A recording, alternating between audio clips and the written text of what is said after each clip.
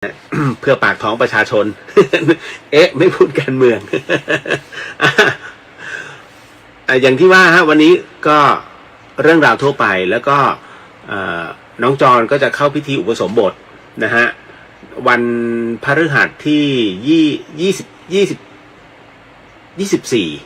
24ไม่ใช่สิ24ไม่24 27เข้ามาไว้เมืองใหญ่นะฮะก็ณตรงนั้นนะครับแล้วก็วันพรุ่งนี้นะครับก็จัดซื้อข้าวของเพิ่มเติมนะฮะ ขึ้นดอยก็ต้องคือแต่ละหมู่บ้านเขาก็ขาดแคลนนะฮะเราเข้าไปพื้นที่พอสวอ่ะคุณคิดว่าเขาเข้าไปพื้นที่สบายๆเหรอสบายๆไม่ทำหรอก คือเขาเดินทางกันทำโรงพยาบาลประจำอำเภอก็ได้อันนี้มันกลางดอยฮะในเมืองในพื้นที่กันดารเลยนะฮะตามโรงเรียนชนบทเลยฮะนั่นแหละนะครับเอาละฮะก็มีเป็นเรื่องราวแค่นี้วันนี้มีผู้ถามถึงในเรื่องของการทำบุญนะฮะอันที่หนึ่งวันนี้ผมโพสต์ไปแล้วไม่ใช่เมื่อวานนี้นะฮะน้องโฉมหญิงก็โพสต์ไปแล้วในเรื่องของทำบุญเกี่ยวกับแสงสว่างนะฮะก็ให้วัดถ้ำอะไรนะสักอย่างเนี่ย นะฮะที่ตากที่ท่าสองอย่างอันนั้นก็ท่านก็โมทนาสาธุนะฮะท่านใดที่ทำนะเพราะว่าพระอาจารย์ท่านเวลาท่านทำวัดเย็นคือพระท่านคือแม่นอยู่แล้วในเรื่องของบทสวดมนต์แต่คราวนี้ชาวบ้านเนี่ยเวลาเขาเดินทางจากหมู่บ้านปากยอแล้วเดินขึ้นเขาระหว่างทางมันไม่มีไฟฮะก็ต้องกระจายไฟนะฮะบ้านแต่ละคนเขาก็ไม่มีไฟนะฮะเพราะฉะนั้นจะปัจจัยทั้งหมดทั้งหลายทั้งปวงเนี่ยที่ท่านนะฮะร่วมกันโมทนาให้น้องโฉมหญิงซึ่งเป็นตัวแทนตรงเนี้ยเขาก็จะไปทำการจัดซื้อนะฮะถวายวัดก่อนแล้วทั้งหมดทั้งมวลนั้นเมื่อวัดพอแล้ววัดก็จะนำแจกจ่ายตามบ้านเรือนนะฮะคือตามบ้านเรือนคูณไฟ100 วัตต์นะฮะดวงหนึ่งมันพันเท่าไหร่1,500ผมไม่แน่ใจว่า150 วัตต์150 วัตต์หรือ200 วัตต์เนี่ยดวงหนึ่งมันตก1,500หรือ1,800เนี่ยประมาณเนี้ยนั่นนะฮะก็คงจะได้ไม่กี่หลังคาเรือนหรอกเขามีทั้งหมด36หลังคาเรือนถ้าจำไม่ผิดนะฮะดังนั้นวัดก็ส่วนวัดด้วยเพราะฉะนั้นหลวงพ่อเนี่ยเมื่อท่านติดอะไรเป็นที่เรียบร้อยคราวนี้ท่านก็ด้วยประโยชน์ตรงนี้เพราะเป็นชุมชนชาวพุทธเนาะนะฮะอยู่ในกลางป่าท่านก็จะมอบตรงนี้ให้เป็นแสงสว่างประจำพื้นที่เพราะเขาไม่มีแสงสว่างเลยฮะหมู่บ้านเขาใช้ตะเกียงกันหมดนี่แหละฮะก็ถือว่าได้ร่วมกันสร้างอานิสงส์อันยิ่งใหญ่นะครับเดี๋ยววันนี้ก็มีเช่นกันมีมาให้อีกเหมือนกันนะฮะทั้งหมดทั้งมวลให้พิจารณาแล้วไตร่ตรองในเรื่องของการทำบุญนะฮะเพราะว่าผมบอกบุญเนี่ยผมต้องเช็คก่อนทุกครั้งว่าจริงไม่จริงนะฮะเอาล่ะเดี๋ยวบอกใจเย็นเดี๋ยวขอทักทายก่อนเนาะแล้วก็มาสมทานศีล 5กันนะครับแล้วจากนั้นก็มาพูดคุยกันในเรื่องหัวข้อที่ได้เกริ่นเอาไว้นะฮะวันนี้ก็คงพอหอมปากหอมคอเนาะ นะฮะเดี๋ยวนะฮะสักครู่หนึ่ง กุ๊กกิ๊ฟสวัสดีค่ะพี่เลียวพร้อมคุณแม่หนูด้วยค่ะอยากจะเล่าเรื่องการเล่นผีถ้วยแก้วให้ฟังค่ะกุ๊กกิ๊ฟบอกว่าเคยเล่นค่ะและเพื่อนถูกผีเข้าไปหาคนทรงเจ้าเขาบอกว่าจะเอาเพื่อนๆไปอยู่ด้วยค่ะจนต้องทำเครื่องเส้นพี่เรียวว่าจริงไหมคะเดี๋ยวมาคุยกันนะฮะตามมาด้วยออสซี่สวัสดีครับนะฮะหนุ่มน้อยซอย7ทำไมฟัง104ไม่ได้คือผมเน็ตหมดแป๊บหนึ่งฮะเดี๋ยวพระอาจารย์กำลังต่อให้นะใจเย็นเพราะว่าคือต้องบอกก่อนว่าที่เข้า FM 104.5 ช้าเนี่ยเพราะว่าบางครั้งนะฮะผมเปิดเพลงคือต้องบอกก่อนว่าแล้วถ้าเปิดเพลงที่เข้าในวิทยุเนี่ยมันจะไม่เป็นไรแต่ถ้าในFacebook หรือว่าใน YouTube นะฮะขออภัยในสถานีมันไม่เป็นไรแต่ถ้าใน YouTube หรือว่าใน Facebook เนี่ยท่านเป็นเพลงลิขสิทธิ์ เขาจะดับเสียงตรงนั้นแล้วเสียงผมก็จะหายไปด้วยพระอาจารย์รอเช็คก่อน ก่อนจะปล่อยสัญญาณนะฮะ ต่อมากุ๊กกี้บอกเหมือนกันค่ะทักหาพี่เลียวตะกี้ ไม่เป็นไรเพราะว่าพระอาจารย์ตอบมาในไลน์แล้วนะจ๊ะคุณนพสวัสดีค่ะคุณเรียวสวัสดีครับนะฮะเอาล่ะมาถึงตรงนี้นะครับพี่นุชสวัสดีครับสวัสดีครับพี่นุชนะฮะที่ศรีราชาฝนตกไหมพี่ เชียงใหม่ยังตับแลบเลยร้อนคุณกฤษณาสวัสดีคุณเรียวสวัสดีครับคุณสจีสวัสดีครับคุณเรียวสวัสดีฮะนะครับก็คุณปริญญาสวัสดีค่ะพี่เรียวสวัสดีครับนะพี่วรันทรสวัสดีครับนะฮะสวัสดีค่ะคุณเรียวนี่คุณจินนชาสวัสดีค่ะคุณเรียวจัดของเสร็จพร้อมออกเดินทางหรือยังคะชีพจรลงเท้าจริงๆยังฮะ เดี๋ยวผมต้องก็เป้มากองตรงนี้มีตัวอินเวอร์เตอร์แปลงไฟมีกล้องมีกระทะ มีชุดแต่ยังไม่ได้พับนะถุงนอนนะฮะส่วนที่เหลือกองอยู่ข้างนอกฮะ พวกลังอุปกรณ์ฮะก็เดี๋ยวต้องดูอีกทีเพราะว่ามันเห็นว่าพักในโรงเรียนนะครับโรงเรียนบ้านแม่ห้างเนี่ยใช่ไหมจำไม่ค่อยได้นะฮะคุณมิชัยสวัสดีครับพี่เลียวสวัสดีครับผมนะฮะคุณจินนชาบอกว่าขอมีส่วนบุญบ้างนะคะโมทนาสาธุสาธุตามนั้นเลยฮะเพราะเดี๋ยวผมก็ต้องโมทนาให้น้องจรนะครับพระอาจารย์บอกแชร์เรียบร้อยอินเทอร์เน็ตสถานีรับได้แล้วนะฮะ ตามมาด้วยแป้งสวัสดีครับพี่เรียวสวัสดีครับนะฮะพี่กรสวัสดีเรียวสวัสดีครับผมนะฮะพี่ประพังกรนะฮะ หายยังพี่ นะฮะโอ้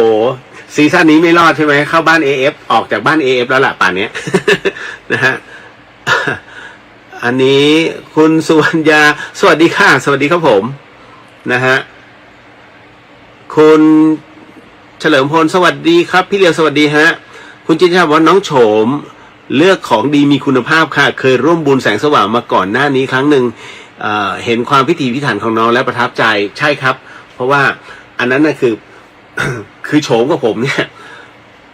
เหมือนกับไปทุกพื้นที่อ่ะแต่ผมไม่ค่อยจะมีเวลาให้น้องเขาพอสมควรเพราะคือโฉมว่าอ้ายว่างก่อน ตอนนี้อยู่กรุงเทพโฉมเลย ไม่เคยว่างเลยจนกระทั่งเดี๋ยวจะมีงานฉลองพระธาตุ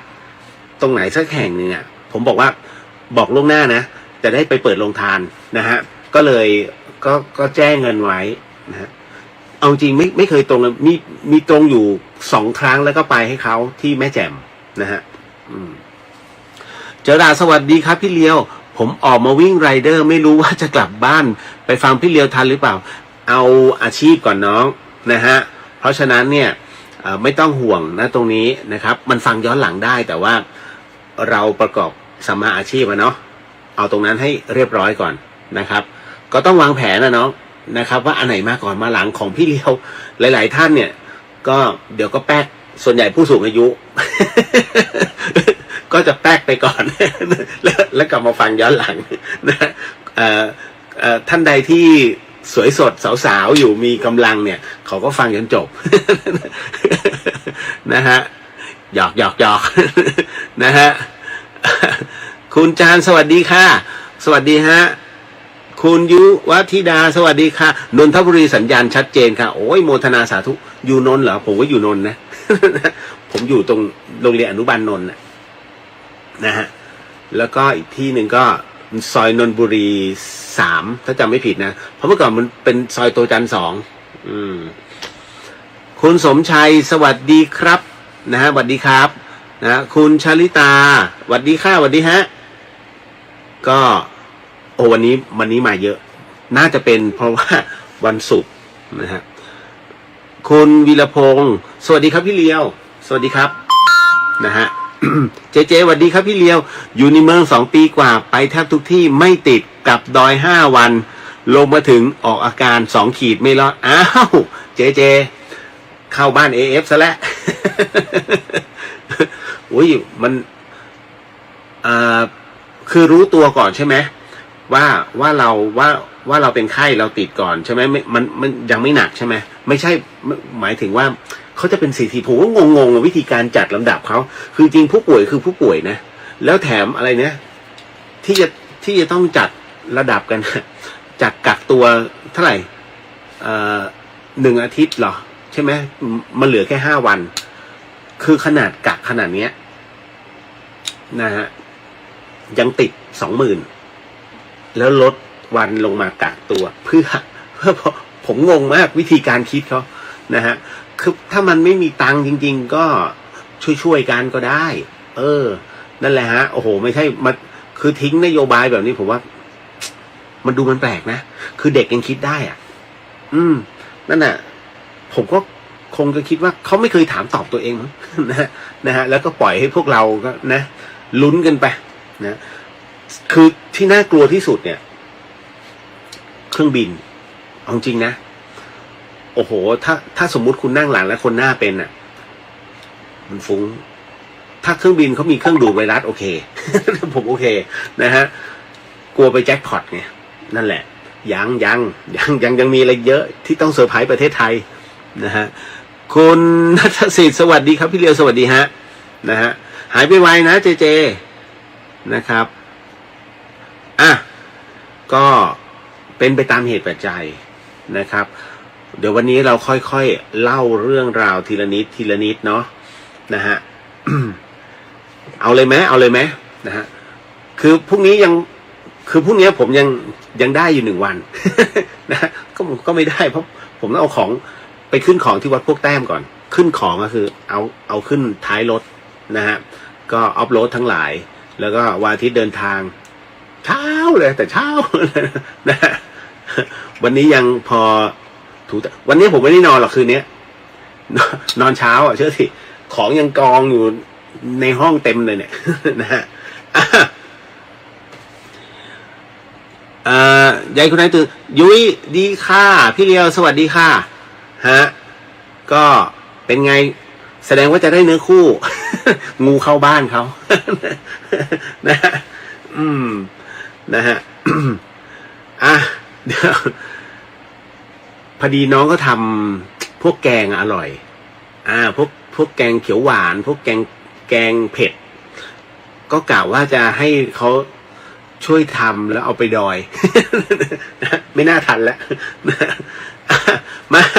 เข้าสู่เรื่องราวตรงนี้ดีกว่าเดี๋ยวเรามาสมทานศีลกันก่อนเนาะเพราะว่าตลอดวันอย่างวันเนี้ยทั้งวันเนี่ยฮะผมเชื่อมั่นว่าหลายๆท่านก็อาจจะมีบ้างด้วยความเหนื่อยล้าแล้วศีลมันหลุดมันพร่องไปนะฮะการที่เราเป็นจะมีคำหนึ่งมนุษย์สาเทโวก็คือมนุษย์ผู้มีศีล 5เป็นที่ตั้งและยังสามารถดำรงศีลนั้นนะให้อยู่คงตลอดไปนะเพราะฉะนั้นมนุษย์สาเทโวนั้นมีโอกาสที่จะต่อไปเป็นโสดาบันได้ดังนั้นในตรงนี้นี่เองฮะหากว่าเราพลั้งเผลอผิดพลาดอะไรลงไปเนี่ยคิดไม่ดีนะฮะไม่ว่าจะเป็นวจีกรรมกายกรรมมโนกรรมทั้งหมดทั้งมวลเนี่ยพอมันหลุดปุ๊บไม่เป็นไรนะฮะหลุดไปถ้าเราไม่ได้ทำกรรมนะฮะเรามาต่อศีลให้ไม่มีการครอบอย่างน้อยก็ครึ่งคืนแล้วว่านะฮะ นะฮะอย่างน้อยเมื่อคุณสมทานแล้วสมมุตินะสมทานปุ๊บแล้วหลับช่วงนั้นน่ะเป็นผู้ที่มีศีลอันบริสุทธิ์ใจก็ต้องบริสุทธิ์ด้วยเมื่อหลับลงเสร็จปุ๊บคุณตื่น7 โมงก็บวกไปนั่นน่ะคุณรักษาศีลได้ตรงเป๊ะเปรี้ยมากประมาณ 6-7 ชั่วโมงอยู่แล้ว นะครับดังนั้นก็จึงบอกให้สมทานศีลก่อนนะทุกครั้งไปท่านใดที่ร่างกายแขนขาหรือแม้กระทั่งคำพูดนั้นไม่สามารถจะขยับได้หรือว่าพูดได้นะฮะก็ให้ใช้วิธีการโมทนาแล้วกันเนาะนะฮะเพราะฉะนั้นผมจะว่าค่อยๆว่าไปทีละวรรคแล้วจากนั้นเนี่ยก็จบอันนี้ค่อยเข้ามาสู่เรื่องราวนะที่เป็นคำถามกันนะฮะเหมือนเดิมนะครับในวันนี้พร้อมเนาะสาธุครับก็ถือว่าเป็นการสมทานศีลนะฮะของช่วงวันหยุดสุดสัปดาห์นะฮะเพื่อที่จะต่อยอดต่อไปนะฮะ สาธุครับว่านะโมนะฮะ นะโมตัสสะภะคะวะโตอะระหะโตสัมมาสัมพุทธัสสะนะโมตัสสะภะคะวะโตอะระหะโตสัมมาสัมพุทธัสสะนะโมตัสสะภะคะวะโตอะระหะโตสัมมาสัมพุทธัสสะพุทโธธัมโมสังโฆศีลข้อ 1ไม่ฆ่าสัตว์ศีลข้อ 2ไม่ลักทรัพย์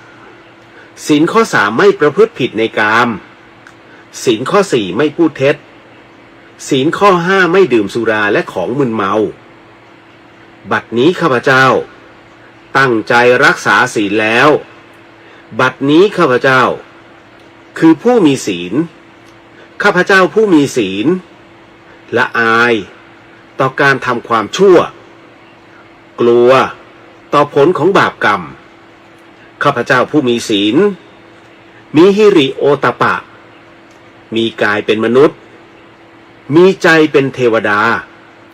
เป็นมนุษย์เทโวเข้าถึงความเป็นสหาย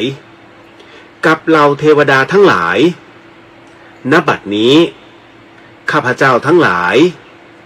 ขออดโทษลดกรรมที่ข้าพเจ้าประมาทพลาดพลั้งในช่วงวันนี้ลงในฉับพลันและขอให้กรรมดีที่ข้าพเจ้าหรือเหล่ากัลยาณมิตรได้ทำไว้นั้นขอจงมาแทรกส่งผลบุญนี้ให้ข้าพเจ้าได้มีความสุขและประสบผลสำเร็จตลอดไปเถิดสาธุสาธุสาธุนะฮะจบลงไปคือหลายๆท่านเนี่ยก็พยายามบอกว่าพี่หนูรักษาศีลแล้วนะครับแล้วก็บุญก็ทำแล้วแต่ทำไมเนี่ยอานิสงส์มันไม่ส่งผลสักทีแล้วยิ่งทำหนูยิ่งเจอวิบากเข้ามานะฮะวิบากก็คืออุปสรรคต่างๆนะที่เข้ามาแทบจะทนไม่ได้จนหนูอยากจะเลิกทำบุญมีฮะนะผมจะบอกว่าอย่างที่ผมอธิบายในเรื่องของการทำพิธีอโหสิกรรมนะฮะคือจริงปกติแล้ววันที่ผมทำอโหสิกรรมเนี่ยของเดือนนี้ไปตรงกับงานสวดวันสุดท้ายก่อนวันสุดท้ายของป้าอุไรวันสุดท้ายสิขึ้น15 ค่ำแล้วผมไม่มีเวลาที่จะอธิบายมากเพราะว่ามันต้องรีบนะตัดให้จบให้เร็วที่สุดดังนั้นเพราะว่าอันที่1เกรงใจนะฮะเพราะว่าตรงนั้นเลยแล้วอย่างหนึ่งก็คือทุกครั้งที่หลวงพี่เนี่ยท่านไปที่บ้านท่านก็จะว่าบทอโหสิกรรมให้โยมแม่ท่านฟังอยู่เรื่อยๆนะฮะทุกครั้งที่ท่านไปนะฮะก็พอถึงตรงนี้พอไม่มีหลวงพี่หลังจากนั้น1 ปีนะฮะก็เนี่ยก็มาถึงวันของท่านผมก็เลยอาศัยช่วงว่าณตรงเนี้ยเป็นครั้งสุดท้ายแล้วกันนะที่ขอเป็นตัวแทนพระอาจารย์ภัสกรแล้วก็นำอโหสิกรรมต่อร่างของคุณป้าอุไรวันนะฮะตรงนั้นเลยเพราะฉะนั้นผมก็เลยไม่แคร์ใครนะฮะใครจะมองว่าเฮ้ยผมเป็นตัวประหลาดมึงเข้าทรงหรือเปล่าวะมีนะเขามายืนดูแล้วก็ไปนะฮะซึ่งผมเหมือนกับหลวงพี่ภัสกรผมไม่แคร์นะฮะแล้วก็อย่างที่ผมกล่าวไว้คือให้คุณป้าอุไรนะฮะท่านใดที่ร่วมโมทนานั่นก็คือโมทนานะฮะแต่ว่าในขณะเดียวกันเนี่ยสัพพวิญญาณนะฮะรวมถึงทวยเทพเทวดาที่วัดท่าทองเนี่ยนะฮะถ้าเขายังไม่เคยหรือว่าอะไรก็ตามเนี่ยเขาก็จะมาร่วมโมทนาดังนั้นเนี่ยผมก็ถือว่าเหมือนกับที่พระท่านสวดมนต์เนี่ยเวลาท่านสวดมนต์สวดอภิธรรมเนี่ยไม่มีคนฟังทุกที่เลยฮะทุกศาลานั่งคุยกันโอ้โหคุยแข่งกับพระเหมือนจะอยากสวด เหมือนกูอยากสวดแทนพระนะฮะแต่ในขณะเดียวกันเนี่ยท่านก็ไม่สนใจเพราะเจ้าภาพนอนอยู่แล้วมีเหล่าบรรดาเทวดามาร่วมโมทนาณตรงนั้นก็ฟังเทศฟังธรรมกันไปตรงนั้นถือว่าจบ ท่านคิดอยู่ตรงนั้นเพราะฉะนั้นเนี่ยผมก็เลยใช้วิธีของพระนั่นแหละไม่สนใจใครนั่นนะฮะเพราะฉะนั้นไม่ค่อยจะแคร์จำนวนเหมือนหลวงพี่ภัสกร เป็นอย่างนั้นจริงๆนะฮะนั่นแหละฮะมันก็เลยเกิดการอโหสิกรรมตรงนั้นขึ้นพออโหสิกรรมไปเสร็จปุ๊บเนี่ยช่วงที่ท่านขออโหสิให้อโหสิเสร็จปุ๊บเนี่ยผมถึงได้บอกว่าเฮ้ยทำไมทำแล้วนะมันมีคำถามต่อนะทำไมทำแล้วเนี่ยบางคนโอเคบางคนบอกอีกวันหนึ่งประสบอุบัติเหตุเลยนะฮะผมก็จะอธิบายไงว่ามันก็เหมือนกระดาษทิชชู่นะฮะที่ท่านทำเป็นกระดาษทิชชู่สี่เหลี่ยมเลยนะฮะตันๆเลยฮะเป็นสีขาวโพลนเลยทิชชู่นะฮะแล้วพอท่านขออโหสิกรรมเนี่ยการขออโหสิกรรมเนี่ยมันแค่เป็นการปลดนะฮะเขาเรียกเป็นการปลดหนี้สินนะฮะที่มันสามารถปลดได้นะตรงนั้นออกนะฮะ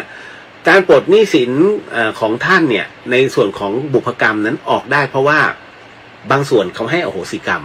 บางส่วนนั้นเป็นสัพพวิญญาณก็มึงขออโหสิกูก็ให้อโหสิใช่ไหมฮะเพราะฉะนั้นช่วงที่เป็นการให้อโหสิซึ่งกันและกันเนี่ยนะฮะคือการทำพิธีอโหสิกรรมไม่ใช่เคลียร์กรรมทั้งชีวิตของคุณนะไม่ใช่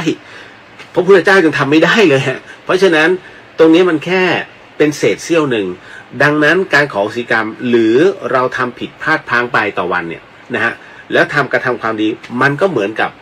กระดาษทิชชู่ซึ่งเป็นสีขาวโพลนเลยพอขออโหสิปุ๊บมันกลายเป็นความบริสุทธิ์ที่เกิดขึ้นมันเป็นช่องว่างทันทีฮะมันจะเป็นช่องว่างนะไม่รู้จะเป็นเกิดช่องตรงไหนก็แล้วแต่มันเป็นทฤษฎีผมต้องพูดถึงทฤษฎีของหลวงพี่ภัสกรคือทฤษฎีสมดุลโลกนะฮะมันจะมีประโยคนึงที่หลวงพี่ชอบพูดเสมอนะฮะ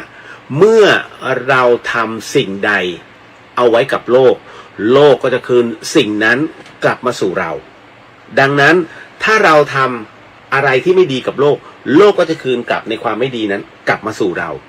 ของฟรีจึงไม่มีในโลกนั่นคือการเขาเรียกทฤษฎีสมดุลโลกความเป็นสมดุลจึงเกิดขึ้นกรณีตรงนี้เนี่ยฮะทิชชู่ที่เราไปขอโมทนานะฮะขออโหสิกรรมเนี่ย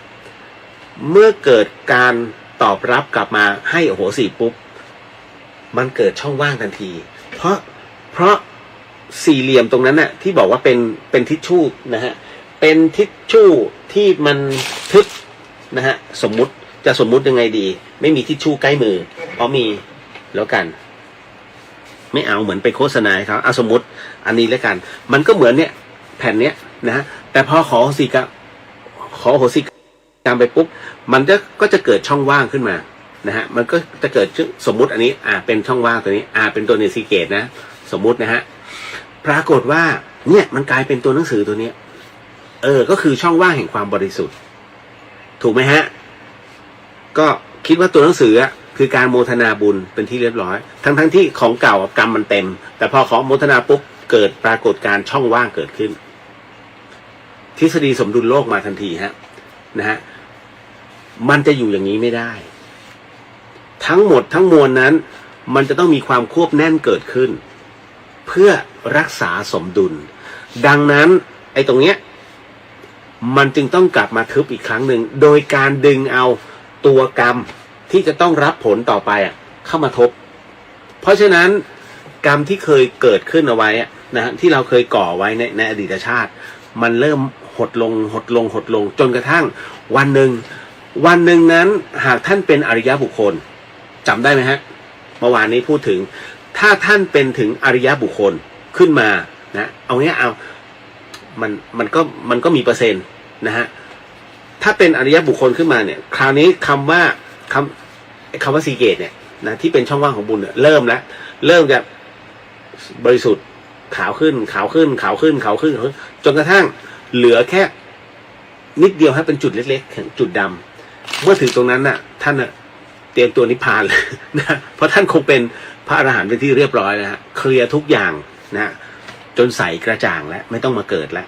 นะเพราะฉะนั้นเรายังเป็นปุถุชนคนธรรมดาอยู่ดังนั้นเวลาเราว่าข้อศีลเนี่ยนะฮะเมื่อมันมีความดีเกิดขึ้นมันจึงมีสเปซเกิดขึ้นในช่องทึบนั้นจะเกิดสเปซไม่ได้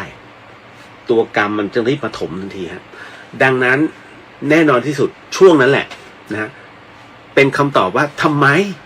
เราก็สมทานสิแล้วยังซวยอยู่เหมือนเดิมนี่ฮะเพราะว่าการมันทบเข้ามานะฮะเข้ามาเรื่อยๆคือมันเหมือนยิ่งชดใช้อ่ะยิ่งชดใช้ยิ่งหายยิ่งหายยิ่งหายยิ่งหายถ้าเราอดทนได้วันหนึ่งมันจะหมดลงนั่นนะครับนะฮะก็เป็นทฤษฎีเห็นภาพเนาะนะฮะนั่นคือเอาทฤษฎีสมดุลโลกของหลวงพี่ท่านเลยนะฮะต่อมานิดนึงเดี๋ยวนะฮะคุ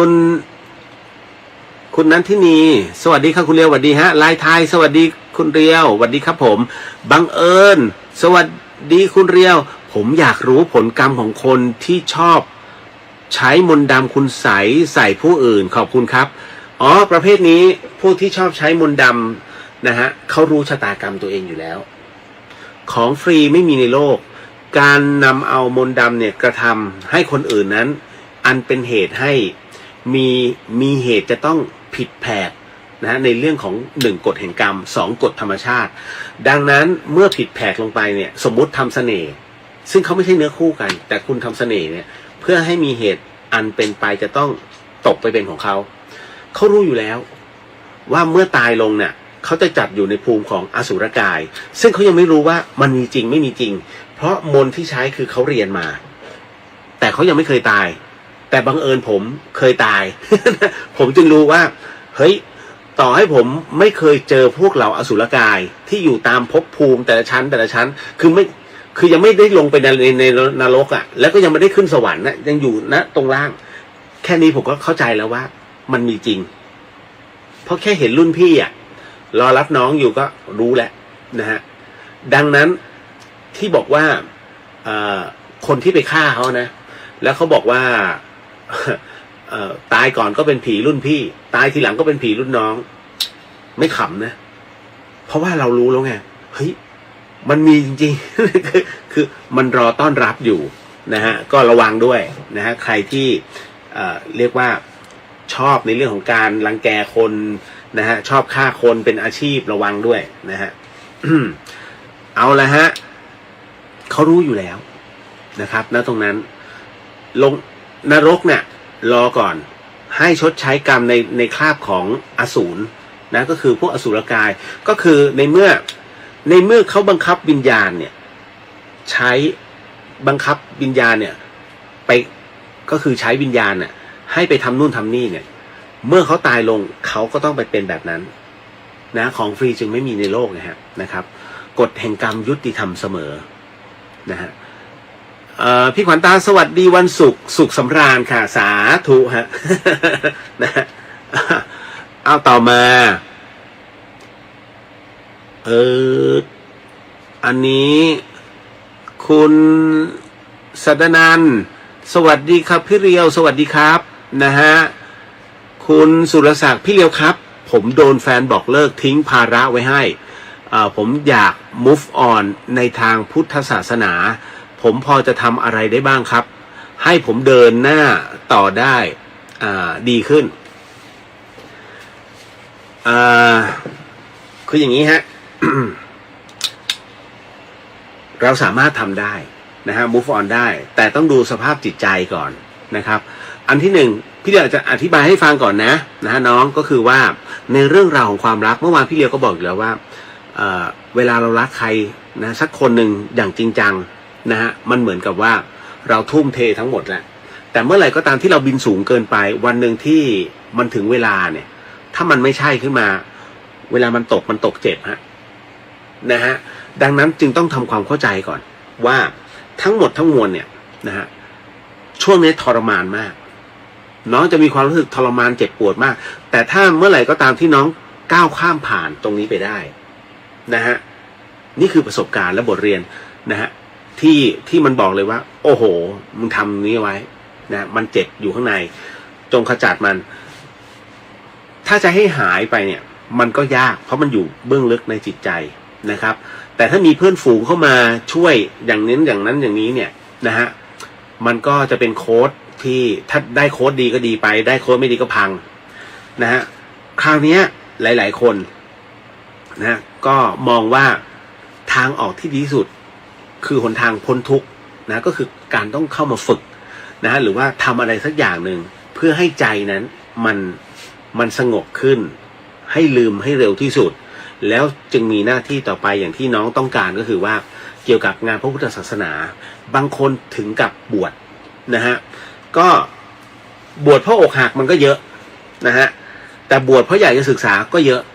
ดังนั้นต้องเข้าใจตัวเองก่อนว่าน้องอยากจะบวชเพื่ออะไรแต่ถ้าสมมุติไม่บวชทำอะไรได้บ้างอย่างเช่นถ้าวัดแต่ละที่เนี่ยเขายังต้องการบุคลากรหรือว่าน้องเป็นอะไรก็แล้วแต่ที่สามารถทำได้อย่างเช่นทำงานเกี่ยวกับสื่อคล้ายๆพี่เดียวนะและผมทำให้ไหมฮะหลวงพ่อนะตรงนี้ไม่ได้คิดเงินนะผมอยากทำเพราะว่าผมอยากจะช่วยนะตรงนี้ผมไม่อยากทำให้ตัวเองว่างนะฮะแล้วก็เดี๋ยวถ้ามีโอกาสผมขอล้างห้องน้ำหลวงพ่อเอาบุญนะฮะหรือว่านำกำลังของเราเนี่ยนะฮะเปลี่ยนเลยฮะเปลี่ยนตัวเองว่าไหนมันก็ช้ำเรื่องนี้เฮ้ยงั้นเราทำงานเพื่อสาธารณะเพื่อสังคมเพื่อประโยชน์ส่วนรวมก็ได้นะฮะอย่างทุกวันพุธที่วัดพระนอนขอนตาลเนี่ยเขาจะมีเผาศพไร้ญาติน้องก็สามารถไปเป็นทีมงานไปขอหลวงพ่อท่านก็ช่วยได้นะฮะแต่ถ้าสมมุติอย่างของพี่เดียวเนี่ยก็จะเข้ามาอยู่ในส่วนของจิตสาธารณะทั้งหมดทั้งมวลก็คือว่าใครอยากจะเหมือนกับตรงนี้ขาดแคลนผมก็จะระดมทุนนะบอกบุญเอาของตรงนี้ไปมอบให้แต่นั่นก็คือต้องเป็นที่ที่จริงๆนะไม่ใช่ว่าเฮ้ยมาบอกนะเฮ้ยผมก็ขาดแคลนไม่ได้มันต้องเอาพื้นที่ที่เราต้องจำกัดนะมันมีขอบเขตนะฮะแต่ถ้าน้องอยากบวชจริงๆก็สามารถทำได้นะฮะก็ต้องดูก่อนว่าใจเราพร้อมไหมมีภาระไหมอย่างเช่นหนี้สินมีไหมคดีมีไหมนะฮะแล้วก็ถ้ามีลูกเนี่ยสมมุตินะถ้ามีลูกต้องอนุญาตถ้าจะบวชนะฮะลูกเมียนะฮะแม่พ่อต้องอนุญาตแต่ถ้าไม่มีนะครับก็ต้องดูว่าคุณแม่คุณพ่ออนุญาตไหมถ้าอนุญาตก็สามารถบวชได้นะตอนนี้เหมือนกับว่าใครที่เมื่อวานจอนเอาใบมาให้ดูเนี่ยเหมือนว่าจะต้องไปขอไปกองพิสูจน์หลักฐานฮะเพราะว่าจะต้องไปเคลียร์ด้วยว่าให้กองพิสูจน์หลักฐานนั้นออกหนังสือว่าเป็นผู้ที่ไม่มีคดีติดตัวเพราะสมัยนี้มันมีประเภทพวกอารัชชีอ่ะนะฮะโมฆะบุรุษทั้งหลายเนี่ยเมาแล้วก่อเรื่องนะฮะหรือว่ามีเสพเมถุนนะฮะแล้วก็เป็นข่าวแล้วก็พอสึกออกไปแอบไปบวชใหม่เพราะฉะนั้นที่จังหวัดเชียงใหม่จึงมีมาตรการนี้ก็คือไปที่กองพิสูจน์หลักฐานเพราะว่าถ้ามันมีการแจ้งความทั่วประเทศมันรันหมดชื่อตรงนี้นามสกุลนี้หมายเลขบัตรประชาชนนี้มันขึ้นหมดฮะเพราะฉะนั้นต่อให้เปลี่ยนชื่อนามสกุลแต่หมายเลขบัตรประชาชนเปลี่ยนไม่ได้นะฮะยกเว้นว่าไปสวมคนตายซึ่งสมัยก่อนเนี้ยอำเภอเก่งมาก50,000 30,000เปลี่ยนแล้วเอาคนตายมาสวมนะซึ่งเขาก็จับกันไปมันมีบางพื้นที่นะครับเขาทำกันนะเห็นไหมทุกอย่างมีทุจริตหมดทุกกระบวนการนะก็สามารถทำได้น้องนะฮะเอาลองดูนะฮะไม่ไหวจริงๆอินบ็อกซ์มาคุยกันนะฮะน้องแมมสวัสดีค่ะพี่เลียวเพิ่งเข้ามาค่ะหายแสบคอหรือยังคะหายแล้ว นะ2 วันแล้วหายเลยนะครับต่อมาเข้าสู่เรื่องราวที่พาดหัวข้อไว้ดีไหมนะฮะไหนๆก็ไหนอ๋อยังเพราะว่าคือเรื่องผีมันต้องคาบเที่ยงคืนไปก่อน นะฮะคืออย่างนี้มีผู้ถามมาว่าหากต้องการสงเคราะห์ภิกษุผู้ป่วยเนี่ยเราจะต้องทำอย่างไรบ้างนะฮะแล้วขอทราบอานิสงส์นิด มีขอทราบอานิสงส์นิดนะขอทราบอานิสงส์นิดนะฮะว่ามีอะไรบ้างคะคือพระพุทธองค์บอกว่าผู้ใดที่อุปถากนะฮะพระผู้อาพาธนั้นก็เหมือนเปรียบเสมือนได้อุปถากองค์พระสัมมาสัมพุทธเจ้านะฮะดังนั้นเนี่ยพระภิกษุนะฮะที่อาพาธคือป่วยนะครับเราสามารถที่จะร่วมนะฮะไปเป็นเจ้าภาพภัตตาหารนะฮะเช้าหรือเพลก็แล้วแต่ที่ตึกสงฆ์หรือว่าโรงพยาบาลสงฆ์ทุกที่ทุกจังหวัดนะไม่ว่าจะเป็นอุดรเลยอุบลสงขลา นครศรีธรรมราชมีหมดนะฮะที่ผมกล่าวมาเนี่ยคือเขามีเดี๋ยวนี้จะมีทุกจังหวัดเชียงใหม่ก็มีนะแล้วก็กรุงเทพไม่ต้องห่วงมีอยู่แล้วนะฮะเพราะฉะนั้นสามารถนะเมืองจันทร์ก็มีนะครับเพราะฉะนั้นสามารถทำได้นะฮะไปติดต่อเจ้าหน้าที่เขานะฮะแต่มีอันนึงนะฮะพี่เลียวขอแนะนำถ้าท่านใดพอจะจดหมายเลขโทรศัพท์หรือว่าหมายเลขบัญชีได้ก็จดเอาไว้นะครับอันเนี้ยต้องบอกเลยว่าเป็นสำนักสันติภาวันสำนักสันติภาวันนะซึ่งเป็นที่พำนักสงฆ์แล้วกันนะใช้คำว่าเป็นสถานพำนักสงฆ์อาพาธระยะสุดท้ายฮะเข้าใจใช่ไหมฮะระยะสุดท้ายนั่นหมายถึงว่าเป็นพระสงฆ์ซึ่งท่านไม่ต้องการรู้อยู่แล้วว่าตนนั้นต้องมรณภาพที่โรงพยาบาลแต่ไม่ต้องการที่จะมรณภาพนะที่โรงพยาบาลแห่งนั้นอยากจะไปที่ไหนสักแห่งหนึ่งหรือว่าอยากจะกลับวัดตัวเองถ้าสมมุติว่าเป็นเจ้าอาวาสเป็นเกจิอันนี้ไม่ต้องห่วงเดี๋ยวลูกศิษย์นำกลับวัดได้แต่ถ้าไม่ใช่ล่ะเป็นพระลูกวัดเล็กๆรูปหนึ่งแต่ไม่อยากฉันไม่อยากตายที่โรงพยาบาลนะฮะเขาก็จะติดต่อไปที่สำนักสันติภาวันซึ่งเป็นของพระอาจารย์ไพศาลวิสาโรฮะอยู่ที่ชัยภูมินะอยู่ที่วัดป่าสุขโตนะอันนี้เลยต้องบอกก่อนท่านใดที่อยากจะร่วมบุญนะฮะอันนี้มันเป็นเรียกว่าเป็นมูลนิธิเลยนะฮะเป็นมูลนิธิสันติภาวันแต่ครับเดี๋ยวผมต้องบอกก่อนว่า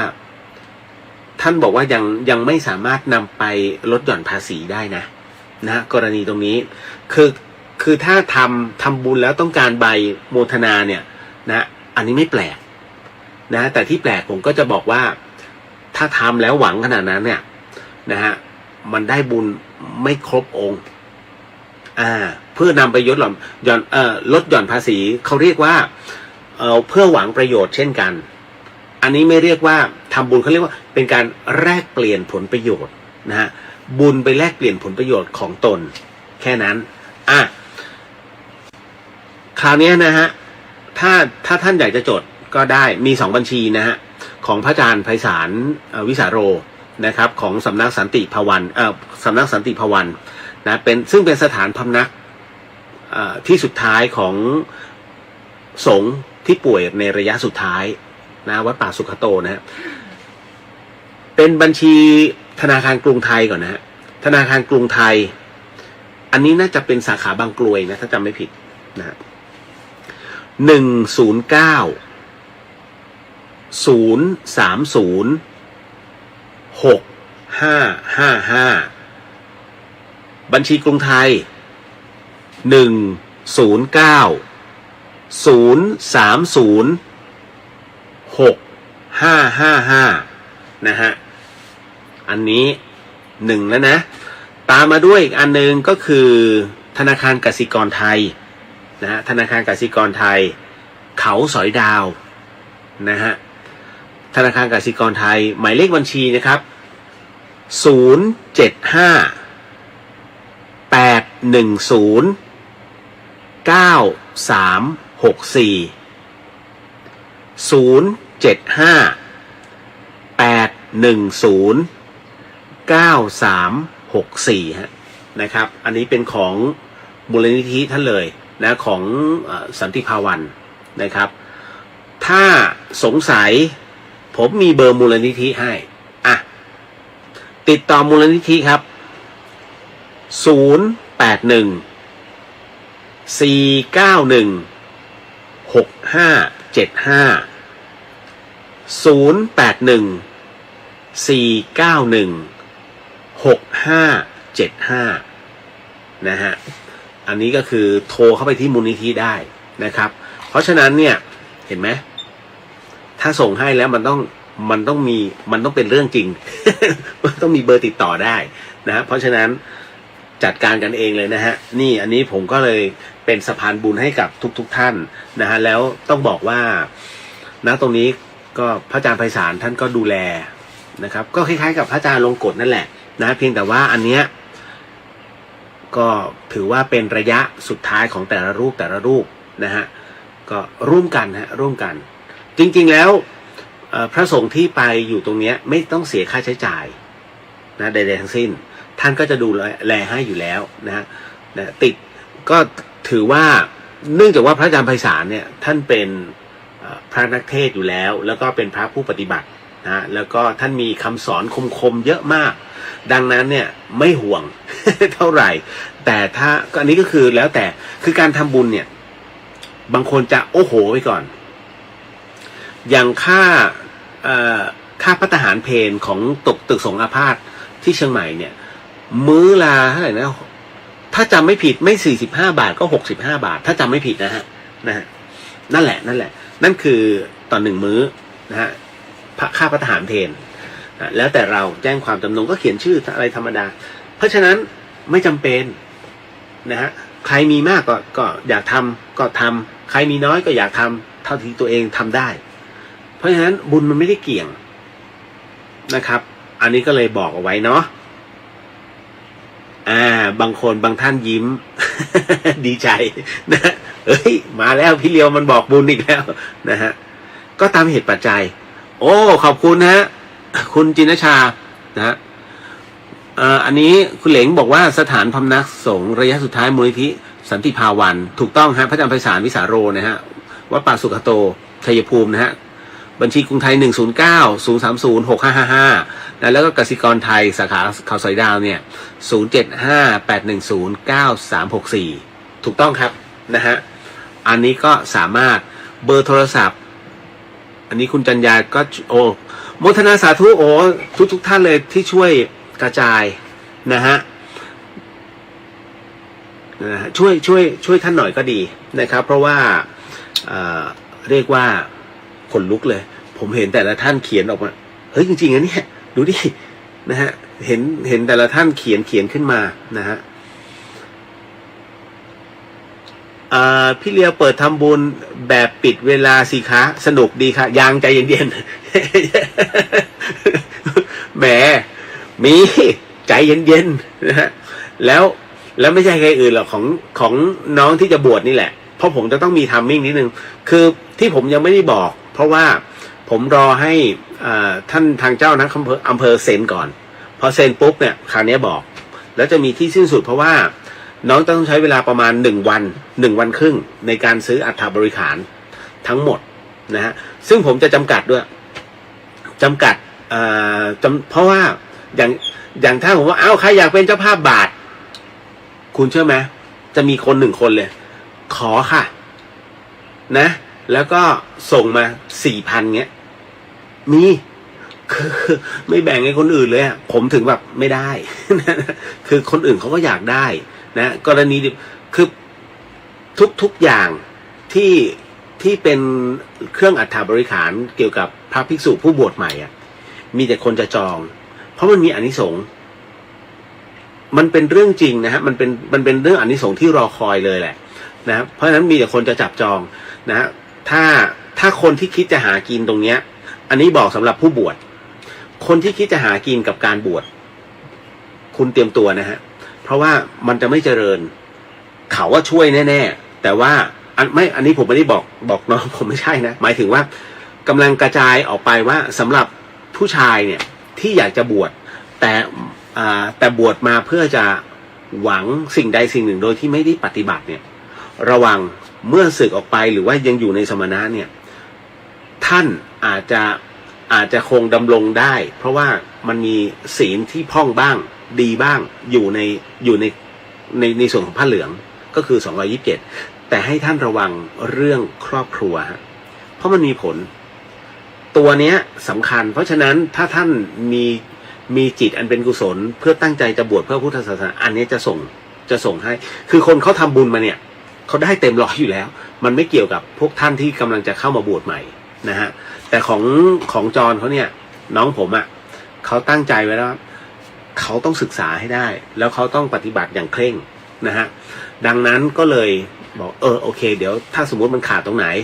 บอกพี่แล้วเดี๋ยวก็บอกบุญกันไปเพราะฉะนั้นผมก็จะจำกัดทั้งเวลาและจำนวนเงินด้วยต่อคนเนี่ยสมมุติว่า ไม่เกิน300ไม่เกิน500อย่างเงี้ยก็คือจบนะฮะแค่นั้นกัน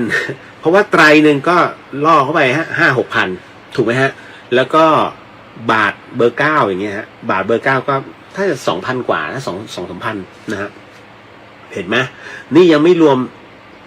ย่ามแล้วก็เล็กน้อยคือจริงมันแค่อัฐบริขารแค่นั้นนะไม่มีอะไรมากนะฮะก็ยังไม่บอกบุญตอนนี้หรอก นะฮะแต่พอดีคุณเหลงเขาส่งมาให้เดี๋ยวผมต้องให้น้องเขาก่อนนะฮะขอบพระคุณนะฮะหลายๆท่านเลยเบนสวัสดีค่ะนะครับต่อมาอันนี้จบไปของพระอาจารย์ไพศาลวิสาโลนะฮะแล้วก็พอดีพ่วงกันเพราะว่าน้องถามมาในเรื่องของอยากสงเคราะห์นะอานิสงส์ของการให้ภิกษุผู้อาพาธนั้นเนี่ยนอกจากผมไม่พูดถึงในเรื่องของพลวะปัจจัยที่จะสู่พระนิพพานดั่งคำอธิษฐานเพราะว่าอานิสงส์พระเหลืองแน่นอนอยู่แล้วแล้วคุณคิดดูกรณีของสงฆ์ผู้อาพาธนะสมมุตินะฮะต่อให้เป็นสงฆ์ที่เคยทำไม่ดีแล้วมาอยู่ในขั้นของอาพาธคุณคิดว่าท่านจะมีแรงต่อไหมไม่ฮะณช่วงตรงนั้นเองที่ท่านเมื่อบอกบริสุทธิ์หรือว่าชำระศีลเป็นที่เรียบร้อยแล้วท่านเป็นพระผู้บริสุทธิ์ดังนั้นสงฆ์ผู้อาพาธเนี่ยส่วนมากเลยเรียกว่า 95% เป็นพระผู้บริสุทธิ์เพราะท่านไม่มีแรงจะอะไรแล้วนะฮะเพราะฉะนั้นการสงเคราะห์เนี่ยอานิสงส์เนี่ยมันมีจักรวาลคือมันมีรอบด้านเลยนะฮะไม่ว่าจะเป็นทางด้านปัญญาทางด้านสุขภาพนะฮะหรือแม้แต่ทางด้านที่เราอธิษฐานทั้งหมดทั้งมวลมันเกิดขึ้นนะฮะเก็ตเนาะอันนี้นะครับ โมทนาสาธุนะฮะต่อมา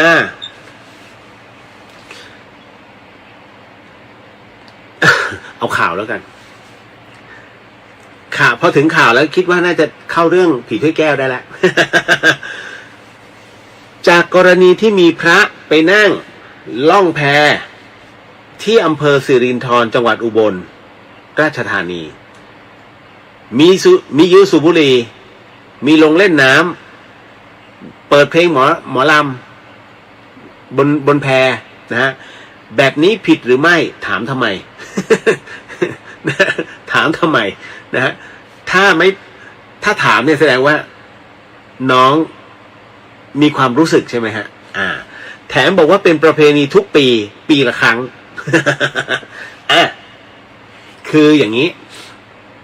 เมื่อกี้ก่อนเข้ารายการก็ดูคลิปนิดหนึ่งก็โอเคเก็ตแล้วนะฮะเอาล่ะผมบอกแล้วว่าวัฒนธรรมนะฮะแล้วก็ในเรื่องของพระพุทธศาสนามันเริ่มบิดแล้วมันเริ่มทำให้พระวินัยเริ่มเปลี่ยนจากใครเปลี่ยนจากคนนะก็คือเปลี่ยนจากพระนั่นเองแต่ว่าเป็นพระผู้ที่มีความเข้าใจส่วนตัวแค่นั้นนะฮะแล้วมันถูกตัดสินด้วยศรัทธานะฮะถูกตัดสินด้วยศรัทธาเสียแล้วนะฮะ บางคนก็วิพากษ์วิจารณ์นะแต่คราวนี้ถามว่าวิพากษ์วิจารณ์นั้นถูกไหมมาเรามาดูกันกรณีที่พระไปนั่งแพเนี่ยฮะที่อำเภอสิรินธรจังหวัดอุบลราชธานีนั้นนะฮะที่บอกว่ายืนสูบบุหรี่ผิดอันนี้ผิดพระผิดนะฮะเป็นการไม่สำรวมนะแล้วในคลิปเนี่ยเห็นว่ามีแค่อังสะนั่นคือถอดจีวรออกคือพระสูบบุหรี่ได้แต่ต้องเป็นที่ของท่านมิใช่เป็นที่โปร่งแบบนั้นถ้าจะต้องสูบเนี่ยต้องนั่งเหมือนกับเครื่องดื่มนะฮะไม่ใช่พอได้เครื่องดื่มมาปุ๊บยกกระดกดื่มไม่ได้นะอาบัตินะฮะต้องนั่งคือมันเขาเรียกมันเป็นอาบัติเล็กๆนะฮะแต่พอนะตรงนี้อย่างที่โยมถ่ายรูปเนี่ยมันกลายเป็นอีกเรื่องเลยมันกลายเป็นโลกาวัชชะนะก็คือโรคติเตียนนี่แหละฮะมันก็ทำให้ผู้ติเตียนติดเป็นกรรมด้วยเป็นวจีกรรมไงนะฮะอุ้ยพระอะไรทำไมยืนถูกเห็นไหมมันก็กลายเป็นกรรมทั้งคู่นะฮะเพียงแต่ว่าพระนั้นหนักหน่อยนะฮะเอาต่อมาเล่นน้ำเท่าที่เห็นภาพน่าจะเป็นเนน ที่เล่นน้ำนะฮะข้างเรือข้างแพที่ล่องน่ะน่าจะเป็นเนนไม่ใช่พระนะฮะแล้วก็เปิดเพลงหมอลำคืออย่างนี้ถ้าเป็นพระผู้ใหญ่อ่ะท่านก็จะบอกคนเรือว่าปิดเพลงก็คือไปแบบเงียบๆแต่อันนี้น่าจะไม่ใช่พระผู้ใหญ่นะฮะเพราะฉะนั้นเนี่ยคนเรือเขาก็เลยคนแพเขาเปิดเพลงหมอลำอ่ะดังเชียวนะฮะถามว่าผิดไหมถ้าเอากันตามตรงมันก็มีบางส่วนที่ถูกบางส่วนที่ผิดบางส่วนที่ถูกนั้นคือใครจะมีกลุ่มจะมีอยู่กลุ่มหนึ่งนะฮะซึ่งท่านฉันภัตตาหารเพลนะฮะณตรงนั้นแล้วก็นั่งอยู่ภายในเรือนะฮะอันนั้นเนี่ยถือว่าท่านรักษาเรียกว่ารักษาสมณะอย่างดีที่สุดแล้วนะก็จะมีบางส่วนที่กระจายออกไปในกลุ่มตรงนั้นนะฮะคือเจ้าของแพเนี่ยเขาก็เหมือนกับว่า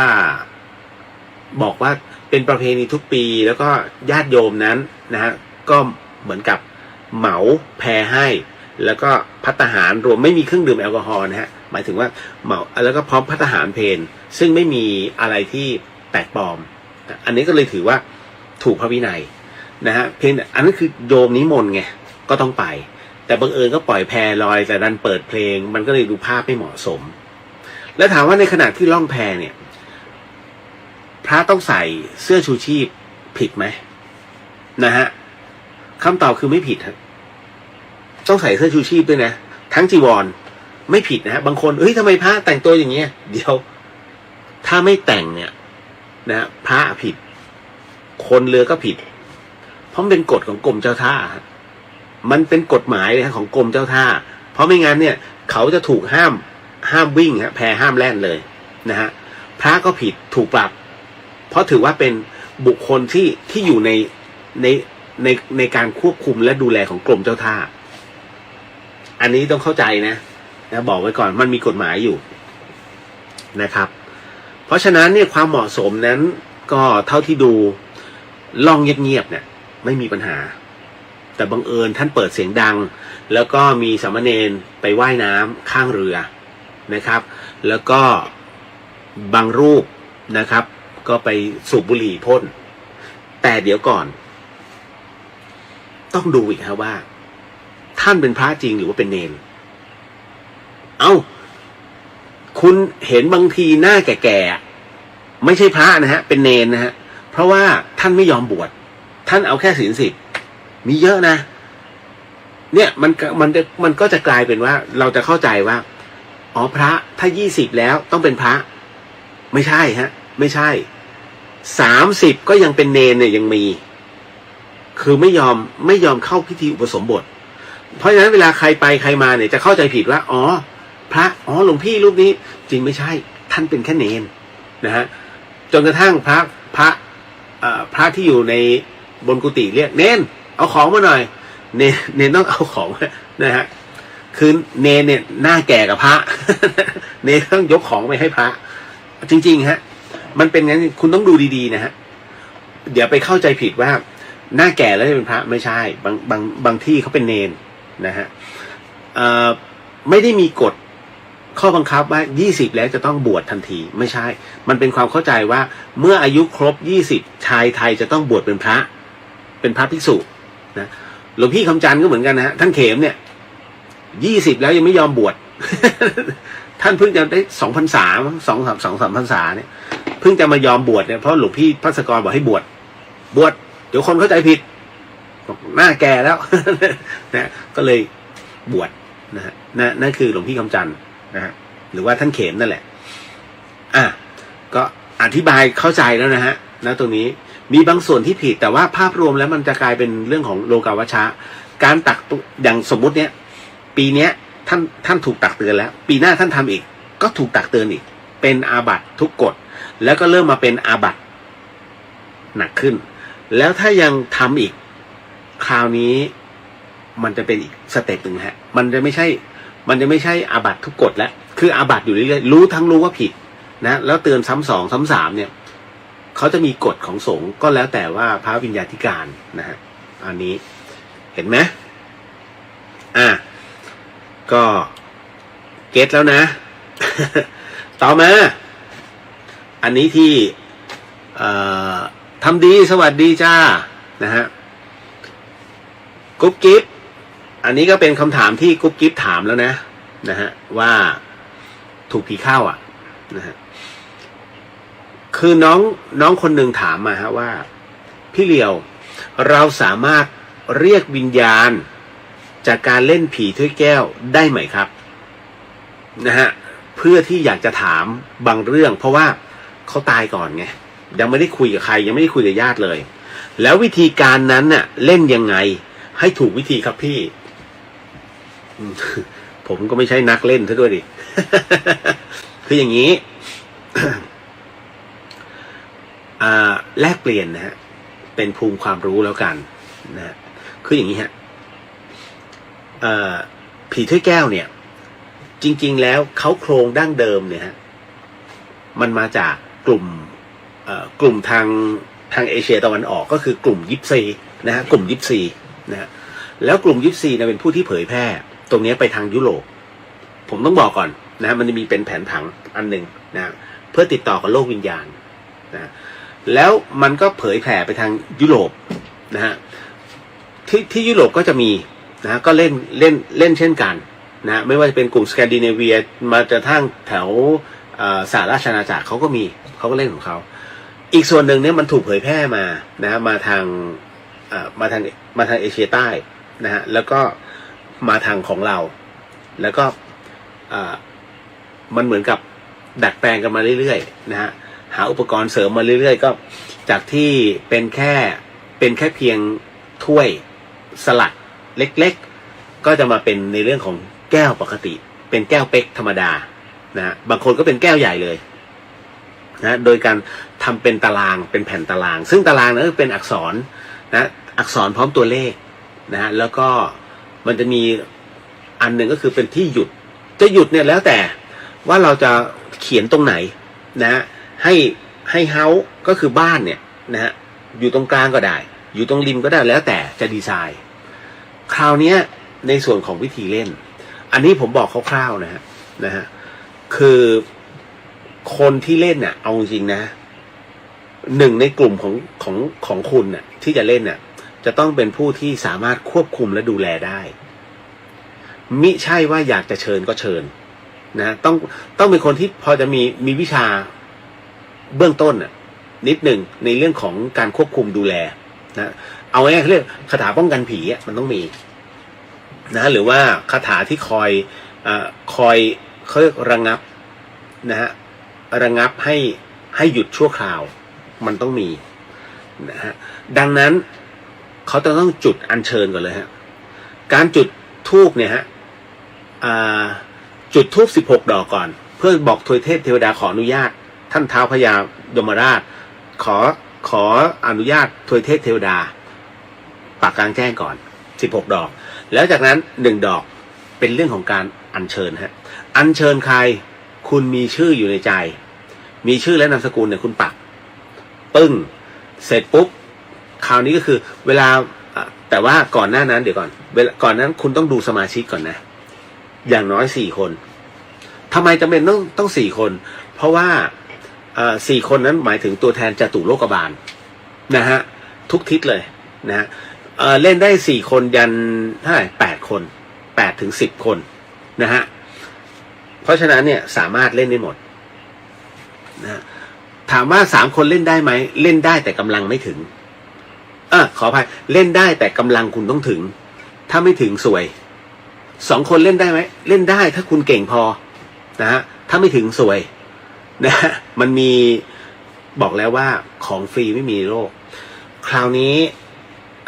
เอาว่าครบก่อนแล้วกันเมื่อเป็น4 คนเสร็จปุ๊บเนี่ยจริงๆแล้วมันควรจะมี5 ถึง 6 คนนะฮะ5 ถึง 6 คนนี่คือคนที่คอยจดนะฮะแล้วก็อีกคนหนึ่งก็เหมือนกับเป็นคอยเขาเรียกตัวเปลี่ยนนะมันต้องอาศัยพลังด้วยในการอธิษฐานเพราะอธิษฐานเสร็จปุ๊บเนี่ยทุกคนต้องใช้มือแตะเป็นที่แก้วที่มันคว่ำอยู่ที่เฮาส์ที่บ้านนะฮะแล้วหลังจากนั้นเนี่ยรอจังหวะก่อนเมื่อธูปนั้นนะฮะ เหมือนกับว่าถูกจุดแล้วก็เริ่มมีควันขึ้นคุณก็ลองถามก่อนเลยถามแก้วก่อนเลยว่าณบัดเนี้ยนะฮะผู้ที่เราต้องการที่จะคุยด้วยเนี่ยอยู่ในแก้วแล้วหรือยังนะฮะถ้าอยู่ในแก้วช่วยบอกด้วยเดี๋ยวเขาก็จะเลื่อนของเขาไปเองนะฮะมันมีข้อห้ามตรงที่ว่าคนที่เล่นห้ามดึงมือออกนะฮะถ้ามือออกขอตัวเปลี่ยนมันต้องใช้กำลังนะฮะพอเสร็จปุ๊บเนี่ยฮะในกรณีตรงเนี้ยนะฮะมันจะต้องมีข้อแม้ไงนะว่าถามเนี่ยต้องถามเป็นคำถามที่เปิดพอสมควรถามว่าใช่หรือไม่นะฮะอันนั้นก็ส่วนหนึ่งแล้วก็อันไหนที่เป็นคำถามปิดนะฮะก็ดูมันให้เบาๆหน่อยนะฮะมันจะมีกำลังเขาจะมีกำลังไม่มากนะไม่ใช่มาถามมาคุยเป็นชั่วโมงไม่ใช่นะฮะเขาจะอยู่ได้ไม่นานเพราะว่านั่นคือกำลังที่เขามาเพื่อเฉพาะกิจโดยเฉพาะคุณอย่าไปถ่วงนะถ้าคุณไปถ่วงเนี่ยมันจะถูกแทรกอันเนี้ยเล่นได้เล่นไม่ได้แล้วแต่กลุ่มคนถามว่าผมแนะนำไหมผมก็ไม่อยากแนะนำนะเพราะว่าอย่างที่กุ๊บกิ๊บบอกว่ามีเพื่อนถูกเข้าอ่ะนะฮะมันก็มีแล้วมันจะมีประเภทสงสัยเฮ้ยมึงเลื่อนเปล่าวะเฮ้ยมึงเลื่อนเปล่าใช่ไหมฮะมันก็จะไปของมันนะฮะแล้วก็ถ้าตอบไม่ได้จริงเนี่ยเขาจะหยุดนิ่งเขาไม่มาวนเหมือนในหนังนะไม่ใช่เขาจะอยู่นิ่งๆนะฮะไม่ตอบนะฮะแล้วก็อะไรล่ะประเภทที่เฮ้ยอยากลองของความเขาเรียกหงายแก้วคือหงายแก้วอ่ะอย่าไปทำคือผมก็ไม่รู้หรอกนะว่ามันเป็นแบบนั้นจริงๆหรือเปล่าคือเขาบอกว่าถ้าหงายแก้วเมื่อไหร่ก็ตามเนี่ยเขาจะเลือกในกลุ่มนั้นน่ะใครสักคนหนึ่งอ่ะ คือเข้านั่นน่ะเข้าเป็นการสั่งสอนว่าเหมือนหยามเขาอ่ะซึ่งตรงเนี้ยไม่เคยเจอแต่เจอตอนที่เล่นกันเนี่ยเพราะว่าที่ข้างบ้านผมเนี่ยเขาชอบเล่นกันแล้วก็สมัยเด็กๆนะผมก็ยืนดูแล้วก็เราก็ดูเสร็จปุ๊บก็จะมีขานตัวอักษรแล้วก็จะจดนี่เขาว่าอย่างนี้จำได้ว่าคนที่เขาเรียกชื่อน้าเปียกเป็นคนที่อยู่ในบ้านหลังนั้นนะแล้วก็ตายนะแล้วเมียกับลูกเนี่ยอยากคุยก็เลยถามเป็นคำถามนะโหเขาเล่นกันนะผมก็ยืนดูกันเขาเล่นกันวันยืนตรงนั้นประมาณ7-8 คนนะผมก็ดูสมัยเด็กๆถามว่ากลัวไม่รู้หรอกไม่รู้เรื่องแต่ก็ดูไปเรื่อยๆแล้วก็คุยกับอาเป็นไงมาไหมถามไหมคุยไหม ไม่ค่อยเชื่อตอนนั้นไงนะฮะแต่พอถ่ายรายการแล้วไปเจอในมุมของผีเข้า50-50จนกระทั่งหลวงพ่อนะฮะมาช่วยไล่โอ้โหคุณวุ่นวายไม่คุ้มฮะเอาจริงนะถ้าเป็นผมถามไม่เกิน9-10 คำถามพอแล้วแค่นั้นเขาก็แย่แล้วนะฮะอย่าไปถามว่าคือถามชื่อแค่นั้นแล้วก็คำถามสัก4-5 คำถามแล้วก็ที่เหลือก็ขอกลับได้แล้วนะแล้วเดี๋ยวพรุ่งนี้จะทำบุญให้ขอบคุณมากสำหรับคำตอบไม่ต้องไปเซาซีเรื่องบางเรื่องมันตอบไม่ได้จริงนะว่าเฮ้ยมันเป็นอย่างนี้ได้ยังไงแต่มันแล้วเขาเล่นกันทั่วโลกนะฮะแค่นั้นเลยก็ถามผู้ที่อยู่ต่างประเทศมีเยอะถามได้นะฮะเขาก็เล่นกันนะครับเจ๊บอกว่านอนหน้าบ้านในมุ้งโดนยุงกัดยุงอิ่มเลยจะตบแล้วเชียวแต่ยั้งมือไว้เพิ่งสมาทานศีลไป กับพี่เมื่อกี้ น้องเขาอยู่กัลยาณิวัฒนา นะครับ เอาล่ะพี่แมวลูกชิ้นหงแดงนะฮะสวัสดีเจ้าพี่เลียวคิดถึงจุงเหมือนกันจ้านะฮะเอาละฮะต่อมาอันนี้ไปแล้วนะในเรื่องของผีถ้วยแก้วจริงๆถามว่าควรจะเล่นไหมอ่ะมันมีขายอยู่ทั่วไปอ่ะคุณมันก็จะมีวิธีการแต่คุณดูดีๆนะคือเขาทำมาบางทีเขาทำมาไม่หมดไงเหมือนกับยันที่คุณไปลอกมายันบางทีเขาลงอักขระเนี่ยฮะถ้าคุณอ่านออก คุณจะรู้ว่ามันวางสลับตำแหน่งในอินเทอร์เน็ตอ่ะ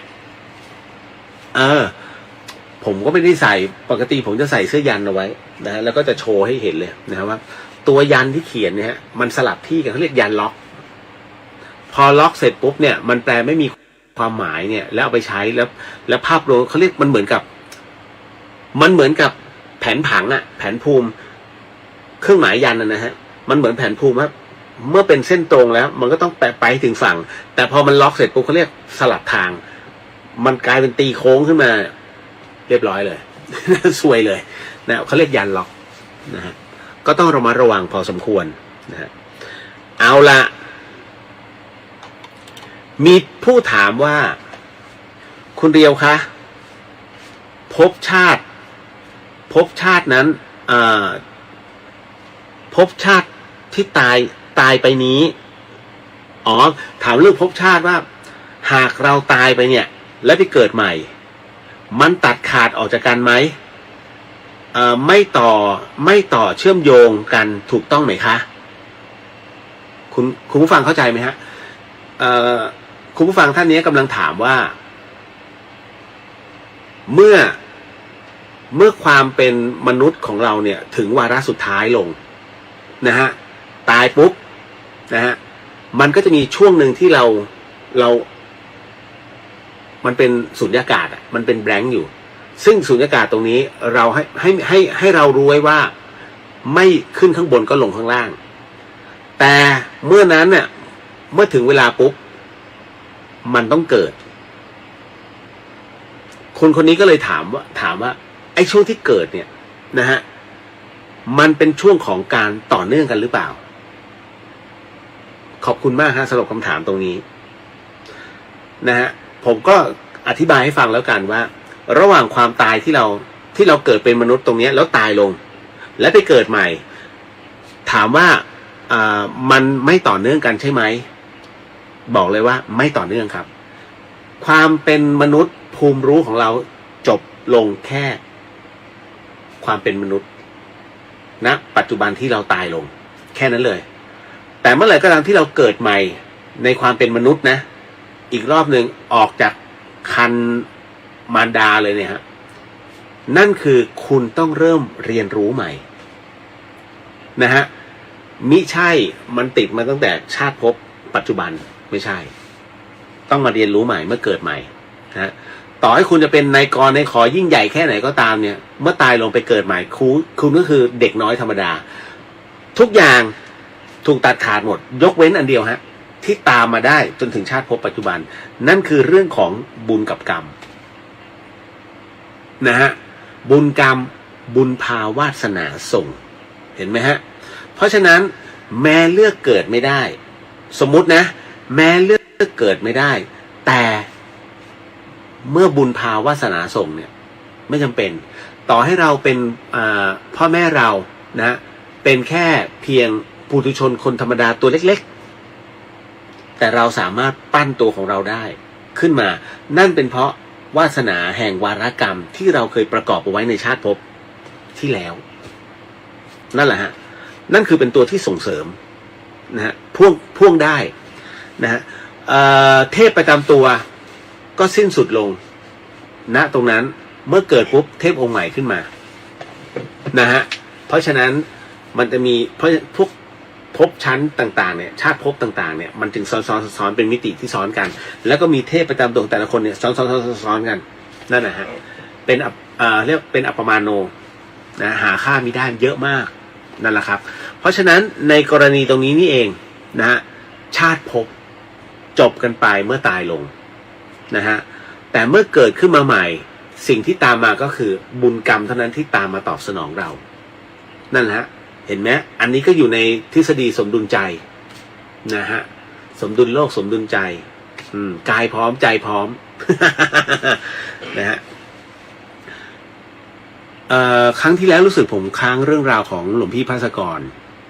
นะซึ่งเล่าแล้วเล่าอีกเล่าต่อเนื่องนะฮะเพราะว่าในเรื่องของชาติภพคือหลวงพี่ภาสกรเองเนี่ยท่านจะมีความเกี่ยวข้องในหลายๆพื้นที่ฮะอย่างแน่นอนที่สุดก็คือวัดฝายหินนะฮะ ซึ่งถามว่าเกี่ยวข้องกับธรรมสถานไหมไม่เกี่ยวธรรมสถานเป็นแค่ผลพลอยได้ที่หลวงพี่นั้นนะฮะนำมาเพื่ออยากจะทำเป็นศูนย์ปฏิบัติธรรมคือธรรมสถานซึ่งแรกเริ่มเดิมทีนั้นนะฮะหลวงพี่นั้นได้ความคิดตรงนี้เพราะว่าโยมพ่อท่านก็คือดร.ระวีนั้นน่ะท่านเป็นผู้อำนวยการธรรมสถานจุฬานะฮะของจุฬานะฮะแล้วจากนั้นเองเนี่ยพอหลวงพี่ได้บวชหลวงพี่ก็เลยอยากจะหาที่เผยแผ่พระพุทธศาสนาเช่นเดียวกับโยมพ่อนะโดยมีอาจารย์แม่ชีเพียงเดือนเนี่ยนะครับก็ถือได้ว่าหลวงพี่เนี่ยมาเจอตรงนี้ก่อนแล้วก็เลยขอเชิญอาจารย์แม่ชีเพียงเดือนมาอาจารย์แม่ชีเพียงเดือนเนี่ยตอนนั้นเนี่ยท่านก็ขอดูก่อนว่าจะมาอยู่ด้วยได้ไหมท่านก็มาดูเสร็จปุ๊บเนี่ยอาจารย์แม่ชีเพียงเดือนเป็นแม่ชีที่มีอภิญญานะฮะท่านก็ดูเสร็จปุ๊บได้แม่ชีจะมาอยู่ด้วยตั้งแต่นั้นเป็นต้นมาฮะนะครับพระอาจารย์ภัสกรนั้นก็มีกองหนุนที่ดีแล้วหลังจากนั้นก็เริ่มหาสมาชิกแล้วก็จะเป็นไม่ว่าจะเป็นพระอาจารย์อำนวยนะครับนะฮะแล้วก็มาเป็นพระอาจารย์ท่านตอนนี้ท่านเป็นฆราวาสนะฮะก็คือหนานธรรมนะฮะแล้วก็มาเป็นพระอาจารย์เสน่ห์นะครับแล้วก็มาเป็นพระอาจารย์บุญชูนะฮะแล้วก็อีกรูปหนึ่งผมไม่ทันแต่แล้วก็เป็นพระอาจารย์กบคือหลวงพี่เนี่ยท่านตายตัวแล้วท่านเป็นผอ.นะครับคือพอคุยกันไปคุยกันมาเนี่ยจริงๆแล้วที่มาเกี่ยวเนื่องเกี่ยวข้องเพราะกระดูกชาติที่แล้วของท่านอยู่บนวัดฝายหินผมนี่ตื่นเต้นมากตอนแรกก็ไม่เชื่อเรื่องประเภทนี้แต่หลวงพี่บอกหลวงพี่มีหลักฐานโอ้โหเป็นคุณไม่อยากรู้เหรอหลักฐานของคนที่เคยเกิดชาติที่แล้วอะเอาดิผมก็ไปว่าเอาหลวงพี่ไปก็เลยได้รู้ว่าอ๋อมีเรื่องชาติภพเข้ามาเกี่ยวข้องท่านถึงต้องดองกับที่เชียงใหม่อยู่เรื่อยๆเมื่อกระดูกของท่านเนี่ยอยู่บนวัดฝายหินเสร็จปุ๊บไปมามีอีกรูปหนึ่งฮะกระดูกท่านก็อยู่ที่วัดฝายหินเช่นกันคือหนึ่งในพระอาจารย์ที่ผมเอ่ยชื่อมาเมื่อกี้มีรูปหนึ่ง นะอันนั้นเป็นอดีตเจ้าวาดรูปที่สองรูปที่ผมไม่แน่ใจว่ารูปที่3หรือรูปที่4ของวัดฝายหินเพราะว่ารูปที่2เนี่ยก็คือพระอภัยสารทสังฆปาโมกข์ซึ่งเมื่อวันที่21เป็นวันส่งน้ำนะครบรอบวันมรณภาพนะ118 ปีถ้าจำไม่ผิดนะ118 ปีนะของการของการมรณภาพของท่านซึ่งเป็นสังฆราชารูปแรกของมหานครเชียงใหม่นะฮะก็อยู่ที่วัดฝายหินนี่แหละนะฮะก็ยังมีพิธีส่งน้ำวันนี้ก็มีนะฮะก็อันนี้ก็เลยบอกเอาไว้นะฮะว่ามันมีความเกี่ยวเนื่องเกี่ยวข้องแล้วเราสามารถเช็คภพชาติของเราได้ไหมได้เดจาวูอะไรคือเดจาวูเวลาคุณไปที่ไหนก็แล้วแต่คุณมีความรู้สึกว่าเฮ้ยคุ้นว่ะเฮ้ยตรงนี้เราเหมือนเราเคยมาแต่นึกไม่ออกมาเมื่อไหร่เพราะมันนึกไม่ออกอะจริงๆแล้วคุณเคยมาแล้วแต่เมื่อมันนึกไม่ออกเนี่ยมันเป็นเพราะว่าเขาไม่ให้นึกออกเขาอะคือใครข้างบนไงมันถูกลิขิตไงว่าห้ามนึกแต่มันคุ้นแล้วบางอย่างเนี่ยเฮ้ยเหตุการณ์นี้มันเคยเกิดขึ้นมาแล้วนะมีฮะหลายคนก็มันเป็นทุกคนฮะเพราะทุกคนมันมีพลังงานอยู่ทุกคนมีพลังงานธรรมชาติทุกคนมีความพิเศษและวิเศษอยู่ในตัวทุกคนเป็น X-Men แต่เราไม่รู้จักวิธีการดึงพลังนั้นมาใช้คนที่พิเศษอยู่เสมอนะเขาสามารถดึงพลังนั้นได้อย่าว่าเป็นวัยรุ่นเลยนะฮะเด็กๆก็สามารถเป็นได้ฮะถ้าเขารู้จักวิธีการแล้วดึงอันนั้นมาใช้นะบางคนก็ใช้ผิดที่ผิดทางมีเยอะนะฮะเอาล่ะเพราะฉะนั้นณตรงนี้ฮะความเกี่ยวเนื่องเกี่ยวข้องในเรื่องภพชาตินั้นเนี่ยมันสามารถสัมผัสได้บุญกรรมตามเนื่องข้ามภพชาติได้แต่ในเรื่องของกระบวนการเกิดใหม่นะการเรียนรู้ของเก่าเนี่ยไม่สามารถตามมาภพชาติใหม่ได้นะฮะยกเว้นอานิสงส์บุญทำบุญด้วยตู้พระไตรปิฎก เป็นเรื่องราวของความรู้ทำหนังสือสวดมนต์แจกตามวัดต่างๆเป็นเรื่องความรู้อะไรก็ตามที่เป็นสกิลแล้วคุณทำบุญให้คนหมู่มากได้รับรู้เนี่ยอานิสงส์หลวงพี่ภัสกรไงนะฮะแต่ว่าปราชญ์ก็นะกี่เล่มแล้วนะฮะวิธีสร้างบุญบารมีของสมเด็จพระสังฆราชเนี่ยสมเด็จพระเจ้าอยู่หัวสังวรเนี่ยพิมพ์มา5 ล้านกว่าเล่มปัจจุบันยังพิมพ์อยู่เลยฮะก็ไปดูชื่อหมายเหตุยังชื่อพระภัสกรอยู่เลย นะล่าสุดที่ผมไปเจอเอ้าหนังสือทุกพี่นี่หว่า นะโอ้เนี่ยสุดยอดเลยตัวไม่อยู่แล้วนะฮะหนังสือยังมาก็คือ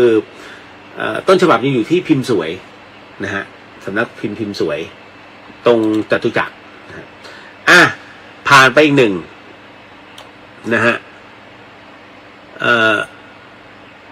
คำว่ารู้จักดึงมาใช้นั้นวิธีคือยังไงหรือคะโอ้โหเราดึงมาใช้เนี่ยด้วยพลังตรงนี้อย่างเช่นถ้าเราฝึก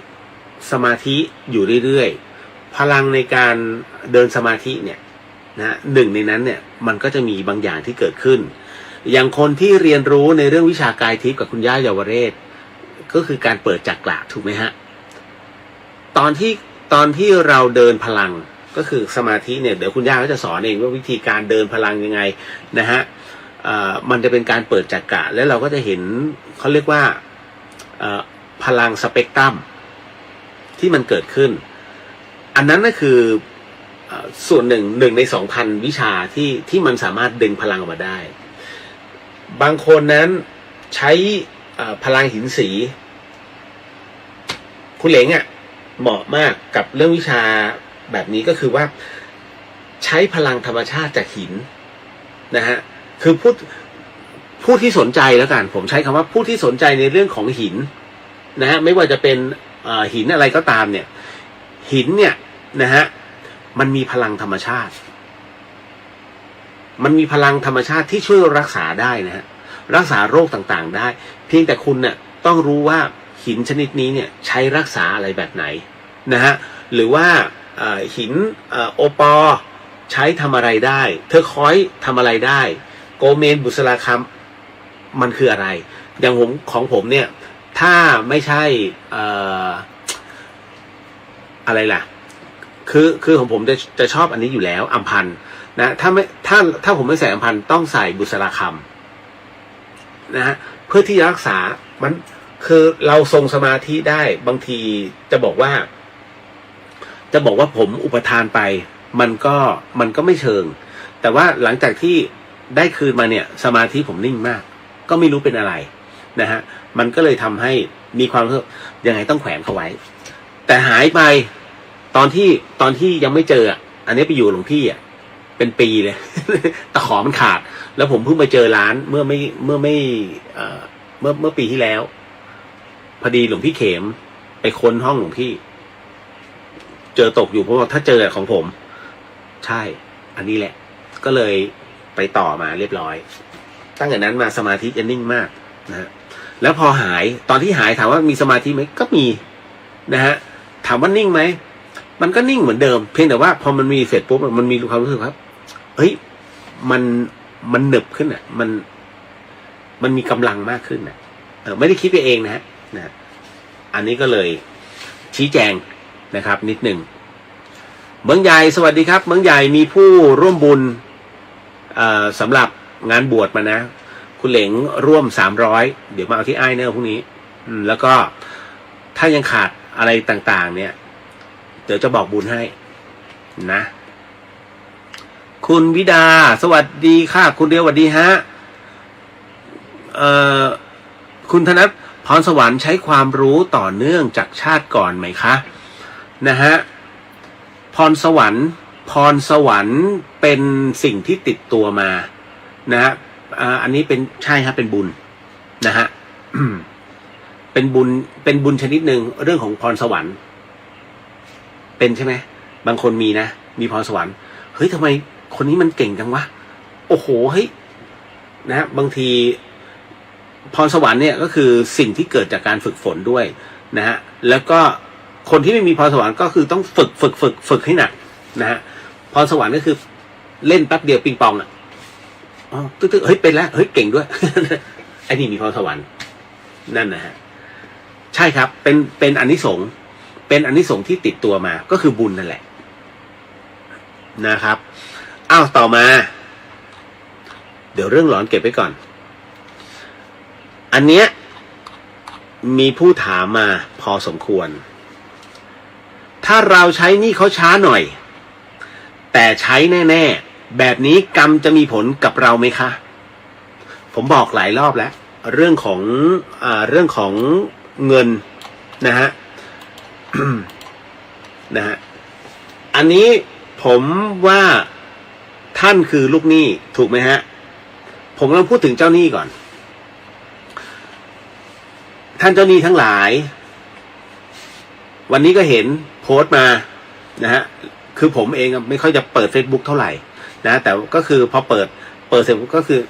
จะดูว่ามันมีเรื่องราวของคุณแม่ไหมถ้ามีเรื่องราวของคุณแม่ผมก็จะโพสต์นะแต่ถ้าไม่มีปุ๊บเดี๋ยวผมหาเรื่องโพสต์แล้วก็คือโทรไปคุยกับแม่ไปแย่แม่นิดหน่อยเดี๋ยวให้เขาด่ามาผมก็มีเรื่องโพสต์แหละ เนี่ยเหลียว วันไหนไม่ได้ยินแม่ด่าเนี่ยนอนไม่หลับ แต่คราวนี้เดี๋ยวต้องบอกก่อนครับว่ากรณีของที่เห็นโพสต์ก็คือกลุ้มใจไปทวงเงินไม่ได้เห็นไหมผมเตือนตั้งแต่ตอนแรกแล้วว่า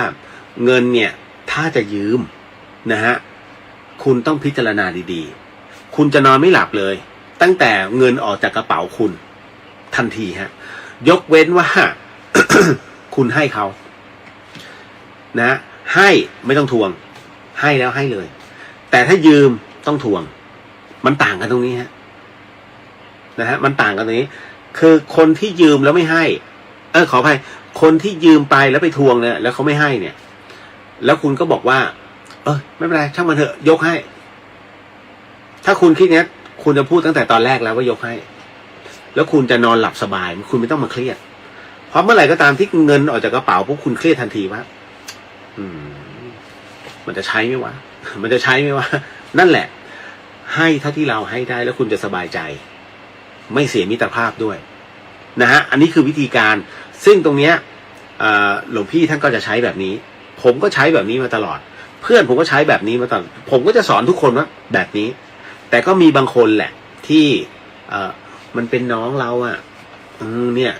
ทำไงอะพี่เลียวก็น้องมันเดือดร้อนน่ะเนี่ยหนูก็ต้องช่วยมันตรงนี้ก็แล้วแต่ไงมันเป็นเรื่องของ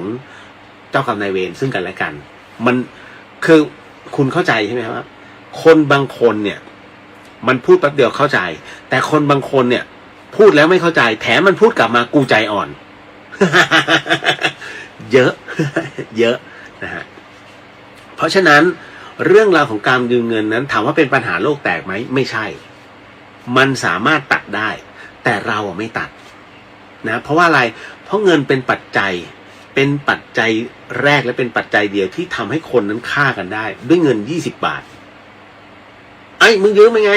นั่นน่ะไม่ยอมใช้เสียบเลยตายค่าตัวชีวิตค่าของชีวิตมีแค่20 บาทนะฮะเพราะฉะนั้นเนี่ยถึงได้บอกว่าคิดให้ดีนะฮะเงินน่ะสังเกตไหมระหว่างยืมเงิน200กับเฮ้ยยืมรถไปใช้หน่อยวันหนึ่งกับยื่นกุญแจมึงเอาไปใช้ดีๆนะกูเติมน้ำมันเรียบร้อยแล้วทำไมให้ยืมรถแต่ทำไมไม่ให้เงินสงสัยไหมฮะรถเป็นล้านแล้วทำไมเงิน200ไม่ให้ยืม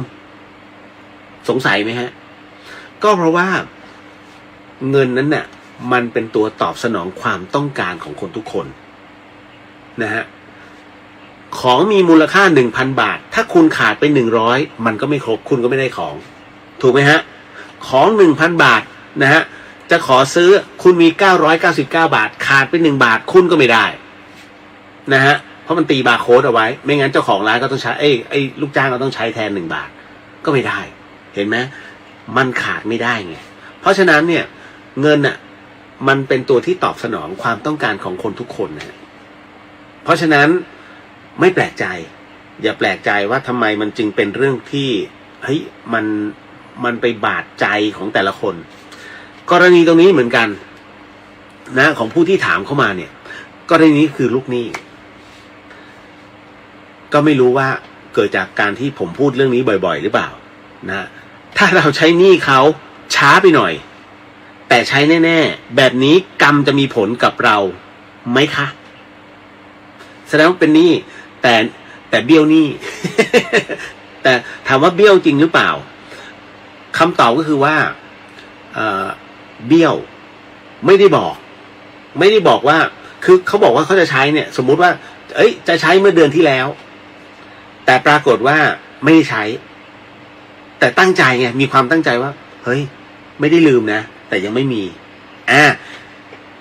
มันผิดกันนะผิดกับว่ามีแต่ไม่ใช้กับใช้แน่แต่ยังไม่มีมันผิดกันกับอีกประเภทหนึ่งก็คือว่าถึงเวลาไม่ครบกำหนดแล้วไม่ยอมใช้อันเนี้ยต้องบอกเขานะเพราะถ้าไม่บอกมันแช่งโอ้โหคุณเอ้ยผมถึงได้บอกว่าเหมือนกับคุณไปบนบานศาลกล่าวบนเจ้าพ่อขอให้ได้เงินล้านถ้าได้นะเดี๋ยวลูกจะเอาลิเกมาเล่น2 โรงประชันกันเลยนี่ให้มันเล่นกอกหูกันไปเลยปรากฏว่าถูกพอถูกเสร็จปุ๊บทำไงอ๋อลิเกยังไม่ว่างผัดไปเลยมันก็เหมือนกับคุณไปยืมเงินพระภูมิแล้วจะใช้พอไม่ได้ของเนี่ยมันหิวเล่นเลยไม่รู้หรอกช้าไม่ช้าเหมือนกันถ้าสมมุติว่าจำเป็นจะต้องช้าบอกเขานิดนึงยังไม่มีแต่ใช้แน่ใจเย็นเท่านี้นะเดี๋ยวมึงทวงวาง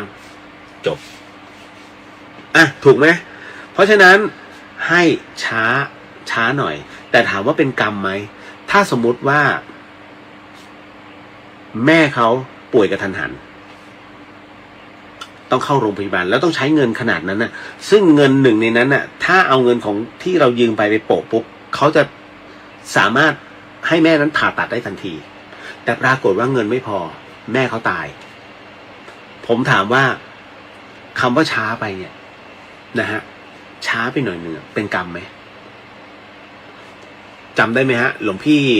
ท่านจะบอกว่าคิดแล้วทำไม่คิดแล้วทำคิดแต่ไม่ทำนะฮะอันนี้คือไม่คิดแล้วทำเราไม่รู้หรอกว่าไอ้เงินจำนวนที่เราต้องไปคืนนะฮะมันมีผลกับชีวิตแม่เขาเราไม่ได้คิดแต่มันมีผลไงเพราะว่าเขารอว่าเฮ้ยเดี๋ยวเพื่อนเอามาคืนเห็นไหมฮะถามว่าเป็นกรรมไหมตอนนี้เป็นกรรมแต่ว่าเป็นกรรมที่มันไม่ครบองค์นั่นแหละเพราะฉะนั้นเนี่ยมีกรรมจะมีผลกับเราไหมมีผลนะฮะแต่มีผลไม่เยอะแล้วถ้าคุณใช้หนี้เขาหมดปุ๊บแล้วถามเขาว่าแล้วขออโหสิขออโหสินะแต่ว่าเราเอามาใช้ครบตามจำนวนนายจะให้อโหสิไหมถ้าเขาให้อโหสิก็จบกันนะฮะแต่ถ้าแม่กูตายทั้งคนเนี่ยนะจะมาให้อโหสิทำไมแม่มึงไม่ตายมั่งคราวนี้ต่อยกันเลย ถูกไหมฮะเพราะฉะนั้นเนี่ยจำเป็นนะนิดนึงต้องบอกเขานะในเรื่องของวาระแห่งกรรมเนาะเอาละเก็ตนะฮะต่อมาเดี๋ยวนะฮะอันนี้ อันนี้อาจจะ ออกแนวการที่เรามีลูกเป็นเพศทางเลือกหรือ LGBTQ เป็นเพราะกรรมของผู้เป็นพ่อแม่หรือเป็นเพราะกรรมอะไรคะดิฉันอยากทราบนะฮะโอ้โหทราบใช่ไหมฮะผู้ที่เป็น LGBTQ คือเป็นเพศทางเลือกหรือเพศสภาพเนี่ยเขาเรียกเพศสภาพหรือเพศทางเลือกนะก็เป็นประเภทชายรักชายใช่ไหมหญิงรักหญิงนะเราไม่พูดถึงรสนิยมนะ ไม่พูดถึงเลยฮะเพราะว่าเราพูดในเรื่องของความรักแล้วกันครับ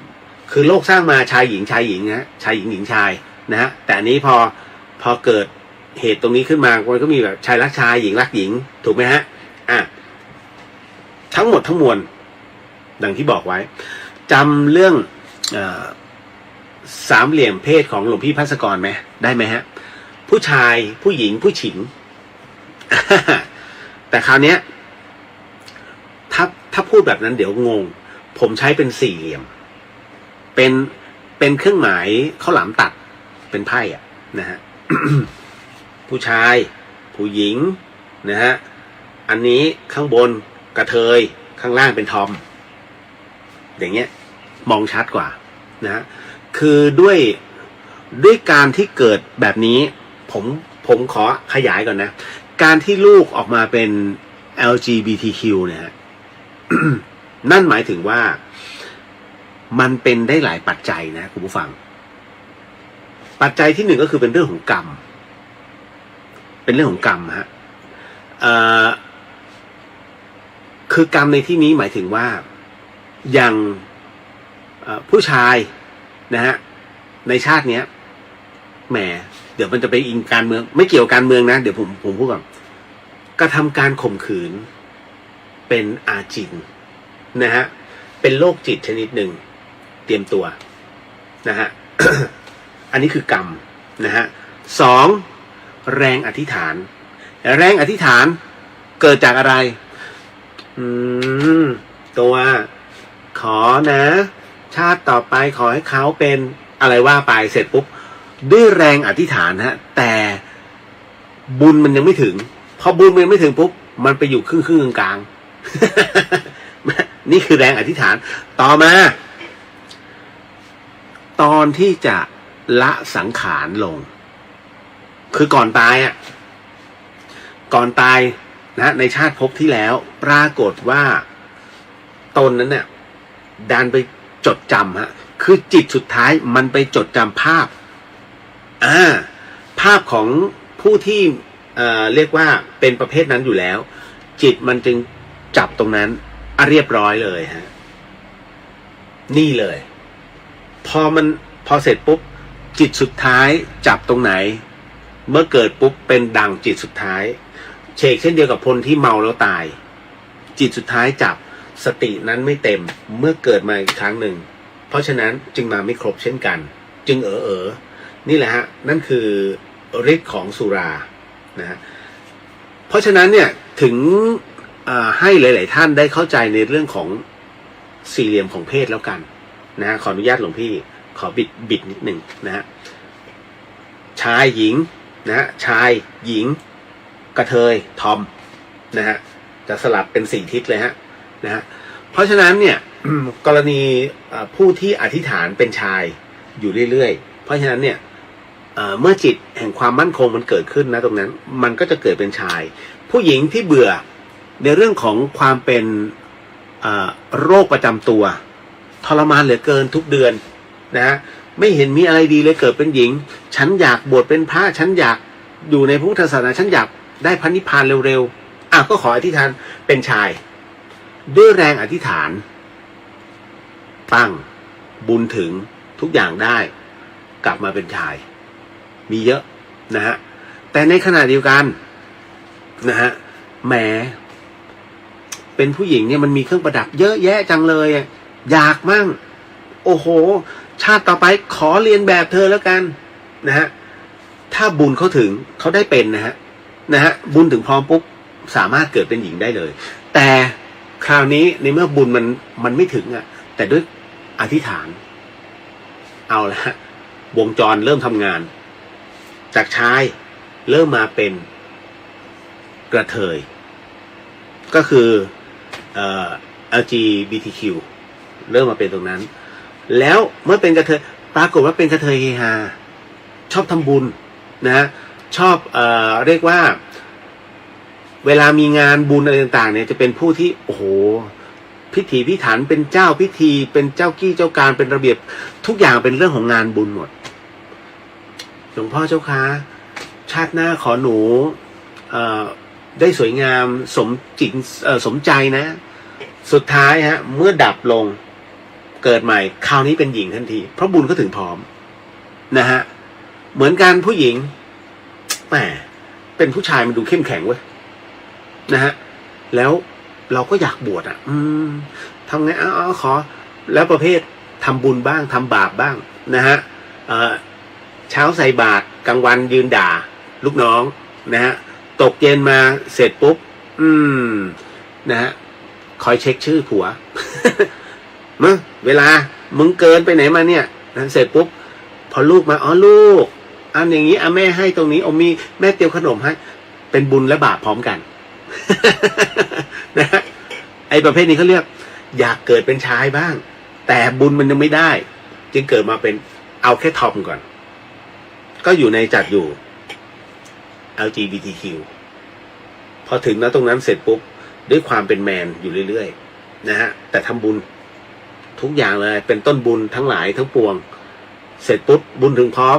ตายลงเกิดเป็นชายตามสมใจทั้งหมดทั้งมวลมันเวียนว่ายตายเกิดอย่างนี้ฮะ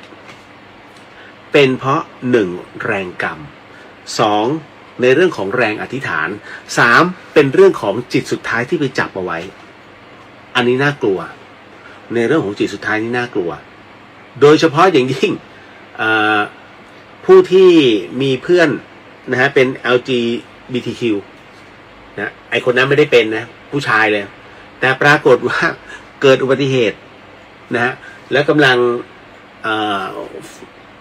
คู่ข้างหลังก็ฟุดฟัดกันอยู่เรียบร้อย พอปึ้งต่อไปก็เป็นเลยจิตสุดท้ายมันไปจำไงนะฮะเพราะฉะนั้นให้ระมัดระวังคือจิตสุดท้ายที่ไปจำตรงเนี้ยอย่างที่ผมเล่าเรื่องน้องนักศึกษาคนหนึ่งที่เลี้ยงหมาเยี่ยงลูกเลี้ยงหมาเยี่ยงลูกโอ้ยลูกนะฮะเอาไปเรียนในห้องเรียนก็อยู่ในกรงคอยป้อนนมเสมออาจารย์ถามอะไรลูกหนูก็ไม่ได้ว่าอะไรเพราะหมาไม่ส่งเสียงไงนะเสร็จปุ๊บ พอขากลับออกจากมหาลัยไม่บอกแถวไหนย่านรังสิตอ่ะ นะฮะแล้วเมื่อก่อนรังสิตมันเป็นแค่มันไม่มีเลนคู่ขนานเยอะแยะขนาดนี้นะฮะก็มีศาลาพักศาลาที่รอผู้โดยสารเป็นไม้อยู่เป็นหน้าจั่วอยู่รถเขากลับรถตรงนั้นเสร็จปุ๊บปรากฏว่ามัวแต่จะเอานมให้หมาโอ้ยลูกนะฮะเข้าไปฮะมันมี10 ล้อจอดอยู่ข้างทางจอดพักอยู่อันนี้เสยตูดเลยตุ้มตายคาที่ทั้งคนทั้งหมาสุดท้ายจิตสุดท้ายจับที่ไหนฮะโอ้ยลูกจับที่หมาปรากฏว่าณศาลาตรงนั้นเนี่ยมันมีหมาแม่ลูกอ่อนอยู่ด้านล่างท้องอยู่ใกล้คลอดเรียบร้อยเลยอยู่ในท้องหมาไปเข้าฝันแม่นะคือก่อนที่จะไปเข้าท้องหมาเนี่ยไปเข้าฝันแม่ก่อนแม่หนูมาเกิดแล้วนะอยู่ตรงนี้เท่านี้แหละแล้วก็หายวับแม่ตอนแรกก็ไม่เชื่อทั้งที่จัดงานศพลูกนะจนกระทั่งชักเอะใจก็เลยมากับพ่อ2 คนลองเรียกดูลองเรียกชื่อเลยเรียกชื่อในสมัยที่ยังมีชีวิตอยู่เลยปรากฏว่าก็มีลูกหมาขานตุ๊กเต๊กตัวขาวนะฮะขาวคาดดำบางส่วนนะหางแด่นตุ๊กก็มาหาเรียกชื่ออย่างเงี้ยมันก็เลียที่ขาใช่แล้วลูกแน่ๆก็ไปเลี้ยงนะก็อยู่ได้ไม่6-7 ปีมั้งนะก็หมดบุญนะหมานะครับเห็นไหมจิตสุดท้ายสำคัญนะฮะอย่าไปผูกจิตไว้มากรักได้นะฮะแต่ว่าก็ให้ทำใจว่าเมื่อไหร่ก็ตามที่คุณมองหน้ามันน่ะคุณบอกเลยไม่มึงก็กูเหมือนผมไอ้บากผมเลี้ยงไอ้บากแทนหลวงพี่ผมก็บอกมันรักมันนะแต่ผมจะบอกเสมอทุกวันนะไม่มึงก็กลัวบาก เดี๋ยวใครก็ใครต้องไปก่อนนะก็สุดท้ายมันก็ไปก่อนเพราะผมตอนที่ตายไอ้บากก็อยู่แล้วนะเพราะฉะนั้นเนี่ยมันก็เลยเหมือนกับว่า นะซินเซียกัน ต่างคนต่างรักซึ่งกันและกัน คือตอนที่ผมสวนหัวใจนะฮะทำบอลลูน2 เส้นและสเตน1 เส้นเนี่ยตอนที่เดินโอ้ยตอนนั้นผมเกือบตายในห้องเลยเนี่ยในตรงที่นั่งจัดเลยถ้าไม่ได้น้องๆไอ้เจ้าสารกับเจ้าต๋องช่วยพาผมไปส่งที่โรงพยาบาลสวนดอกตายแล้วตายตอนนั้นน่าจะตายรอบ 2คือกำลังจะบินแล้วนะจะบินไปกรุงเทพนกแอร์จำได้เลยต้องทิ้งตั๋วแล้วก็เข้าโรงพยาบาลนะตอนที่ออกมาจากโรงพยาบาลแล้วผมเดินเข้ามาในธรรมสถานหมามีหลายตัวนะไอ้บากคือหมาตัวแรกที่วิ่งเข้าไปหาผมแล้วตอนแรกมันเห่าก่อนพอมันเห่าเสร็จปุ๊บมันชักแปลกๆเว้ยแล้วมันก็เดินเข้ามาใกล้ๆผมก็เดินเนี่ยผมก็เดินค่อยๆเดินกระเพกเข้ามามันมาดมที่มือแล้วมันก็มาเลียตลอดทางตั้งแต่เดินปากทางเดินเข้ามาไอ้บากเลียผมก็บากมึงจะทำงี้กูใจเสีย คือมันก็เป็นห่วงผมนั่นคือรักได้แต่เราไม่ได้เอาจิตไปผูกให้มันรู้เสมอว่าไม่มันก็เราต้องจากกันไปข้างหนึ่งการเกิดแก่เจ็บตายเป็นของคู่กันนะฮะก็เลยเอาตรงเนี้ยมาเล่าเป็นวิทยาทานเพราะว่าหลายท่านทาสหมาทาสแมวนะฮะทาสหมาทาสแมวไม่เป็นไรแต่ถ้าเอามาแล้วผูกกับจิตผูกกับใจจนกระทั่งเราตายเมื่อนั้นคุณได้สมใจฮะจึงไม่อยากให้ไปเน้นตรงนั้นถึงครูบาอาจารย์เลยว่านั่งสมาธิทำจิตทำใจให้มันสงบนะฮะไปดูซะบ้างพระนะปิดตาปิดหูปิดปากนั่นแหละแล้วจะได้สมาธิท่านชี้ทางแห่งโสดาบันเลยนะปิดปากปิดหูปิดตามองไม่เห็นกิเลสก็มองไม่เห็นปิดตาไงปิดปากถ้าไม่พูดไม่มุสานะฮะมันก็จะฝึกว่าเฮ้ยกูรู้อยากจะพูดเหลือเกินแต่ปิดปากฝึกไม่ให้พูดอะไรออกไปรู้แต่ให้รู้เก็บฟังโอ้ยมีแต่เสียงนู่นเสียงนี่เข้ามานะฮะให้รู้จักปิดหูเพราะไม่อยากได้ยินอะไรที่เข้ามารบกวนภายในใจเห็นไหมเพราะฉะนั้นท่านจึงต้องมีปิดปากปิดหูปิดตา3 อย่างฮะหนทางแห่งโสดาบันนะครับคุณกนิกาสวัสดีค่ะสวัสดีครับผมนะฮะต่อมาอันนี้อธิบายแล้วนะฮะสำหรับลูกที่เป็น LGBTQ มาแล้วไบโพล่ามาอีกแล้วไบโพล่าเกี่ยวข้องไหมสำหรับตรงนี้คือคนที่เป็นไบโพล่าเนี่ยอารมณ์2 ขั้วถูกไหมฮะเดี๋ยวดีเดี๋ยวร้ายนะฮะก็แล้วแต่ว่ามันจะประมาณไหนนะคนที่เป็นไบโพล่านั้นมันจะมาพร้อมกับโรคหนึ่งเขาเรียกว่าไมเกรนมันจะมาพร้อมกันเพราะเกิดจากความเครียดการที่เราเป็นไมเกรนนั้นเพราะว่าคิดสิ่งใดสิ่งหนึ่งเขาเรียกว่าจดจ่อมากเกินไปมันจะเกิดความเครียดแล้วภาวะอารมณ์ไบโพล่าคือการควบคุมอารมณ์ไม่ได้ดังนั้นเนี่ยในเมื่อคุณควบคุมอารมณ์ไม่ได้อะไรล่ะที่สามารถทำได้ไปสวดมนต์ไปเสร็จปุ๊บสมาธินะฮะเสร็จปุ๊บให้โจทย์ชีวิตไปคิดได้ยังคิดได้แล้วมึงเกิดปัญญาแล้วศีลสมาธิปัญญานะฮะเพราะฉะนั้นเนี่ยทั้งหมดทั้งมวลเนี่ยมันมีข้อธรรมที่ให้แก้อยู่เพียงแต่ว่าเราจะทำหรือเปล่าแค่นี้เพราะว่าคนที่เป็นไมเกรนอยู่เรื่อยๆเนี่ยการจดจ่อสิ่งหนึ่งสิ่งใดอยู่นานโอ้ยทำไมต้องทำกับฉันแบบนี้โอ้ยทำไมต้องทำแบบนี้แล้วคิดกลายเป็นโรคซึมเศร้าเห็นไหมฮะมันเปลี่ยนแปลงชีวิตทั้งหมดเลยฮะจาก1 โลกมาอีก1 โลกแล้วก็ตามมาอีก1 โลกนี่แหละฮะเพราะฉะนั้นถึงได้บอกว่าพระพุทธศาสนาเนี่ยรักษาได้แต่ต้องอาศัยเวลาวันที่คุณจิตตกนะฮะอย่างน้องที่อกหักจิตมันตกพอจิตมันตกเนี่ยมันรู้สึกว่าภาพเก่าๆมันเข้ามาคุณใช้เวลาขนาดไหนล่ะที่มันภาพเหล่านั้นจึงไปเกาะหุ้มจิตใจคุณได้มันใช้เวลาเป็นปีแต่คุณจะให้มันหายภายใน1 วินาทีเป็นไปไม่ได้ถูกไหมฮะเพราะนั่นก็คือสิ่งที่คุณจดจ คุณจำไว้อย่างหนึ่งว่าจิตของเราคือ Data เก็บเรื่องราวทั้งหมดเอาไว้แล้วจิตนั้นจะเก็บ Data อะไรได้ดีที่สุดเรื่องร้ายๆฮะคุณสังเกตไหมเราจะจดจำแต่สิ่งร้ายๆแม่นมากทำไมจึงเป็นเช่นนั้นเพราะเรื่องร้ายๆเนี่ยมันก็เข้าไปกระทบใจเราจึงเรียกว่ามารไอ้จิตตรงนี้เขาเรียกมารแล้วเป็นมารผจญเป็นมารที่อันตรายที่สุดซึ่งมีในตัวตนทุกคนนะเพียงแต่ว่าแกะได้หรือเปล่าผมเนี่ยบางอันก็แกะไม่ได้เอาจริงไม่ใช่ว่าเฮ้ยมันนั่งพูดอย่างนี้แสดงว่าไม่เราต้องรู้ตัวเราถูกไหมฮะเพราะฉะนั้นในเมื่อเรารู้ตัวเราจบแล้ว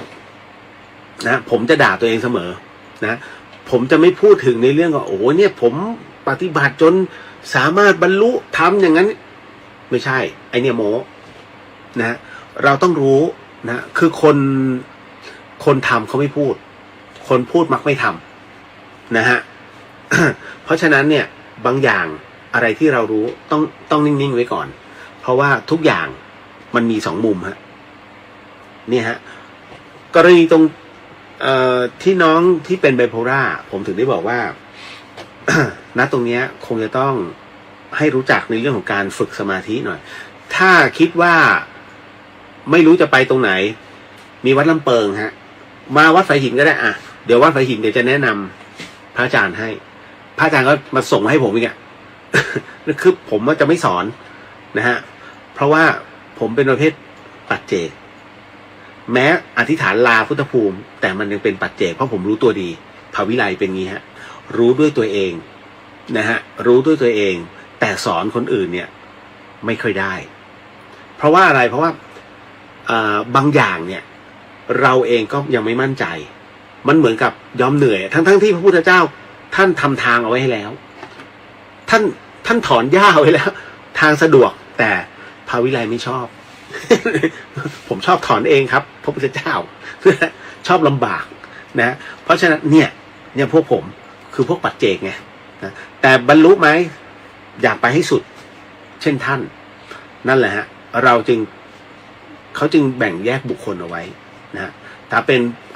พวกภาษาวกเนี่ยก็จะเดินตามรอยพุทธองค์ท่านอย่างง่ายและไปถึงเร็วอยากให้ทุกท่านเป็นแบบนั้นอย่าเป็นแบบผม นะฮะเพราะฉะนั้นก็ทั้งหมดทั้งมวลเนาะ คุณกันที่เขามาช้าแต่ก็ทันนะคะ เกือบไม่ทันแล้วฮะ นะฮะลองดูนะฮะสำหรับน้องที่มีปัญหาในเรื่องของอยากจะคุยเรื่องของพระพุทธศาสนาว่ารักษาใจได้ยังไงอินบ็อกซ์มาคุยกับพี่เลียวก่อนวันนี้พรุ่งนี้ยังได้อยู่คือเนี้ยผมคงไม่อ่านแล้วล่ะคือพอดีอย่างถ้าจัดรายการจบเนี่ย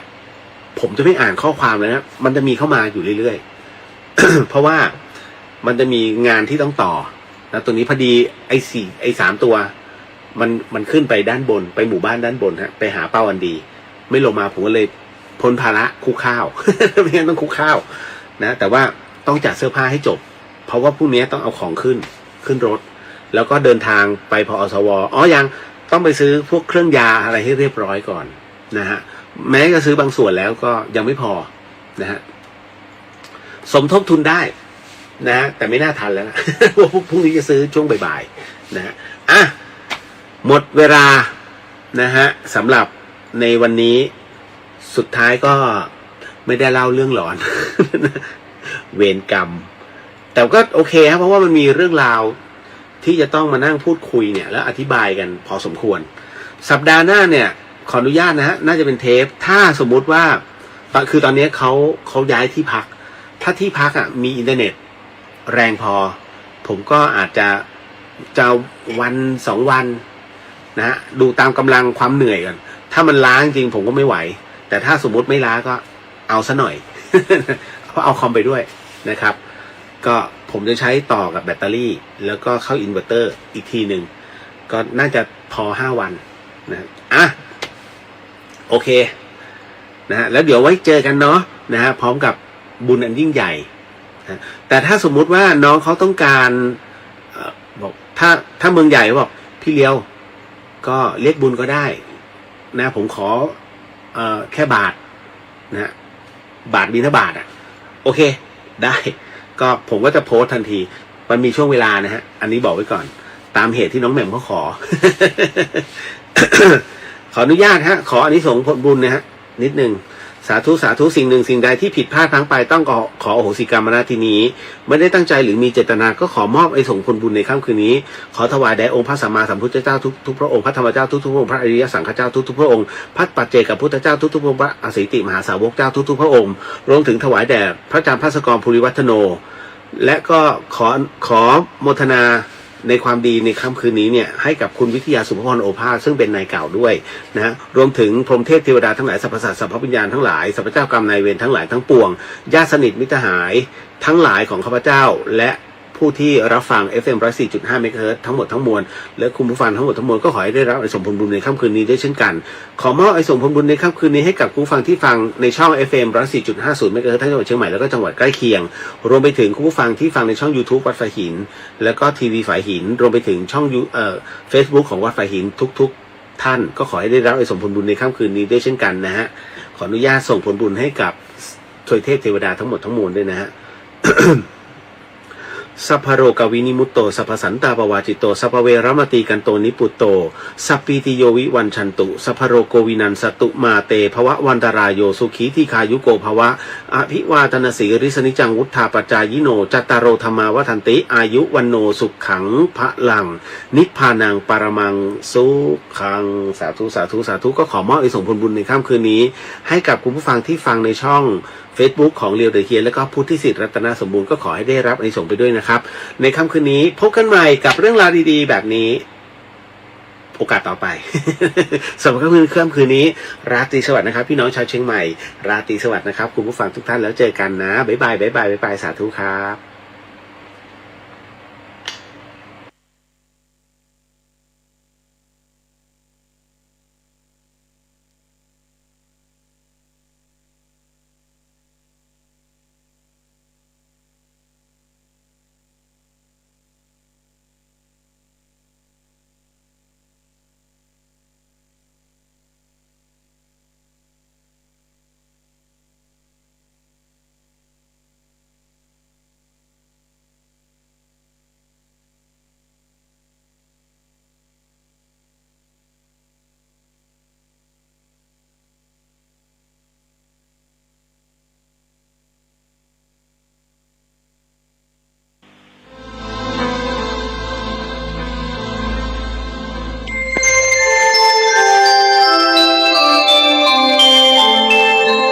ขณะนี้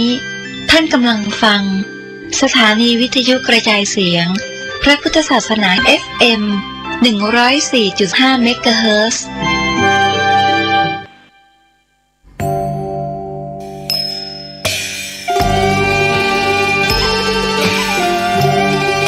เนื่องในวันคล้ายวันกำเนิดครูบาเจ้าศรีวิชัยและครบรอบ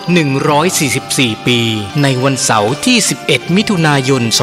2565นี้มูลนิธิครูบาศรีวิชัยจังหวัดเชียงใหม่ขอเชิญชวนชายไทยผู้เลื่อมใสในพระพุทธศาสนาและศรัทธาครูบาเจ้าศรีวิชัยสมัครอุปสมบทเป็นพระภิกษุจำนวน9รูปเป็นเวลา9วันเพื่อเป็นสิริมงคลแก่ตนเองและครอบครัวเป็นรุ่นที่23รุ่นเสริมสัพพมงคลอุปสมบทณวัดพระสิงห์วรมหาวิหารแล้วเข้าไปฝึกปฏิบัติวิปัสสนากรรมฐานที่วัดร่ำเปิงตะโปธารามผู้สมัครจะต้องมีอายุ20ปีบริบูรณ์ขึ้นไปไม่เกิน45ปีไม่เคยอุปสมบทเป็นพระภิกษุมาก่อนต้องเข้าฝึกต้องจำคำขออุปสมบทได้ไม่น้อยกว่า4ครั้งและต้องอุปสมบทได้ครบ9วันไม่ต้องมีรอยสักที่อาจทำให้เสียภาพลักษณ์ของพระภิกษุสงฆ์ผู้อุปสมบทไม่ต้องเสียค่าใช้จ่ายใดๆแต่อาจจะร่วมบริจาคตามแต่จะมีจิตศรัทธาได้ผู้สนใจสอบถามรายละเอียดและสมัครโดยตรงที่พระครูวินัยธรชัช จวาลชวนะปัญโยผู้ช่วยเจ้าอาวาสวัดพระสิงห์วรมหาวิหารโทร 0818828129 หรือที่นายพยูนมีทองคำประธานกรรมการมูลนิธิโทร 0897007939 ตั้งแต่บัดนี้จนถึงวันศุกร์ที่ 13 พฤษภาคม 2565 นี้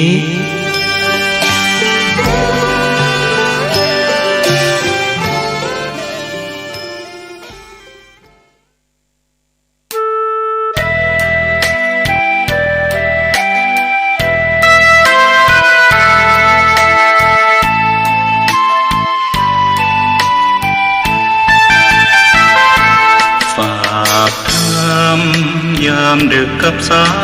ยลมเพื่อความสุขสมทวนทั่วทุกหัวใจถึงคนทั้งโลกซึ่งอยู่แดนไกลจากคณะสงฆ์เชียงใหม่ที่ได้ตั้งใจเทศน์กลอนป่านนี้ศรัทธาลับหรือยังหรือกำลังฟังเพลินนี้กันอยู่หนอขอจงตั้งใจฟังให้เพียงพอฟังด้วยหัวใจจดจ่ออย่าท้อและถอยเลยคืนไหนถ้ามีเวลาว่างจดหมายมาบ้างอย่าทำเงียบเฉยหรือโทรศัพท์เข้ามาติชมเชยถามปัญหาเถิดเอ่ยจะเฉลยให้สุนทรฝากทำนี้มาช่วยย้ำเตือนอย่าลืมอย่าเลือนน้ำคำที่พร่ำสอนสังคมวุ่นวายสุดแสนอาวรณ์วันกลัวโลกจะรุ่มร้อนวันคำจะลับลอ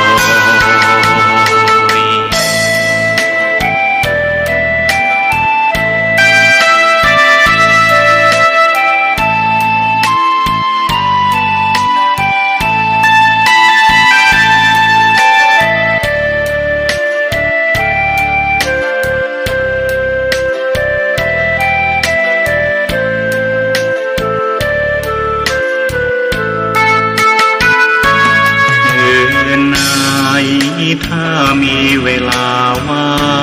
งจดหมายมาบ้างอย่าทำเงียบเฉยหรือโทรศัพท์เข้ามาติชมเชย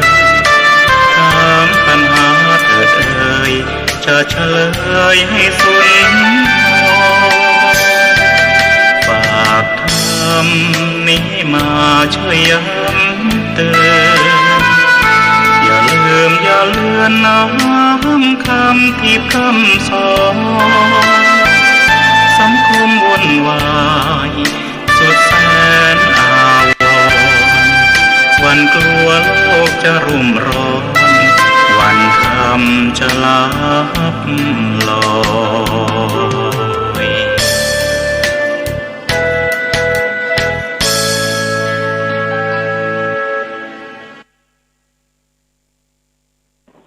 ญาติโยมพุทธบริษัททั้งหลายณ บัดนี้ถึงเวลาของการฟังปาฐกถาธรรมะแล้วขอให้ทุกท่านนั่งหาที่พักอย่ามัวเดินไปเดินมาอยู่นั่งในป่าไผ่สบายๆนั่งแล้วก็ดูใบไม้เหี่ยวๆแห้งๆที่ร่วงกองอยู่กับพื้นมันก็เป็นบทเรียนเป็นเครื่องเตือนใจว่าชีวิตของเรานี่ก็เหมือนใบไม้ชั้นแรกก็สดชื่นเขียวต่อมาก็ค่อยเหี่ยวลงแล้วก็จะร่วงเหมือนกับใบไม้ร่วงมันไม่เหมือนกัน เอามาเป็นบทเรียนเป็นเครื่องเตือนใจได้ แล้วก็ตั้งใจฟังเรื่องที่จะกล่าวให้ฟังกันต่อไปเมื่อวันอาทิตย์ก่อนนี่พูดเรื่องเกี่ยวกับเรื่องห้าชนะไปแล้วตอนนี้ก็วันนี้มาพูดต่อเรื่องห้าต่อไปตัวห้ามันมีหลายเรื่องทั้งเรื่องดีทั้งเรื่องเสียเรื่องดีควรเอามาปฏิบัติในชีวิตประจำวันเรื่องที่จะช่วยให้เกิดกำลังในการปฏิบัติงานในหน้าที่เมื่ออาทิตย์ก่อนนี่พูดเรื่องเกี่ยวกับนิวรณ์แปลว่าทำเครื่องกั้นจิตไม่ให้บรรลุคุณงามความดีห้าอย่างคือสภาพจิตของคนเรานั่นเหมือนกับผ้าขาวที่สะอาดอยู่ตลอดเวลาแต่ว่าเศร้าหมองเพราะสิ่งที่มากระทบถ้าเราเอาผ้าขาวผืนหนึ่งไปปูไว้ที่สนามหญ้าไม่เท่าใดสีขาวก็ค่อยจางไปขี้ฝุ่นจับแล้วผ้าขาวก็จะกลายเป็นสีอื่นไม่เป็นสีขาวสภาพจิตของคนเรานี่ก็เหมือนกันโดยปกติจิตนั้นสะอาดอยู่ผ่องใสอยู่พระพุทธเจ้าท่านจึงตรัสว่าปาภัทธรมิทังภิกขเวจิตตังตันจะคู่อาคันตุเปหิอุปกลิปตังว่าดูก่อนภิกษุทั้งหลายธรรมชาติจิตเป็นประภัสสรคำว่าประภัสสรหมายความว่าผ่องใสไม่มีสิ่งอะไรทำให้ขุ่นมัวนี่คือธรรมชาติเนื้อแท้พวกเซนก็เรียกว่าจิตเดิมแท้จิตเดิมแท้คือจิตที่ยังไม่ถูกปรุงแต่งมันก็ผ่องใสอยู่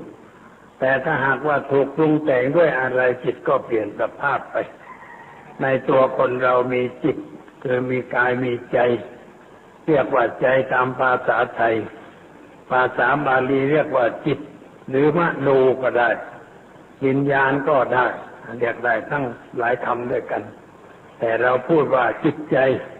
ก็หมายถึงสิ่งหนึ่งที่อยู่ในชีวิตของเรามันมีอำนาจในการคิดนึกกำหนดจดจำในเรื่องอะไรต่างๆเดี๋ยวท่านจึงกล่าวว่าใจเป็นใหญ่ใจเป็นประธานใจเป็นสุดต้นเรื่องของสิ่งทั้งหลายทั้งปวงบรรดาความสุขความทุกข์ความเสื่อมความเจริญที่เกิดขึ้นในชีวิตของเราแต่ละเรื่องนั้นมันก็ตั้งต้นมาจากใจของเราคือใจต้องคิดก่อนไม่ว่าเรื่องอะไรเรื่องดีเรื่องชั่วเรื่องสุขเรื่องทุกข์เรื่องเสื่อมเรื่องเจริญมันก็อยู่ที่ใจของเราทั้งนั้นใจจึงเป็นต้นเรื่องของสิ่งทั้งหลายทั้งปวงหรือมีคำกล่าวว่าจิตเป็นนายกายเป็นเบาคือจิตเป็นผู้สั่งกายก็ต้องทำตามสั่งสั่งให้ทำนั่นทำนี้อันนี้เครื่องประกอบของจิตก็คือสมองแต่ว่ามันประกอบกันหมดนะหัวใจก็มีส่วนเกี่ยวข้องตัวเรียกว่าหัวใจนั้นหมายถึงอวัยวะที่มีรูปร่างเหมือนกับผลมะม่วงแขวนอยู่ตามลำต้นหัวใจเราก็รูปอย่างนั้นหรือรูปเหมือนดอกบัวคว่ำก็ได้นั่นเป็นอวัยวะประกอบทำให้มีเกิดการอะไรขึ้นเช่นการสูบฉีดโลหิตไปเลี้ยงร่างกายเลี้ยงสมองแต่ความคิดความจดจำมันอยู่ที่สมองแต่เราเรียกว่าเป็นเรื่องของใจสมมติสิ่งนั้นว่าเป็นเรื่องของจิตก็ทำหน้าที่ไปตามเรื่องหน้าที่กำหนดจดจำคิดรู้ในเรื่องอะไรต่างๆจิตจึงเป็นใหญ่ในร่างกายถ้าว่าจิตเข้มแข็งร่างกายก็เข้มแข็งจิตอ่อนแอร่างกายก็อ่อนแอจิตเศร้าหมองการพูดก็เศร้าหมองการกระทำก็เศร้าหมองจิตกรรมต่างๆที่เราประกอบอยู่ในชีวิตประจำวันเนื่องมาจากจิตของเราอันนี้การดูจิตก็ต้องดูงานที่เขากระทำดูว่าเขาทำอะไรถ้าเขาทำแต่เรื่องชั่วก็แสดงว่าจิตเขาชั่วถ้าเขาทำเรื่องดีเรื่องประเสริฐก็แสดงว่าจิตของเขาดีฟังคำพูด ถ้าว่าพูดด้วยคำสุภาพเรียบร้อยอ่อนหวานสมานใจก็แสดงว่าใจเขาดีเพราะพูดคำดีๆออกมาถ้าว่าพูดคำหยาบพูดพ่นออกมาว่างั้นเรียกว่าพ่นออกมาไม่ใช่พูดพ่นออกมาหยาบก็ใจมันหยาบใจหยาบคิดแต่เรื่องชั่วเรื่องร้ายจึงพูดคำชั่วร้ายออกมาการวาจาแสดงถึงน้ำใจการกระทำก็แสดงถึงน้ำใจความเป็นสุภาพชนก็ใจสุภาพความเป็นคนหยาบกระด้างก็ใจหยาบใจกระด้างจะเดินจะเหินก็ตึงตังโผงผางสภาพใจเป็นอย่างนั้นคนที่มีอาการหนุนนั้นพันเล่นทำอะไรก็ไม่ยั้งไม่คิดก็แสดงว่าจิตนั้นไม่มีความคิดความไม่ได้อบรมให้คิดนึกตรึกตรองไม่ได้มีการควบคุมให้มีสภาพดีขึ้นให้คิดในทางที่ถูกที่ชอบท่านจึงสอนให้ฝึกจิตการฝึกจิตนั้นเป็นเรื่องจำเป็นที่จะต้องทำพระพุทธเจ้าตรัสว่าจิตตัสสะสมาโทสาธุการฝึกจิตเป็นความดีจิตตังดันตังสุขาวหังจิตที่ฝึกฝนดีแล้วนำความสุขมาให้นำความสงบมาให้บัณฑิตทั้งหลายจึงควรฝึกจิตของตนครั้งหนึ่งพระสารีบุตรท่านเดินไปในทุ่งนาแล้วก็มีสามเณรน้อยเป็นลูกศิษย์ไปด้วยพอไปถึงก็เห็นชาวนาเขาขุดเหมืองจะชักน้ำเข้านาท่านก็บอกเนรน้อยว่านี่ชาวนาเอาน้ำเข้านาขุดเหมืองเอาน้ำเข้านาเธอก็ต้องฝึกจิตของเธอให้เหมือนกับชาวนาทำหน้าที่ของเขาไปเห็นคนแต่งลูกศรท่านก็บอกว่าช่างแต่งลูกศรแต่งศรให้มันตรงเพื่อจะยิงได้แม่นเธอก็ต้องฝึกจิตของเธอเหมือนกับช่างฝึกลูกดัดลูกศรเรามาดัดจิตของเราท่านสอนในรูปอย่างนั้นแล้วก็มีคำสอนมากมายที่ว่าให้พยายามฝึกจิตเฝ้าดูจิตตกแต่งจิตของตนนั้นมันดีขึ้นความจริงจิตมันดีอยู่แล้วแต่ว่าที่มันไม่ดีก็เพราะว่าเราไม่รู้วิธีป้องกันปล่อยให้สิ่งต่างๆเข้ามาเกาะกุมจิตใจเรียกว่าเป็นนิกิเลสเกิดขึ้น กิเลสนั้นไม่ใช่ของเดิมไม่ใช่สิ่งที่มันมีอยู่กับตัวเราตลอดเวลา ในทางพระพุทธศาสนาไม่มีคำพูดที่เรียกว่าบาปดั้งเดิมเหมือนในศาสนาอื่นที่เขาว่ามีบาปดั้งเดิมติดมาตั้งแต่นู้นมนุษย์คนแรกของโลกนะไปกระทำความผิดคือขัดขืนพระผู้เป็นเจ้าแล้วก็บาปมันติดมาชั่วลูกหลานเหลนหลนติดกันมาหลายชั่วอายุคนพระพุทธศาสนาไม่ได้ถืออย่างนั้นแต่ถือว่าบาปก็ดีบุญก็ดีมันเกิดดับอยู่ตลอดเวลาบาปเกิดก็เพราะเราขาดสติปัญญาบุญเกิดก็เพราะเรามีสติปัญญาเราคิดถูกคิดชอบบุญมันก็เกิดขึ้นความดีความงามเกิดขึ้นเกิดแล้วมันก็ดับไปไม่ได้ตั้งอยู่ถาวรเพราะคำสอนในทางพระพุทธศาสนานั้นให้เราจำลักษณะพิเศษไว้อันหนึ่งว่าเป็นกนิกกวาทเขาเรียกว่ากนิกกวาทกนิกกะแปลว่าชั่วขณะหนึ่งตัวขอนอนเอ็นตรีกรคณิกอ่านว่าคณิกแล้วเอาวาทะมาใส่คือคำสอนข้อปฏิบัติในทางพระพุทธศาสนาเป็นกนิกกวาทไม่ใช่คณิกถ้าตัวคอระฆังนอนเอ็นตรีกรเป็นคณิกหมายความเป็นก้อนเป็นกลุ่มเป็นก้อนไม่รู้จักแยกไม่รู้จักแตกไม่รู้จักทำลาย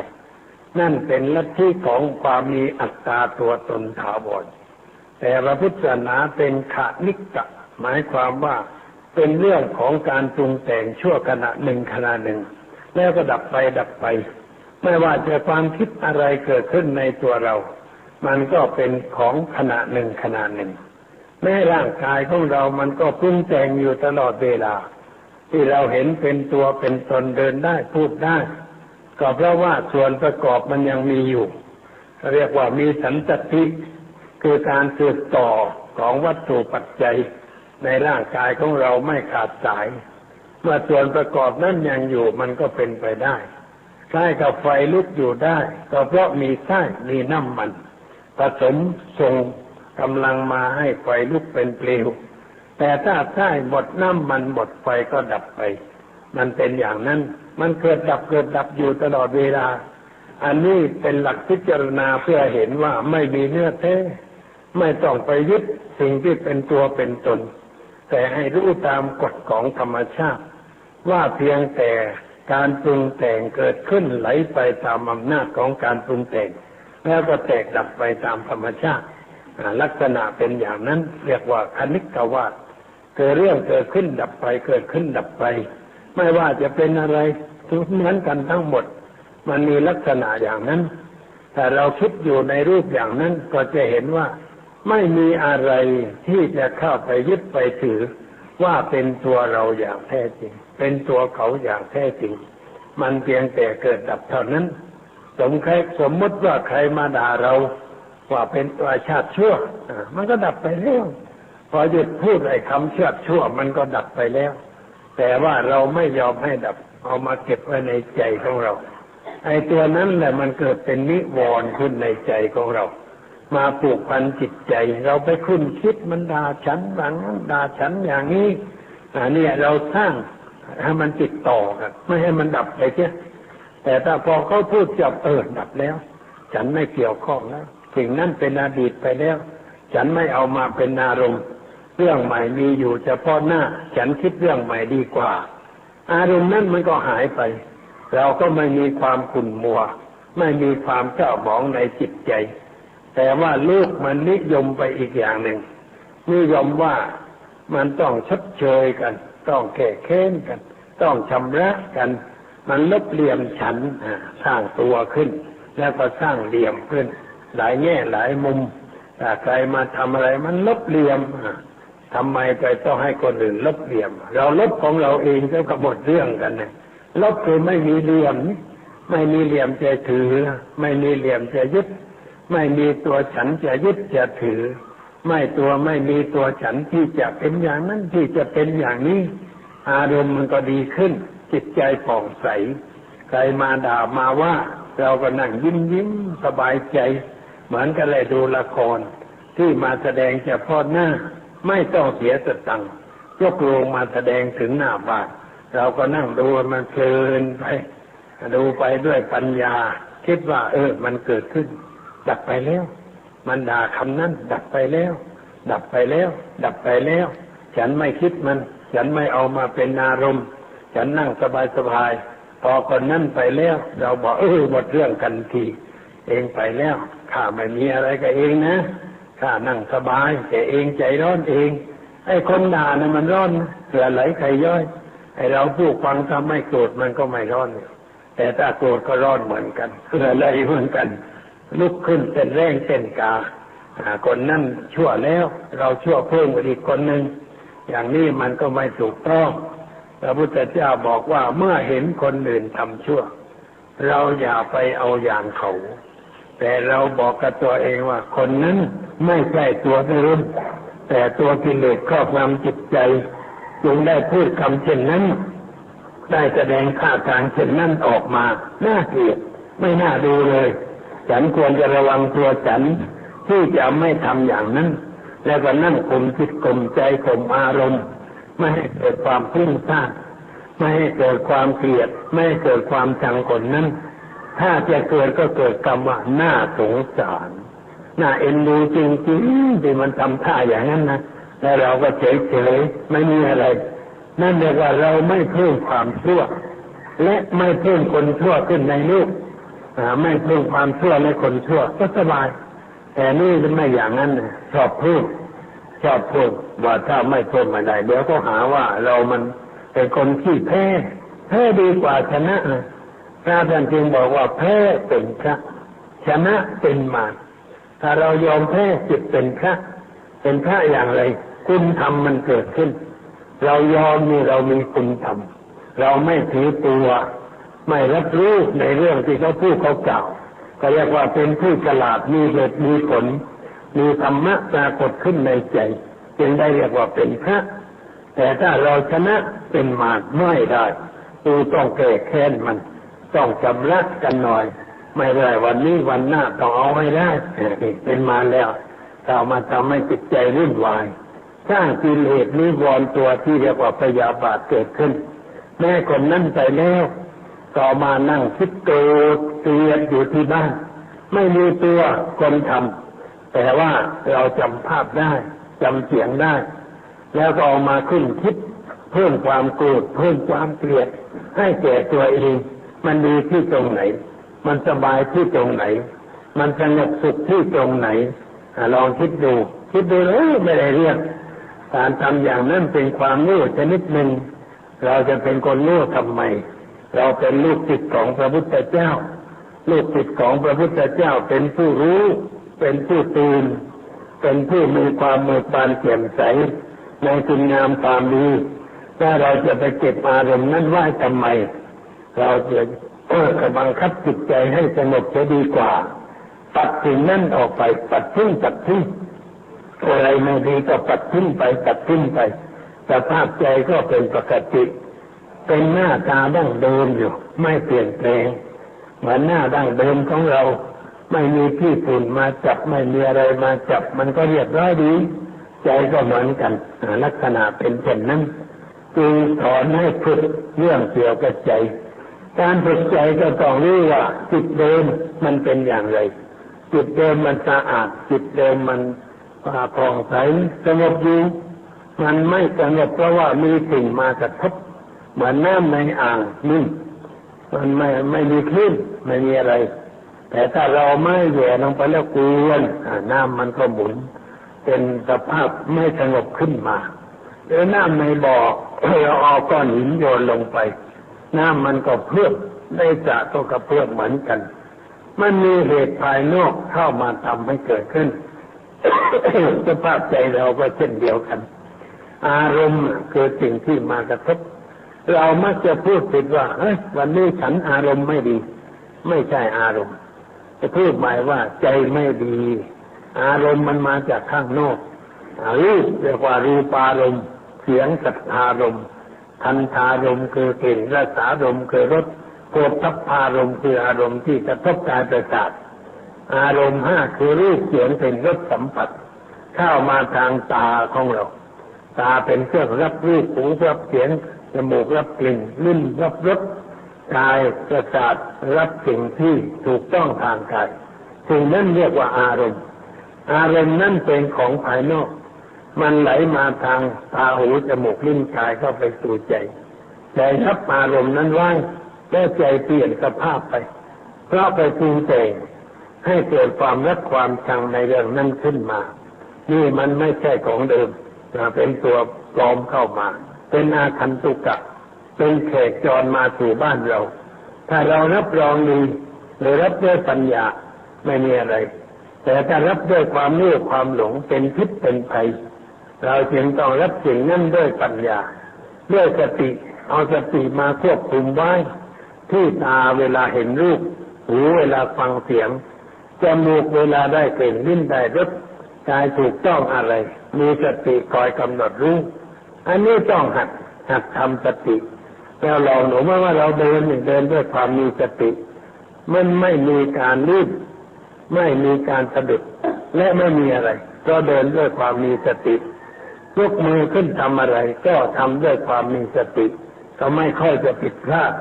เช่นจับมีดมาหั่นผักเลยมีสติในขณะยื่นมือไปจับมีดมาแล้วก็หั่นผักเป็นอาหารก็อยู่ที่ผักที่มีดไม่ไปคิดเรื่องอื่นไม่คุยเรื่องอื่นมีดมันก็หั่นแต่ผักไม่หั่นนิ้วของเราหรือว่าไม่ปาดเนื้อของเราที่พอจะปาดได้เพราะเรามีสติคุมไว้ธรรมะย่อมรักษาผู้ประพฤติธรรมเห็นง่ายตรงนี้ในขณะใดเรามีสติเรามีธรรมะเมื่อมีธรรมะมันก็คุ้มครองไม่ให้เกิดการผิดพลาดไม่ให้เกิดการเสียหายคนบางคนเขียนหนังสือผิดเพราะอะไรเพราะจิตไม่ได้อยู่ในเรื่องที่เขียน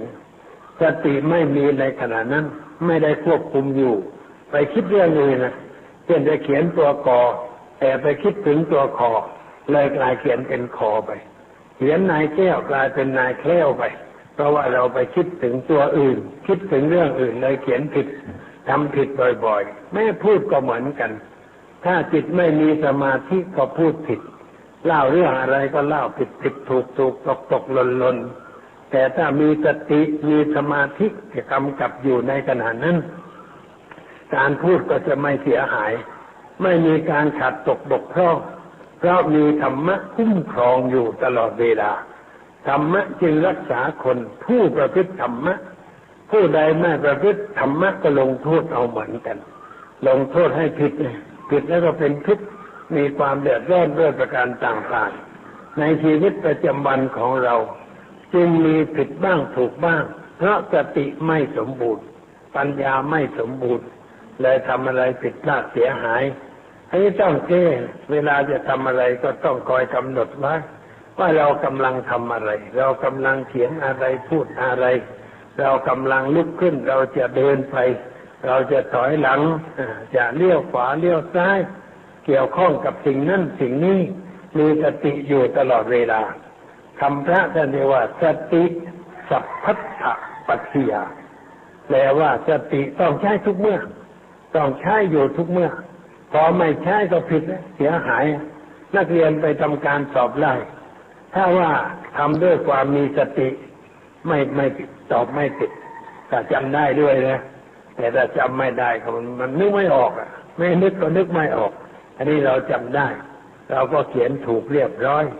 คนตรวจปัญหาก็ตรวจให้คะแนนเราเพราะเราเขียนเรียบร้อยไม่ขยุกขยิกถ้าเขียนขยุกขยิกคนตรวจชักจะมึนศีรษะแล้วตรวจมาหลายจะบอกไอ้นี่เขียนไม่ได้เรื่องวงเลยตกไปเลยที่เขียนอ่านเพราะว่าเราเขียนไม่ดีลายมือนี่ก็สำคัญเหมือนกันนี่หนูนักเรียนจำไว้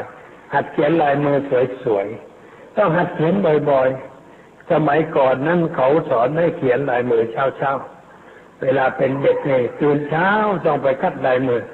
ไม่มีกระดาษสมัยนั้นใช้กระดานชนวนเอาไม้บรรทัดขีดเส้นแล้วก็เขียนตัวบรรจุเขียนทุกวันเขียนให้มือมันอ่อนเขียนทุกวันเวลาต่อมาก็มีสมุดใช้ก็ยังมีการคัดลายมือตัวสวยๆแล้วสิ่งที่ครูเอามาคัดลายมือนั้นมักจะเป็นคำกลอนสอนใจเป็นคำกลอนดีๆนะคัดไปท่องไปก็ติดสมองจำได้เอาไปใช้มาเติบโตขึ้นเป็นผู้ใหญ่ได้ลายมือก็สวยคนสมัยก่อนลายมือดีๆยิ่งพวกออกมาจากวัดลายมือดีเขียนตัวลึกสวยงามเพราะว่าพวกเรียนมหากว่าจะได้สอบนั่นเขียนในหนังสือเขาเรียกว่าเขียนคือทำตัวเล็กๆไว้ใต้สัปดาห์ดีอันนี้แปลไว้เขียนว่าโยงขึ้นโยงแล้วก็รุงรังไปหมดแล้วเพราะว่าแปลประโยคหนึ่งไอ้ตัวประธานอยู่ตรงนี้ไอ้ประคุณกลับมาอยู่ตรงนี้คือยาสุดท้ายอ่านต้องไวต้องรู้ประโยคนั้นว่าคือยามันตัวสุดมันคืออะไรแล้วมีอะไรประกอบประธานประกอบกริยาคุณศัพท์ที่ประกอบยืดยาวเยอะๆอันนี้ต้องบันทึกตัวอะไรเล็กๆเป็นเขียนลายมือสวยๆพวกออกจากวัดมีเขียนลายมือสวยๆทั้งนั้นทุกคนเป็นอย่างนั้นแล้วก็นักเรียนอักษรชั้นสมัยก่อนเขียนภาษาอังกฤษสวยมากขึ้นสวย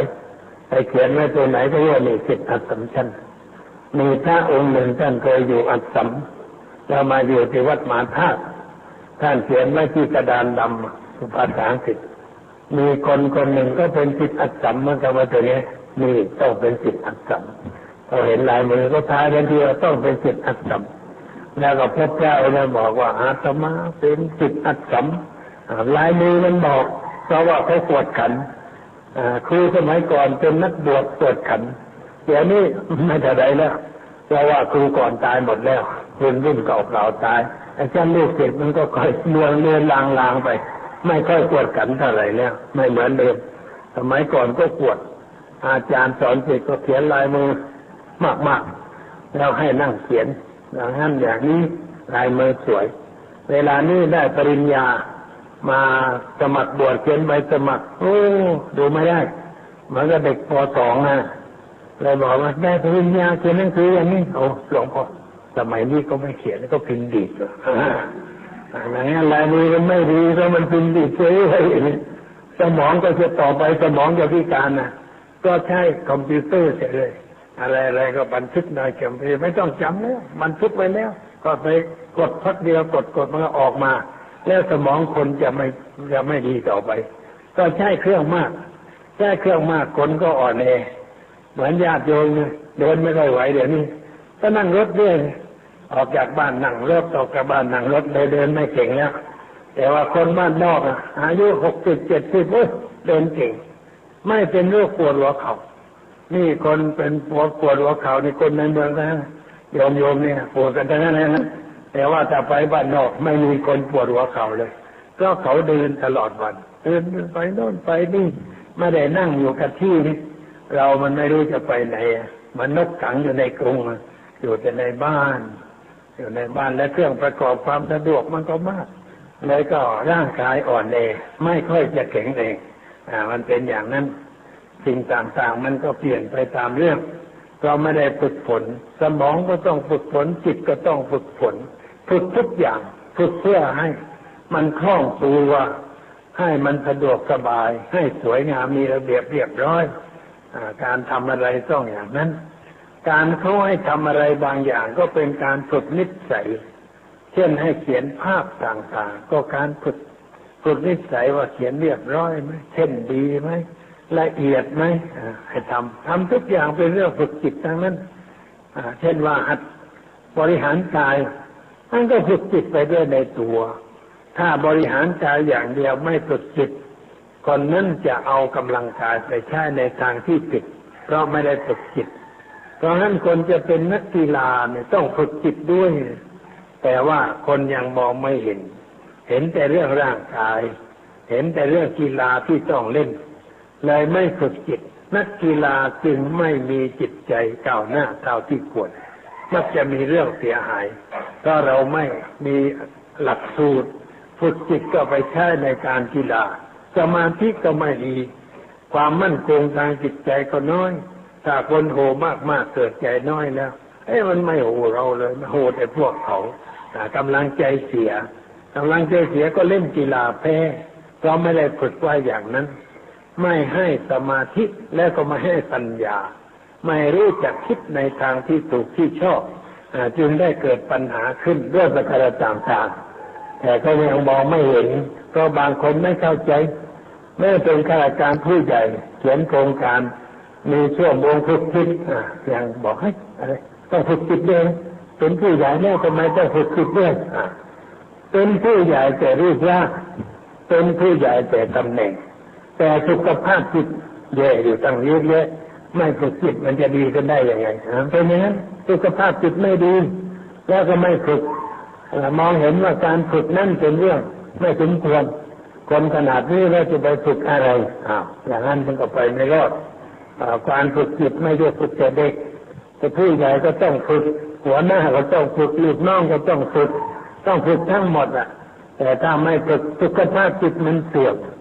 เวลาทำงานก็จะเสียหายยิ่งคนทำงานใหญ่ๆโตๆแก่ชาติแก่บ้านเมืองถ้าสุขภาพจิตไม่ดีก็ไปกันใหญ่ดูหนังจีนบางที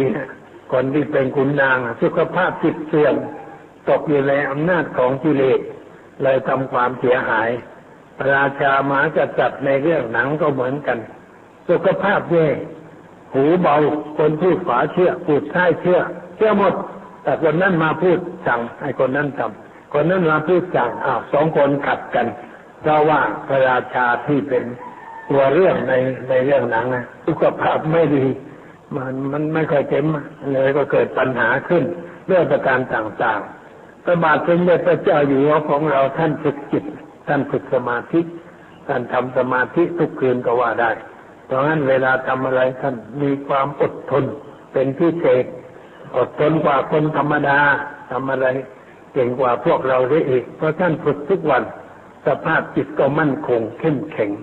มีสมาธิในการทำอะไรต่างๆพระเจ้าแผ่นดินสมัยก่อนท่านก็ฝึกของท่านเหมือนกันการมีภาระมากกว่าพระมหากษัตริย์ในปัจจุบันเพราะอำนาจอยู่ที่พระองค์ท่านการตัดสินอะไร อยู่ที่พระองค์ท่านแม้จะมีที่ปรึกษาแต่ก็ยกสิทธิถวายสุดแล้วแต่จะทรงพระกรุณาโปรดนะเพราะงั้นจิตของท่านต้องมั่นคงสั่งงานสั่งการต้องเรียบร้อยจำได้จะได้สั่งอะไรไปแน่ไม่ขี้หลงไม่ขี้ลืมเรื่องเยอะแยะที่จะต้องจัดต้องทำวันหนึ่งชั่วโมงนี้ทำนี้ชั่วโมงนั้นทำนั้น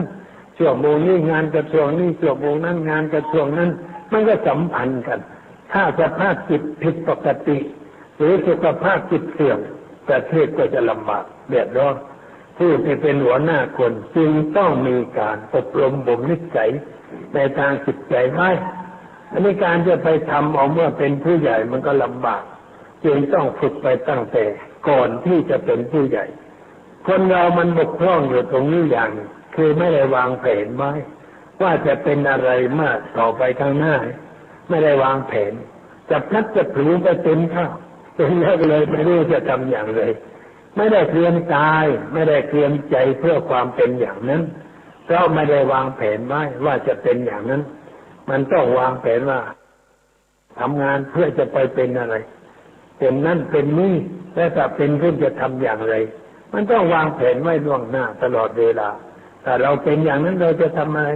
ถ้าเป็นรัฐมนตรีกระทรวงนั้นจะบริหารงานอย่างไรจะแก้ไขอะไรมันต้องวางแผนไว้ล่วงหน้าสมเด็จกรมหลวงลพบุรีรามีท่านเคยเป็นเสนาบดีกระทรวงมหาดไทยเป็นอุปราชอยู่ที่สงขลาปักใต้ท่านสั่งลูกศิษย์ของท่านว่านี่เธอมันต้องคิดไว้เธอต่อไปจะเป็นนายอำเภอเอาอยู่กับเจ้ากับนายก็ให้ไปเป็นนายอำเภอเลยไม่ต้องเป็นหลักตอกต่อยอยู่เธอไปเป็นนายอำเภอเธอจะทำอะไรเธอต้องวางแผนต้องคิดไว้เดินไปดูไปแล้วคิดว่าจะแก้สิ่งนั้นยังไงจะแก้สิ่งนี้อย่างไรมันต้องคิดไว้ในสมองต้องวางแผนไว้พอไปกินข้าวจะเลยได้ทันทีเหมือนกับตัวละครน่ะเขาจะให้แสดงก็บอกว่าเอ้าแสดงเป็นอนุมานต้องเตรียมแล้วจะเต้นอย่างไรจะเกาตรงไหนทำท่าอย่างไรมันต้องเตรียมแผนนะแล้วถ้าเป็นพนักจะทำยังไงเป็นทศกัณฐ์จะทำอย่างไรมันต้องวางแผนไว้ก่อนไม่ใช่ออกไปยืนที่กลางอยู่หน้าจอไม่รู้จะทำอย่างไรเพราะไม่ได้วางแผนไว้มันก็ยุ่งนะชีวิตมันต้องมีแผนลูกเต้าของเราต้องสั่งว่าต้องบอกแนวไว้ว่าจะเป็นอะไรต้องทำอย่างไรให้เด็กเข้าใจเด็กไม่รู้ว่าจะเป็นอะไรหรอกเคยถามเด็กที่อายุสมควรแล้วจะเรียนชั้นม .6 เลยถามว่าเธอจะไปเรียนอะไรไม่ได้คิดเธอจะเป็นอะไรไม่ได้คิดมันไม่รู้มันไม่รู้จะเป็นอะไรจะเป็นตำรวจจะเป็นทหารจะเป็นแพทย์เป็นวิศวกรเป็นเภสัชมันไม่รู้แล้วก็เรียนไปอย่างไม่มีจุดหมายก็ไม่รู้จะไปไหนนี่ถ้าเราเรียนว่าจะไปเป็นแพทย์มันต้องเรียนให้ดีวิชาศาสตร์วิชาคณิตศาสตร์ที่จะต้องใช้ต้องเรียนให้เก่งถึงจะไปเป็นได้ไปเป็นวิศวกรก็ต้องเก่งจะไปเป็นอะไรก็ต้องเก่งมันต้องเตรียมตัวเพื่อความเป็นแล้วใครจะเตรียมให้คุณพ่อคุณแม่ต้องให้แนวแนะแนวแนะแนวให้ลูกคิดว่าจะเป็นอะไรแต่ถ้าลูกคิดว่าเป็นเพราะนั้นต้องไปทางนี้ต้องเก่งวิชานั้นวิชานี้พ่อแม่ต้องวางแผนให้ลูกเอาไปตามแผนที่พ่อแม่เขียนไว้ให้อันนี้พ่อแม่ก็ไม่รู้จะวางแผนอะไรมันเรียนเรื่อยๆไปจนไม่รู้ว่าเรียนเอาไปทำอะไรแม่ในเรื่องทางวัดวาอารามศาสนาก็เรียนบวชแล้วก็เรียนทำตรีโทเอกอยู่ไปตั้งหลายพรรษาแต่ไม่มีแผนไม่อยู่ไปทำไมอยู่ไปเพื่ออะไรเรียนแล้วจะเอาไปทำอะไรอาจารย์ครูไม่ได้บอกให้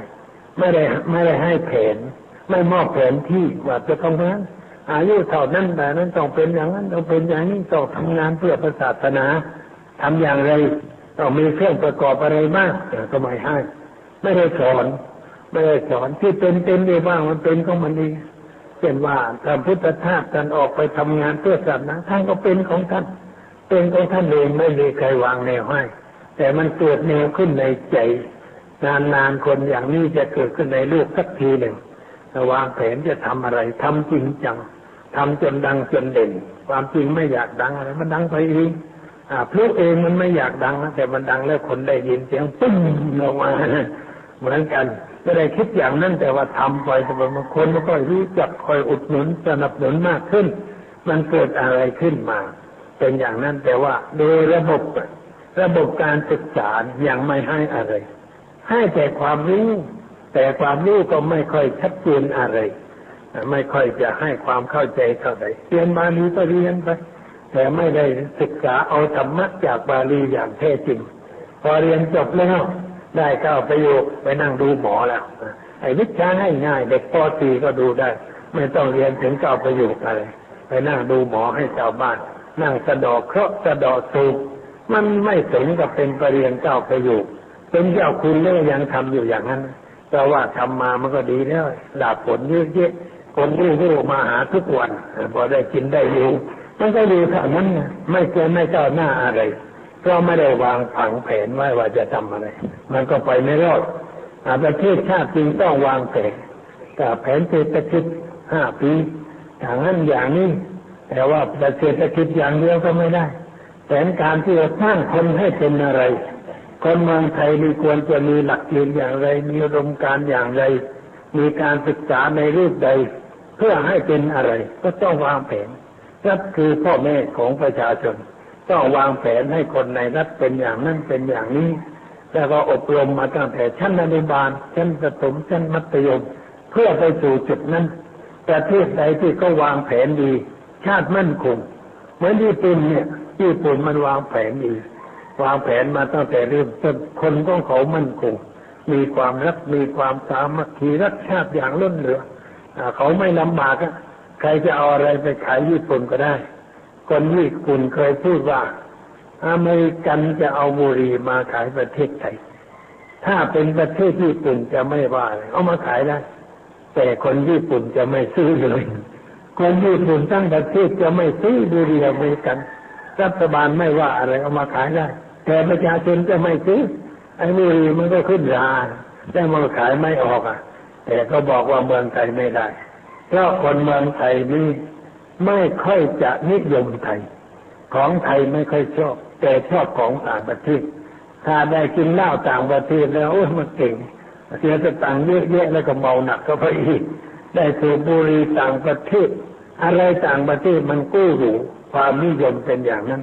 ถ้าเราไม่ได้ฝึกคนให้เกิดความรักชาติอย่างแท้จริงเกิดชาตินิยม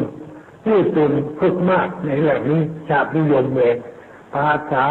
วัฒนธรรมประเพณีลัทธิศาสนาที่เคยมีเขายึดมั่นถือมั่นในเรื่องอย่างนั้นดังนั้นใครจะมาทำญี่ปุ่นไม่ได้แม้ญี่ปุ่นจะแพ้สงครามทางอาวุธแต่สงครามทางจิตใจไม่แพ้แล้วก็ชนะผลที่สุดชนะทางเศรษฐกิจเวลานี้ก็จิตคนมันเป็นอันหนึ่งอันเดียวกันเพราะว่าประเทศต้องการอะไรรัฐบาลเดินทางไหนประชาชนเดินตามกันไปหมดแนวเดียวกันทั่วทุกคนมุ่งสร้างชาติในทางเศรษฐกิจเวลานี้ญี่ปุ่นนำฝรั่งเอื้อไปตามกันอเมริกันโรงงานจะล่มไปตามกันก็สินค้าญี่ปุ่นตีตลาดมันชนะเพราะอะไรจิตใจมันสูงคนญี่ปุ่นจิตใจมันรักชาติจิตใจเสียสละเพื่อส่วนรวมเขามีมากเขาอบรมกันมาอย่างนั้นสอนมาตั้งแต่เด็กๆสอนมากของเราไม่ค่อยได้สอนเท่าใดในสมัยรัชกาลที่6ท่านย้ำมากว่าท่านตั้งกองเสือป่าลูกเสือ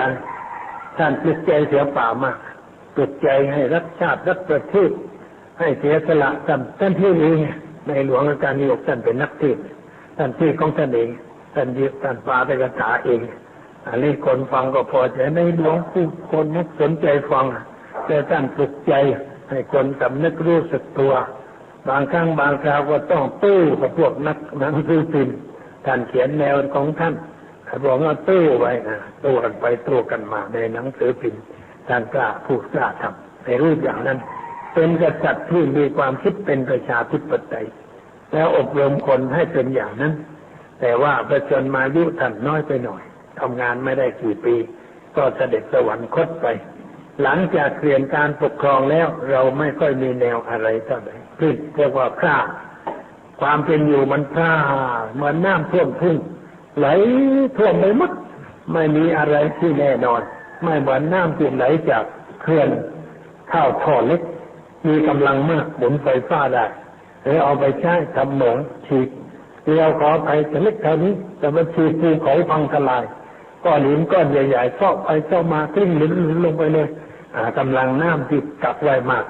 จิตที่เป็นสมาธิก็แบบนั้นเมื่อจิตเป็นสมาธิมีกำลังสูงสามารถจะคิดจะค้นจะทำอะไรได้แต่ถ้าจิตที่อ่อนแอทำอะไรไม่ได้เพราะไม่ได้ฝึกฝนอบรมในเรื่องอย่างนั้นให้คนมีลักษณะเข้มแข็งอดทนหนักแน่นสู้งานคนไทยเราขออภัยที่จะกล่าวว่ายังไม่ค่อยสู้งานเท่าไหร่อ่อนแอทำอะไรแล้วก็ทำไป7 วันนี่พัก3 วันหายไปเลยจิตใจอย่างนั้นมารับจ้างทำอะไรพอเบิกเงินเดือนหายไปแล้ว3 วันหายกลับมาไปไหนพักผ่อนแล้วกันต้องรีบงานจะให้เสร็จพอไปพักผ่อนแค่3 วันทีหลังรีบข่าวไม่ให้เงินทำแล้วก็ยังไม่จ่ายเงินให้นิดหน่อยพอเดินมันไม่พอใช้มันก็มาทำงานต่อไปต้องดัดสันดานแบบนั้นแล้วงานก็เป็นไปได้ดีเรายังไม่ได้ฝึกอย่างนั้นแต่ถ้าไปอยู่ต่างประเทศดีเหมือนกันเพราะอะไรเขาบังคับต้องอย่างนั้นต้องอย่างนี้อยู่ในแนวของเขาในแบบของเขาคนไทยไปอยู่ต่างประเทศเรียบร้อยมากมีระเบียบมีวินัยทำอะไรเรียบร้อยแต่พอกลับมาเมืองไทยแล้วก็เสรีภาพมากเป็นหน่อยปล่อยตัวปล่อยใจตามเรื่องตามราวพอเหยียบแผ่นดินไทยแล้วเสรีภาพมันเกิดขึ้นแล้วเสรีภาพก็ไม่ใช่เสรีภาพอะไรตามใจตัวเองมากขึ้นเพราะนั้นนานแหมอยู่โน่นมันถูกบังคับมานานต้องมานี่ก็ต้องตามใจตัวเองกันหน่อยเลยเที่ยวเลยเล่นทำอะไรก็ตามใจตัวมันเป็นอย่างนั้นไม่สม่ำเสมอทำอะไรไม่สม่ำเสมอขึ้นลงดีมั่งชั่วมั่งสลับสับเปลี่ยนกันไปตลอดเวลาอย่างนี้จะลำบากในการต่อไปข้างหน้าโลกมันคับแคบขึ้นทุกวันเหตุการณ์คับขันขึ้นทุกทีเราก็ต้องเตรียมตัวต่อสู้กับสิ่งเหล่านั้นโดยเฉพาะหนูที่เป็นนักเรียนเนี่ยจะลำบากมากกว่าคุณพ่อคุณแม่ในสมัยนี้คุณพ่อคุณแม่เดี๋ยวนี้ก็ลำบากพอสมควรแล้วแต่ว่ารุ่นหนูโตขึ้นจะลำบากมากกว่านี้คับขันมากกว่านี้เพราะสังคมเปลี่ยนแปลงอะไรก็บีบตัวเข้าไปทุกวันทุกเวลาเราจึงต้องฝึกฝนตัวเองให้มีความอดทนมีความหนักแน่นมีความรักงานมีนิสัยสู้กับงานอย่าถอยลูกศิษย์ของพระพุทธเจ้าไม่ใช่พวกล่าถอยแต่พวกต่อสู้กับเหตุการณ์ในชีวิตประจำวันอะไรเกิดขึ้นต้องสู้ด้วยสติด้วยปัญญาพิจารณาอย่างรอบคอบในสิ่งนั้นและแก้ไขปัญหาด้วยตัวของตัวเองถ้าเหลือวิสัยต้องวิ่งไปหาผู้รู้เพื่อเอาความคิดแนวทางมาประกอบการแก้ปัญหาต่อไปลักษณะอย่างนั้นเป็นลักษณะของผู้ที่อยู่ในโลกได้โดยไม่เดือดร้อนแต่ถ้าเราอยู่อย่างคนอ่อนแอก็เดือดร้อนอยู่ตลอดเวลามีเด็กหนุ่มบางคนบอกผมไม่ลำบากเกิดมาจากนี่ลำบากเหลือเกินไม่มีที่พึ่งพ่อแม่ก็ไม่ช่วยเหลือผมลำบากโอ้ยเธอมันอ่อนแอเต็มทีแล้วไอ้ลูกแมวเนี่ยมันไม่บ่นเหมือนเธอลูกหมาก็มันไม่บ่นพ่อแม่มันไม่มีมันก็หากินได้ลูกหมามันก็ช่วยตัวเองได้สัตว์ทุกประเภทมันช่วยตัวเองได้ทั้งนั้นให้เรามันเป็นคนสมองมีปัญญามีแต่ไม่ใช่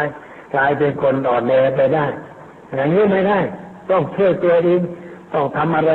ต้องทำงานไปทำงานหาอะไรก็ได้อย่าไปเลือกงานมามักจะเลือกงานไม่อยากทำนั้นไม่ทำนี่ไม่ได้งานมันต่ำไปงานไม่มีต่ำมีสูงงานเท่ากันงานสุจริตแล้วมันเท่ากันทั้งหมดแต่ถ้างานทุจริตแล้วมันก็ต่ำ3 เต็มทีสิ่งใดเรียกว่าสุจริตก็ทำได้ไม่ต้องกลัวไอ้คนที่มีชื่อมีเสียงเก่งๆนั่นเขาสู้มาทั้งนั้นเริ่มต้นด้วยไม่มีอะไรแล้วก็เขามีความอดทนมีการสู้งานมีความตั้งใจจริงมีกำลังใจสูงเขาทำมาเรื่อยๆไม่กี่ปีก็เห็นหน้าเห็นหลังขึ้นไปนั่งอยู่บนที่สูงแล้วมองขวาหลังก็หน้ามองด้านนู้นก็เห็นชัดว่าเป็นมาอย่างไรตั้งตัวได้คนเป็นเศรษฐีที่ไม่ใช่ลูกเศรษฐีมีเยอะแยะลูกคนจนกลายเป็นเศรษฐีได้ก็เขาคอยทำงานหาช่องหาโอกาสบอกแล้วก็เป็นคนว่องไวตื่นตัวก้าวหน้า ตื่นตัวว่องไวก้าวหน้าคอยดูว่าจะทำอะไรแล้วก็ไปทำมันก็สร้างตัวสร้างตนขึ้นทีละเล็กทีละน้อยก็ทำได้ไอ้ของใหญ่มันมาจากของน้อยมาถ้าไม่มีน้อยมันจะมีใหญ่ได้อย่างไรอันนี้เราก็ต้องว่าเอาตั้งต้นไปก่อนค่อยทำค่อยไปมันก็ค่อยก้าวหน้าไปเองแต่ว่าไม่อดทนก็ทำไม่ได้คนบางคนก็ลงทุนทำด้วยตัวเองขุดดินปลูกพืชปลูกผักค่อยขยายงานกลายเป็นไร่ใหญ่โตมีเกียรติมีชื่อเสียงก็ทำได้งานมันใหญ่ขึ้นคนมันก็ไว้ใจเครดิตมันก็คือไปอย่างเงี้ยแล้วก็ความขยันหมั่นเพียรเป็นทุนใหญ่เป็นทุนสำคัญคนไม่ขยันมีคนช่วยมันก็ช่วยไม่ได้เพราะตัวเองไม่เชื่อตัวเองแล้วคนไหนจะมาช่วยได้เขายกขึ้นมายืนแล้วก็ปล่อยมือเล่นตุ้มเนี่ยมันช่วยตัวเองไม่ได้แต่ถ้าคนที่รู้จักช่วยตัวเองมันก็อยู่ได้ยืนอยู่ได้ก้าวหน้าออกไปได้ก้าวช้าก้าวอย่างมั่นคงตามจุดหมายที่ตนได้ตั้งไว้คนเรามันต้องมีจุดหมายว่าจะไปไหนจะทำอะไรพวกหนูนักเรียนอยู่ในวัยรุ่นต้องมีจุดหมายตั้งว่าเราจะเป็นอะไรต่อไปข้างหน้าเราเป็นข้าราชการเป็นทหารเป็นตำรวจเป็นพ่อค้าเป็นอะไรต้องตั้งเป้าไว้แล้วเรียนเพื่อไปสู่จุดนั้นทำการทำงานเพื่อไปสู่จุดนั้นมันก็ไปสู่จุดที่เราต้องการได้แต่เรามีความขยันขันแข็งเด็กบางคนทำงานในโรงแรมแต่ว่าเป็นคนคิดก้าวหน้าเขาไม่อยู่นิ่งอยู่เฉยฝรั่งมังค่ามาเขาเข้าไปประจบประแจงพูดจารับใช้สิ่งนั้นสิ่งนี้เดี๋ยวก็เจอคนดีเข้ามาฝรั่งใจดีมันก็มีเหมือนกันนะพอเจอเข้าเธอทำงานดีรู้จักเอาใจคนมีมนุษยสัมพันธ์ไปเมืองนอกไหมเขามันก็อยากไปเลยบอกว่าไปแล้วก็ไปกับฝรั่งพาไปอยู่ในบ้านไปทำงานกับงานบริษัทอะไรของเขาแต่ไปอยู่สักปีพอคล่องตัวภาษาคล่องแล้วเขาบอกว่าผมอยากจะไปประกอบธุรกิจส่วนตัวฝรั่งก็ถามว่าเธอจะไปทำอะไรผมมองเห็นช่องทางแล้วเขามีตลาดเช้ามีการขายของผมมีคิดว่าจะไปขายสิ่งนั้นนายกำลังบอกใช่ได้แล้วทุนเธอมีไหมบอกว่ายังไม่มีฉันช่วยไอ้ที่นายช่วยเพราะอะไรเพราะคนคนนั้นเขามีทุนคือถึงความดีไปอยู่บ้านเขามีแต่ทำแต่ความดีเรื่อยๆไปนายเห็นก็พอใจไอ้นี่ใช่ไรมันไม่จะช่วยตัวเองเลยเขาให้ทุนให้แล้วมันไม่เสียหายก็ตั้งทุนได้ทีหลังไปปุ๊บเขาถ้าขายมีสตังค์ใช้ไอ้นั่งรถคันใหญ่ไม่แพงในการไปก็ใช้ได้แต่มันก็มีรถยังพาหลวงพ่อไปเที่ยวชมนั่นชมนี่ได้แล้วถามว่ารายได้ยังไงวันหนึ่งผมมาได้ 2-300 เหรียญกำไรสัก100 เหรียญมันก็อยู่ได้แล้ววันละ100 เหรียญกำไรมันก็อยู่ได้แล้วในอเมริกาสบายแล้วก็ทำต่อไปเดี๋ยวนี้ก็ยังทำงานอย่างนั้นอยู่ก้าวหน้าไปได้มีหลายคนที่ก้าวหน้าอย่างนั้นตลาดมันกว้างถ้าช่องทางมันมีแต่ว่าเราจะเดินหรือเปล่าทางนี้แต่เราไม่เดินมันก็ไปไม่ได้ทางเปิดเราไม่ไปแล้วจะไปได้ไงอันนี้คนมันพร้อมที่จะเข้าไปเดินในเส้นทางนั้นงานมันสอนคนอยู่ตลอดเวลาไม่ใช่ว่าเราทำไปงานมันสอนเราก็ควรทำอย่างนั้นควรทำอย่างนี้เขาเรื่องขึ้นมาก็ค่อยทำค่อยไปสามารถตั้งเนื้อตั้งตัวได้เป็นหลักเป็นฐานมีเงินมีทองใช้แต่บางทีบางคนมีเงินมีทองใช้กับเป๋ไปชอบเล่นการพนันเอาอีกแล้วผีเข้ามาแทรกเล่นการพนันแค่ต้องขายติ้งร้านไปให้คนอื่นแล้วย้ายไปอยู่ที่อื่นต่อไปแล้วเอาผีไปด้วยมันก็มันไม่ไปไม่รอดอย่างนั้นเอาตัวไม่รอดมีคนหนึ่งผัวชอบเล่นการพนันเล่นเลยของอะไรในจะออกทางโทรทัศน์มาดูคนมาสั่งอาหารผัวก็ไม่ค่อยสนใจเมียก็บอกว่ามัวแต่ดูโทรทัศน์เมียชักจะโกรธยกโทรทัศน์ทิ้งเลยทิ้งกองขยะนะผัวโกรธนั่งเฉยนานๆไปยกโทรทัศน์นั้นมาเปิดดีกว่าเก่าไหมเอาไปโยนแล้วยังดีกว่าเก่าทีหลังมีอาจารย์วิธีการอย่างอื่นอีกอะไรนี่พอนั่นไปพุทธิบาทเนาะคนอื่นก็เล่าให้ฟังก่อนเพื่อจะได้ที่ถูกเรื่องไปเล่าให้ฟังประเทศไป พอเทศไปจบหลวงพ่อไอ้เรื่องที่หลวงพ่อเทศผมเลิกแล้วเวลานี้เลิกแล้วพวกเมียบังคับผมเลิกแล้ววะดีแล้วเรามันอยู่วัดไหนมันสิโอ้อยู่วัดราชบพิตรลูกศิษย์ประสังฆราชเสียชื่อตายลูกศิษย์ประสังฆราชตอนนั้นเสียชื่อเดี๋ยวนี้ไม่ได้เสียแล้วหรอกพ่อเลิกแล้วมันลบเข้าทางถูกแล้วแต่ก่อนเดินผิดไปเป็นอย่างนั้นบางทีมันก็เผลอไปบ้างแต่ถ้าเผลอไปไม่กลับตายไปไม่รอดแต่เผลอผิดแล้ววกกลับตั้งตัวใหม่ชีวิตก้าวหน้าต่อไปโอกาสเปิดไว้สำหรับคนทุกคนแต่คนเรามันไม่พร้อมที่จะเดินเมื่อประตูเปิดนี่ประตูเปิดแต่เราไม่พร้อมจะเดินไม่ได้อันนี้มันต้องเตรียมพร้อมเพื่อหาช่องหาทางเพื่อจะได้เข้าไปสู่เส้นนั้นต่อไปอันนี้ไม่ใช่สอนโยมเอาไปพูดกับลูกหลานเพราะว่าวันนี้ก็เด็กก็ยังสนุกกันอยู่บางวันก็สนุกกันทั้งวันเนี่ยไปเที่ยวไปดูไอ้นั่นไอ้นี่ก็ไปตามเรื่องโฆษณาขันใหญ่แต่ว่าเรื่องเด็กสนุกนั้นมันของเด็กแต่สำคัญของวันเด็กมันอยู่ที่ผู้ใหญ่คือพ่อแม่ครูบาอาจารย์ผู้บริหารกิจการบ้านเมืองทั้งหลายที่เป็นผู้นำของเด็กถ้าหากว่าผู้ใหญ่ไม่สำนึกในหน้าที่ไม่ปฏิบัติหน้าที่ให้เป็นการถูกต้องเรียบร้อยคือไม่เป็นผู้นำที่ดีเด็กก็จะก้าวไปผิดเดินตามหลังผิดพลาดต่อไปข้างหน้าถ้าตัวเราผิดแล้วหยุดเสียเพื่อให้เป็นการถูกต้องแล้วลูกหลานก็จะเดินถูกต้องต่อไปอันนี้เป็นเรื่องสำคัญที่ต้องคิดในวันเด็กเพราะเป็นวันที่เราทั้งหลายจะทำหน้าที่ดูแลเด็กให้ดีไม่ใช่ให้กินดีอยู่ดีแต่ว่าต้องสอนให้ดีด้วยให้อาหารกินนั่นเป็นเรื่องเลี้ยงกายแต่ต้องให้แนวคิดที่เป็นธรรมะแก่เด็กให้เด็กได้มีพื้นฐานทางจิตใจที่ถูกต้องเป็นสัมมาทิฏฐิไปตั้งแต่ตัวน้อยๆเมื่อโตขึ้นก็จะเอาตัวรอดเพราะมีธรรมะรักษาใจรักษาชีวิตคุ้มครองชีวิตต่อไปอันนี้ก็เป็นเรื่องสำคัญดังที่แสดงมาก็พอสมควรแก่เวลาแล้ว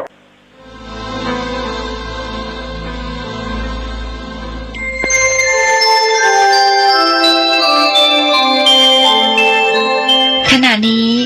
ท่านกำลังฟังสถานีวิทยุกระจายเสียงพระพุทธศาสนา FM 104.5 เมกะเฮิรตซ์ โยโสภควาอะระหังสัมมาสัมพุทโธพระผู้มีพระภาคเจ้านั้นพระองค์ใด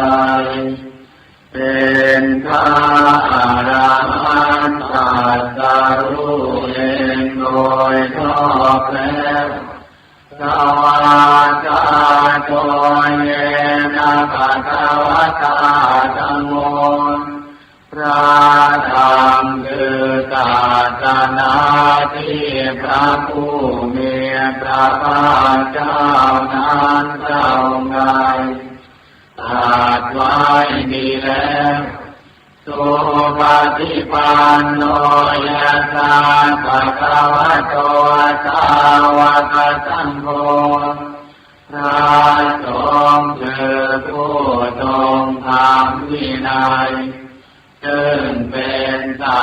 วกของพระผู้มีพระภาคเจ้านั้นหมู่ใดเป็นผู้ปฏิบัติดีแล้วตามมายังพระขวันตังจะธรรมันจะสังฆังอิเมริตากาเรริยาคาระหังนาโรติเตดิอาภิปุณยามะข้าพระเจ้าขอบูชาอย่างยิ่งซึ่งพระผู้มีพระภาคเจ้าพร้อมทั้งพระศาสดาและพระอริยสงฆ์เจ้าทั้งหลายด้วยเครื่องสักการะเหล่านี้ ข้าพระเจ้าได้ยกขึ้นปฏิสถานไว้ดีแล้วในที่อันสมควรอย่างยิ่งเช่นนี้กายทุโลปันเตภควาสุจิราภริพุทโธภิพระผู้มีพระภาคเจ้าพระองค์นั้นแม้ปรินิพพานนานแล้วก็ตามข้าแต่พระองค์ผู้เจริญถึงอย่างประโยชน์อันยิ่งใหญ่แด่สาธุชนทั้งหลาย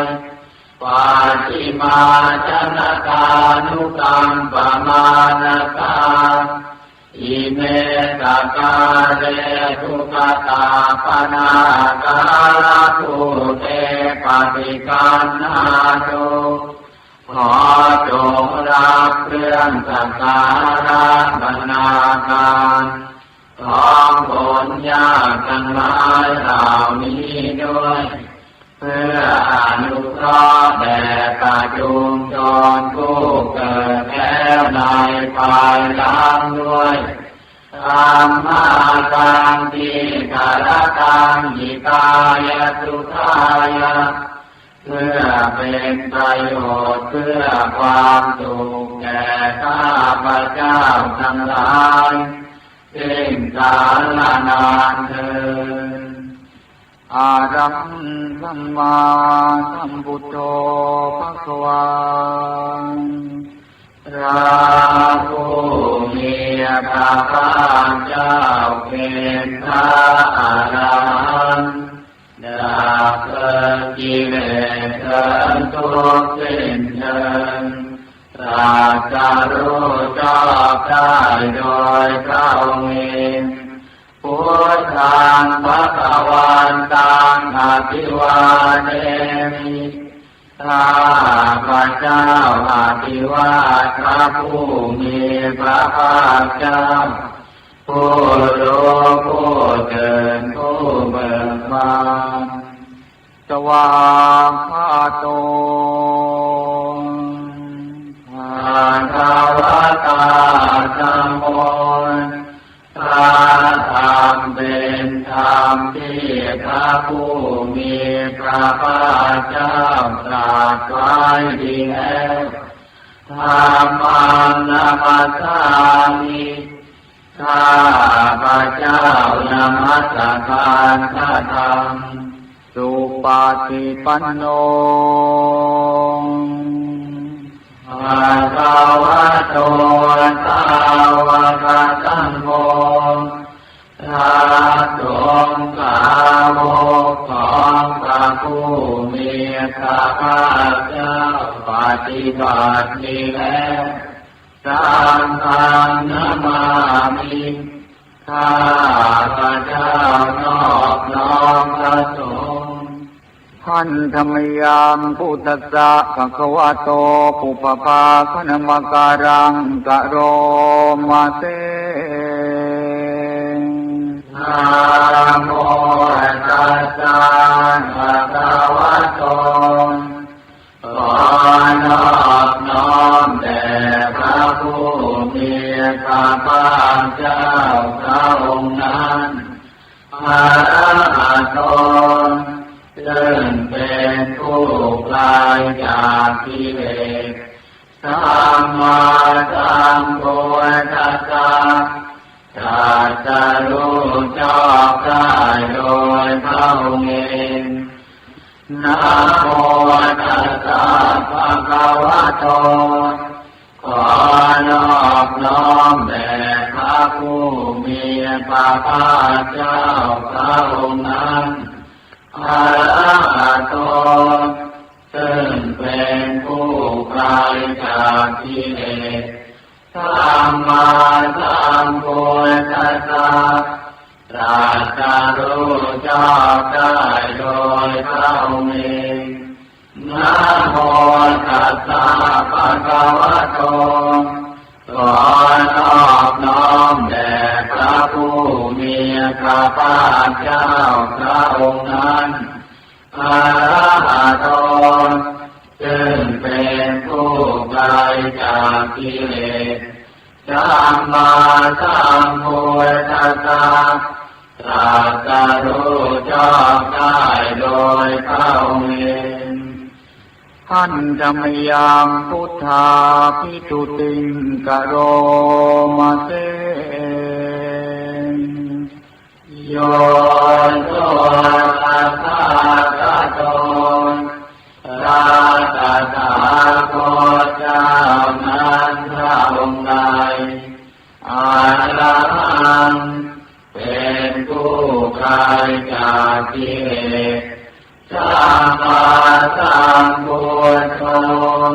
เป็นผู้ตรัสรู้ชอบได้โดยพระองค์เองวิชาจารณธรรมปันโนเป็นผู้ถึงพร้อมด้วยวิชาและจารณะสุขโตเป็นผู้ไปแล้วด้วยดีโลกวิทูเป็นผู้รู้โลกอย่างแจ่มแจ้งอนุตตรบุริกธรรมสารถิเป็นผู้สามารถเกิดบุรุษที่สมควรฝึกได้อย่างไม่มีใครยิ่งกว่าตาตาเทวมนุษย์นังเป็นผู้สอนของเทวดาและมนุษย์ทั้งหลายพุทโธเป็นผู้รู้ผู้ตื่นผู้เบิกบานด้วยธรรมภควาเป็นผู้มีความจำเริญจำแนกธรรมสั่งสอนสัตว์โยอิมังโลกังสะเทวะกังสะมานะกังสะพรหมกังสัจจมนะกัมมณิงปะจันสะเทวมนุสังสยังอภิญญาสาธิอาภวะภเวเทติพระผู้มีพระภาคเจ้าพระองค์ใดได้ทรงทำความดับทุกข์ให้แจ้งด้วยพระปัญญาอันยิ่งเองแล้วทรงสอนโลกนี้พร้อมทั้งเทวดามารดงและหมู่สัตว์พร้อมทั้งสมณธรรมพร้อมทั้งเทวดาและมนุษย์ให้รู้ตามโยธรรมันเทเทติพระผู้มีพระภาคเจ้าพระองค์ใดทรงแสดงธรรมแล้วอาทิกัลยาณังสายรอในเบื้องต้นมาเทกัลยาณังสายรอในท่ามกลางปาริโย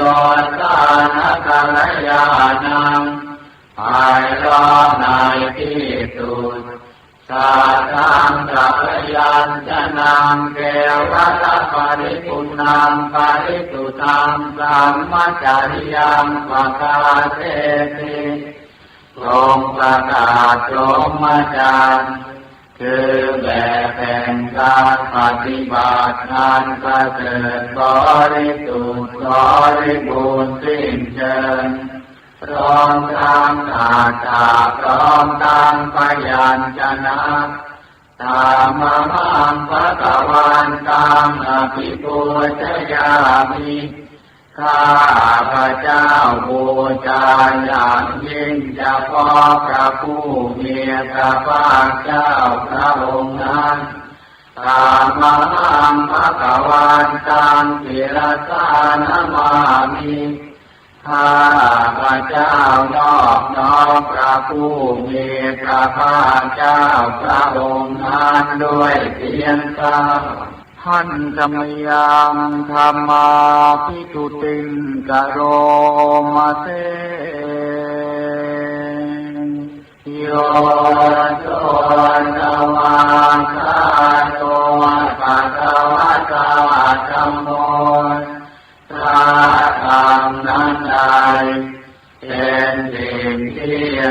ผู้มีพระภาคเจ้าได้ตรัสไว้ดีแล้วสันทิติโกเป็นสิ่งที่ผู้ศึกษาและปฏิบัติพึงเห็นได้ด้วยตนเองอาคาลิโกเป็นสิ่งที่ปฏิบัติได้และไม่พ้นได้ไม่จำกัดการเอหิปัสสิโกเป็นสิ่งที่ควรกล่าวกับผู้อื่นว่าท่านจงมาดูเถิดโอปัญญิโกเป็นสิ่งที่ควรน้อมเข้ามาใส่ตัวตาจะทางเวทิตาโกวิญโยนิเป็นสิ่งที่ผู้รู้ก็รู้ได้เฉพาะตนตามังธัมมังอภิปูชยามิข้าพระเจ้าบูชาอย่างยิ่งเฉพาะพระธรรมนั้นตามังธัมมังศิรสานามามิข้าพระเจ้านอบน้อมพระธรรมนั้นด้วยเสียงกลางหันธรรมยังสังฆาปิตุติงกะโรมะเตโยโสสุปฏิปันโนภะคะวะโตสาวกสังโฆสงฆ์สาวกของพระผู้มีพระภาคเจ้านั้นผู้ใดปฏิบัติดีแล้วโอ้ยสุปฏิปันโนภะคะวะโตสาวกสังโฆสงฆ์สาวกของพระผู้มีพระภาคเจ้าผู้ใดปฏิบัติตรงแล้วยายาปฏิปันโนภะคะวะโตสาวกสังโฆสงฆ์สาวกของพระผู้มีพระภาคเจ้าผู้ใดปฏิบัติเพื่อรู้ธรรมเป็นเครื่องออกจากทุกข์แล้วสามีจิปฏิปันโนภะคะวะโตสาวกสังโฆสงฆ์สาวกของพระผู้มีพระภาคเจ้าผู้ใดปฏิบัติสมควรแล้วญาติธรรมได้แก่บุคคลเหล่านี้คือจากสาริปุริกายุคานิอาคาปุริตาปุกาลานผู้แห่งบุรุษสี่คู่นับเพียงตัวบุรุษได้แก่บุรุษเยสัพพะทวะโตสาวกสังโฆนั่นแหละสงฆ์สาวกของพระผู้มีพระภาคเจ้าอาหุเนยโยเป็นสงฆ์ควรแก่สักการะที่เขานำมาบูชาปาหุเนยโยเป็นสงฆ์ควรแก่สักการะที่เขาจัดไว้ต้อนรับรักสิเนยโยเป็นผู้ควรรับทักษิณาทานอัญชลีการณิโยเป็นผู้ที่บุคคลทั่วไปควรทำอัญชลีอนุตตรังปุญญาเกตังโลกัสสะเป็นเนื้อนาบุญของโลกไม่มีนาบุญอื่นยิ่งกว่าธรรมังสังฆังอภิปูชยามิข้าพระเจ้าบูชาอย่างยิ่งเฉพาะพระสงฆ์หมู่นั้นธรรมังสังฆังศิรสานามามิข้าพระเจ้านอบน้อมพระสงฆ์หมู่นั้นด้วยเสียงกลางหันธรรมยังรัตนัตยาปนามกาทายโยเจวะสังเวคาปริติตานาปาทัญจะปนามเต พุทโธสุสุโธกรุณามานโวพระพุทธเจ้าผู้บริสุทธิ์มีพระกรุณาอยู่ทั่วมานพโยจันตตุตาภรยานโรจโนพระองค์ใดมีตาคือญาณันประเสริฐหมดจดถึงที่สุดโลกัสสะภาคุปฏิเลสกาตโกเป็นผู้ฆ่าเสียซึ่งบาปและอุปาทิเหตุของโลกวันทามิพุทธังนามาทะเลนะตังข้าพระเจ้าไหว้พระพุทธเจ้าพระองค์นั้นโดยใจเคารพเพื่อธัมโมปฏิโปวิยตาสัจจุโนพระธรรมของพระศาสดาสว่างรุ่งเรืองเปรียบดวงประทีปโยมัสสะปากามัสสะเพทะพิลโกจำแนกประเภทคือมรรคผลนิพพานส่วนใดโลกุตตะโรโยจัตถาทติปโนซึ่งเป็นตัวโลกุตตะและส่วนใดที่ชี้แนวแห่งโลกุตตะนั้นวันทาวิธรรมังอามาทะเรนะตังข้าพระเจ้าไหว้พระธรรมนั้นโดยใจเคารพเพื่อสังโฆสุเทตาปยติเทตสันทิโตพระสงฆ์เป็นนาบุญนางยิ่งใหญ่กว่านาบุญอันดีทั้งหลายโยนิตาสันโตสุขตานุโภตโกเป็นผู้เห็นพระนิพพานตรัสรู้ตามพระสุคตหมู่ใดโลละปะหิโนอริโยสุเมธโตเป็นผู้ละกิเลสเครื่องโลเลเป็นพระอริยเจ้ามีปัญญาดีวันทามิสังฆานามาทะเลนะตังข้าพระเจ้าไหว้พระสงฆ์หมู่นั้นโดยใจเคารพเพื่ออิเทวะเมกันตติโกจเนยคังวัตถุตยังวันทยตาภิสัมภตังปุญญังมยายังมะมะสาภูปาทวามหาโหตุเวกาสปะภาวะสิทธิยาบุญใดที่ข้าพระเจ้าผู้ไหว้อยู่ซึ่งวัตถุสามคือพระรัตนตรัยนานควรบูชายิ่งโดยส่วนเดียวได้กระทำแล้วเป็นอย่างยิ่งเช่นนี้ขออุปาสวะทั้งหลายจงอย่ามีแก่ข้าพระเจ้าเลยด้วยอำนาจความสำเร็จการเกิดจากบุญนั้นอิทาตถาคโตโลเกอุปันโนพระตถาคตเจ้าเกิดขึ้นแล้วในโลกนี้อาระหังสัมมาสัมพุทโธเป็นผู้ไกลจากกิเลสตรัสรู้ชอบได้โดยพระองค์เองธัมโมจะเทสิโตนิยานิโกและพระธรรมที่ทรงแสดงเป็นธรรมเครื่องออกจากทุกข์อุปัฏฐานิโกปารินิพพานิโก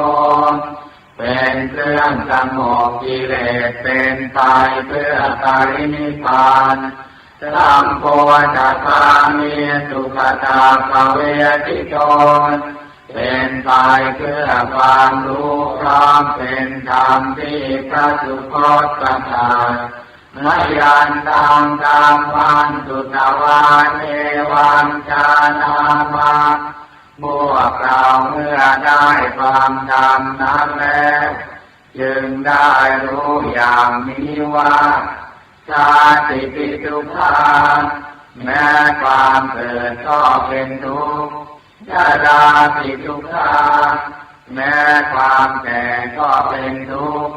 มรณะปิทุกขังแม้ความตายก็เป็นทุกข์โสกปาริเทวทุกขโทมนัสสุปายาสาปิทุกขาแม้ความโศกความร่ำไรรำพันความไม่สบายกายความไม่สบายใจความคับแค้นใจก็เป็นทุกข์อาภิเยติตังปโยชน์โกทุกข์ความประสบกับสิ่งไม่เป็นที่รักที่พอใจก็เป็นทุกข์ปิเยนิวิปโยชน์โกทุกข์ความรักจากสิ่งเป็นที่รักที่พอใจก็เป็นทุกข์ยามพิทังนรปฏิตามปิทุกขังมีความปรารถนาสิ่งใดไม่ได้สิ่งนั้นก็เป็นทุกข์ตามที่เตนะปัญจุปาทานะขันธาทุกขาว่าโดยย่ออุปาทานขันธ์ทั้งห้าเป็นตัวทุกข์เตยะทิธรรมได้แก่สิ่งเหล่านี้คือรูปุปาทานขันโธขันธ์เป็นที่ตั้งแห่งความยึดมั่นคือรูปเวทนูปาทานขันโธขันธ์เป็นที่ตั้งแห่งความยึดมั่นคือเวทนาสัญญูปาทานขันโธขันธ์เป็นที่ตั้งแห่งความยึดมั่นคือสัญญา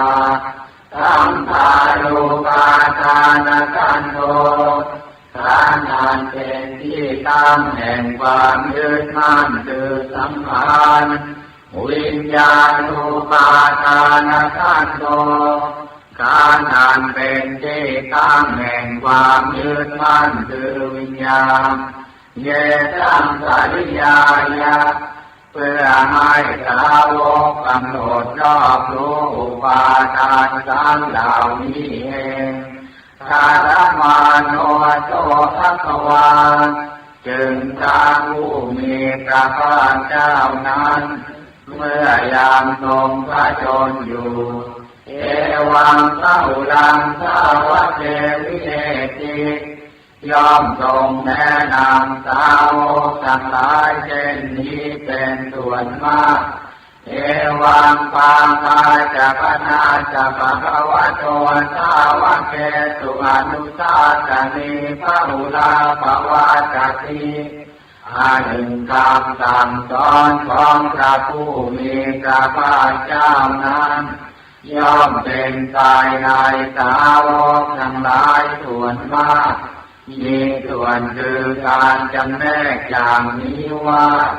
รูปังอนิจจังโลกไม่เที่ยงเวทนาอนิจจัง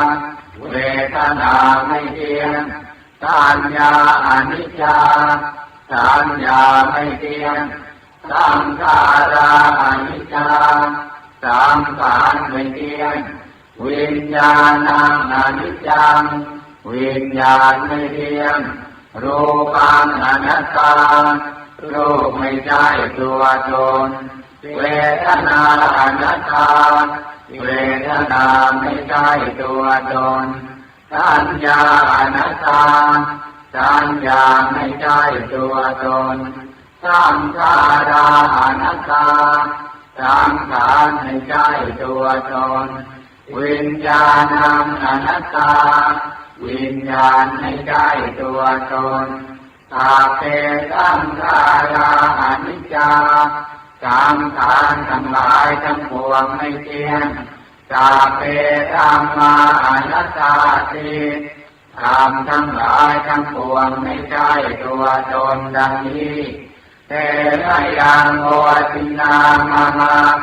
พ พวกเราทั้งหลายเป็นผู้ถูกครอบงำแล้วชาติญาณโดยความเกิดชรามรณะโดยความแก่และความตายโลเกหิปริเทเวหิทุกเขหิโยมานาเตหิวายาเตหิ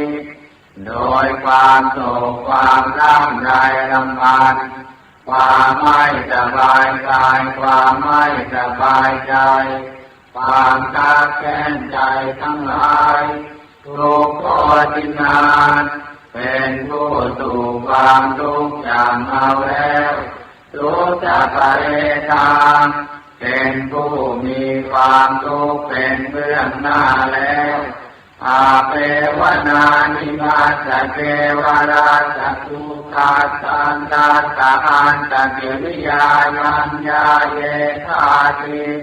ทำจะหายการทำที่ดูแทนกองทุกข์ทั้งสิ้นนี้จะพึงปรากฏชัดแก่เราได้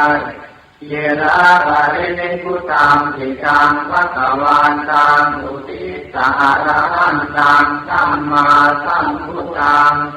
เราทั้งหลายอุทิศเฉพาะพระผู้มีพระภาคเจ้า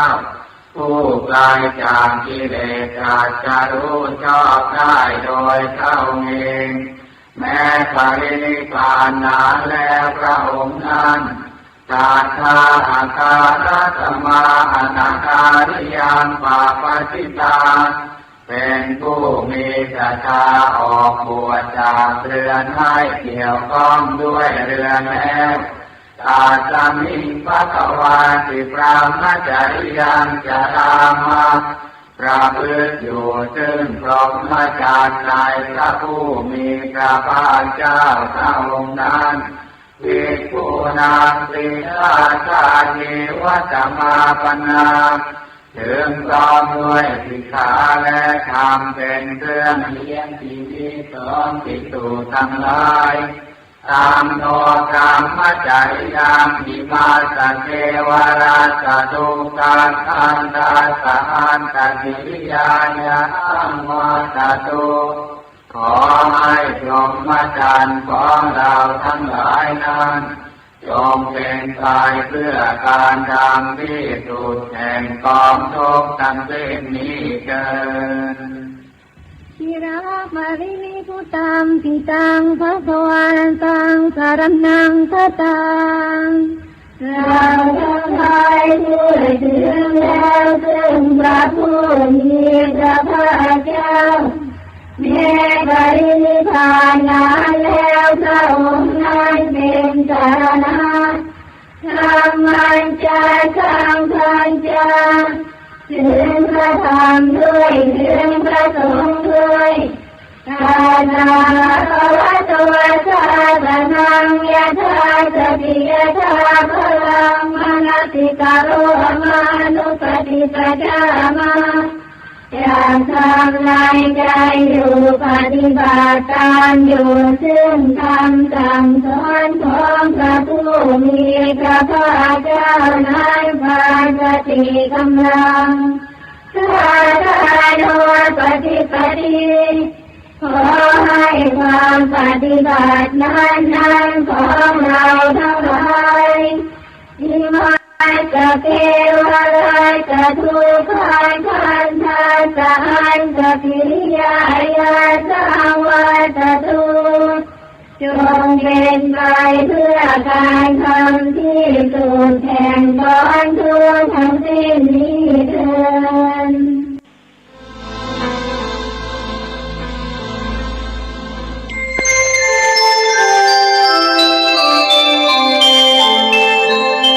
ด นี้ท่านกำลังฟังสถานีวิทยุกระจายเสียงพระพุทธศาสนา FM 104.5 เมกะเฮิรตซ์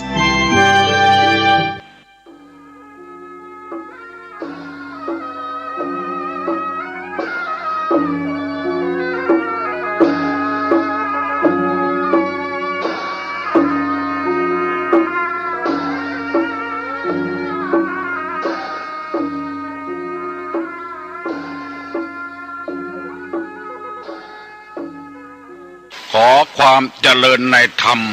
และความผาสุกทางใจจงได้มาบังเกิดมีแก่ท่านสาธุชนคนดีผู้เจริญในศีลในธรรมทุกท่านพร้อมกันนี้ขอยกมือ10 นิ้วกราบอาราธนาเอาคุณพระพุทธเจ้าคุณพระธรรมพระสงฆ์คุณพ่อคุณแม่คุณครูบาอาจารย์ผู้ประสิทธิ์ประสาทวิชาความรู้บุญศีลบุญทานสิ่งศักดิ์สิทธิ์ทั้งหลายอันมีพระสยามเทวาธิราชพระบรมธาตุดอยสุเทพและครูบาเจ้าศรีวิจัยเป็นต้นขอได้โปรดมาอภิบาลปกปักรักษาพระสงฆ์พระเจ้าพระเนนเถนน้อยและท่านผู้รับฟังรายการทุกคนทุกท่านเพื่อปากันมีความสุขกายสุขใจเหมือนกันทุกตนทุกองค์ทุกผู้ทุกคนตลอดกาลนานมาแถมแล้วเนอเสียงก้องเสียงกองเสียงมองต่ำเข้าเสียงตุเจ้าเทศนาธรรมมาเยี่ยมมาใจท่านสาธุชนคนดีทั้งหลายถึงบ้านถึงจองเพื่อเอาธรรมะแบบรากหญ้าแบบธรรมดามาฮือพ่อแม่พี่น้องทั้งหลายฟังก่อนที่จะได้ฟังนี้ขอเชิญชวนมวลพุทธบริษัททั้งหลายไหว้พระเหมือนกับนักมวยไหว้ครูระลึกถึงครูบาอาจารย์ก่อนผู้ที่ไปแสวงหาสัจธรรม4 อสงไขยปลายแสนมหากัปและ10 ญาติปางสุดท้ายได้เกิดมาเป็นพญาเวสสันตละตาลเข้าของทรัพย์สมบัติสละบัลลังก์ไปบวชเป็นพระฤาษีตาลเมียตาลลูกบำเพ็ญขนาดหนักจนได้ตรัสรู้เฮาไหว้ครูบาอาจารย์เนี่ยก่อนเนออาลังหังสัมมาสัมพุทโธภควาพุทธังภควันตังอภิวาเทมิกราบสวากขาโตภควตาธัมโมธัมมังนัมสสามิกราบสุปฏิปันโนภควโตสาวกสังโฆสังฆังนะมามิกราบหันทัพมายังพุทธัสสะภควโตบุพาภะคณะมะกะลังกะโลมาเสนะโมตัสสะภควโตอะระหะโตสัมมาสัมพุทธัสสะนะโมตัสสะภควโตอะระหะโตสัมมาสัมพุทธัสสะนะโมตัสสะภควโตอะระหะโตสัมมาสัมพุทธัสสะพุทธังสรณังกัจฉามิธัมมังสรณังกัจฉามิสังฆังสรณังกัจฉามิตุติยัมปิพุทธังสรณังกัจฉามิตุติยัมปิธัมมังสรณังกัจฉามิตุติยัมปิสังฆังสรณังกัจฉามิตติยัมปิพุทธังสรณังกัจฉามิตติยัมปิธัมมังสรณังกัจฉามิตติยัมปิสังฆังสรณังกัจฉามิอิติปิโสภะคะวาอะระหังสัมมาสัมพุทโธวิชชาจรณะสัมปันโนสุขโตโลกาวิทูอนุตตโลปุริสาธัมมสาละถิสัทธาเทวมนุษสานังพุทโธภควาติสวากขาโตภควตาธัมโมสันติติโกอากาลิโกเอหิปัสสิโกโอปนะยิโกปัจจัตตังเวทิตโพวินยูหิติสุปฏิปันโนภควโตสาวกสังโฆ อุจุปฏิปันโนภะคะวะโตสาวกสังโฆญาญะปฏิปันโนภะคะวะโตสาวกสังโฆสามิเจปฏิปันโนภะคะวะโตสาวกสังโฆญาติตังจัตตาลิปุริสายุคานิอัฏฐะปุริสาปุคลาเอสาภะคะวะโตสาวกสังโฆอาหุไนโยปาหุไนโยทักขิไนโยอัญจลิกาละนิโยอนุตตะลังปุญญเขตังโลกัสสาติกราบหนึ่งกราบสองกราบสามแล้วตั้งอกตั้งใจฟังน้ำธรรมคำสอนที่คนโบราณเป็นว่าเสียงก้องเสียงก้องเสียงมองต่ำเข้าเสียงตู้เจ้าเทศนาธรรมเสียงสามอย่างนี้เป็นเสียงที่เป็นสิริมงคลถ้าก้องกองดังขึ้นแสดงว่าจะมีเกณฑ์จะมีทานจะมีทำบุญเป็นปัจจัยในภพนี้และภพหน้าเสียงมองต่ำเข้าแสดงว่าเข้าในหล่องมีอยู่มีกินอยู่บ่อดบ่อยากบ่กั้นเสียงตัวเจ้าเทศนาธรรมเป็นเสียงที่เป็นมงคลธรรมสวนาใหม่เกิดบุญเกิดจากการฟังธรรมบุญเกิดจากการปฏิบัติธรรมจุดประสงค์ที่เอาฟังธรรมปฏิบัติธรรมนั้นเพื่อต้องการความสุขพระพุทธเจ้าเทศธรรมสอนธรรมไว้ทุกบททุกบาทปรารถนาให้คนมีความสุขทั้งนั้นถ้าสามารถฟังได้ปฏิบัติได้ถ้าบ่สามารถฟังถ้าบ่สามารถปฏิบัติก็จะบ่เกิดความสุขจะตุกเต้าตายเพราะว่าบ่ได้เอาธรรมะมาเกิดมาเกิ้งมาปฏิบัติเกิดหาคนตายก็เกิดอยู่หั่นน่ะบ่ฮู้จะแล้วสักเตื้อก็เป็นความทุกข์วิธีบ่ฮื้อทุกข์นั่นก็คือบ่ต้องเกิดมาแล้วเกิดเท่าใดอู้เท่าใดมันก็บ่คืนมาละเกิดหาเงินหาคำที่เขายืมไปโตยเอามาเมื่อใดก็บ่ได้เสียเงินยังบ่พอเสียอกเสียใจตัวแถมเครียดตัวแถมสารพัดอย่างกึดตัวแถมเสียตึงของเสียตึงจิตตึงใจเลยเป็นบ้าเป็นวอไปเฮก็มีเพราะคนเอาจริงเอาจังต่อชีวิตลำไป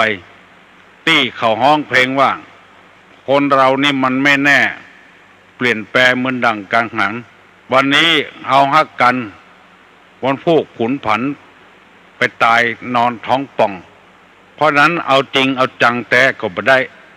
บ่เอาจริงบ่เอาจังแต่ก็บ่ได้ฮู้จักสร้างฮู้จักแก้มันเอาอย่างมาแก้ก็คือธรรมะนี่เองวันนี้จะได้นำเอากรรมบักเก่ามาเล่าให้พี่น้องปู่ป้าน้าอาทั้งหลายฟังโดยกรรมที่ว่าหน่วยนักจริงกรรมกึดยิ่งนักใจคนที่เนี่ยอย่างนักกรรมเดียวพร้อมกันหลายอย่างถ้าทำกิจนั้นบัดตันใจย่อมเสียหายหรือล้มละลายก็ได้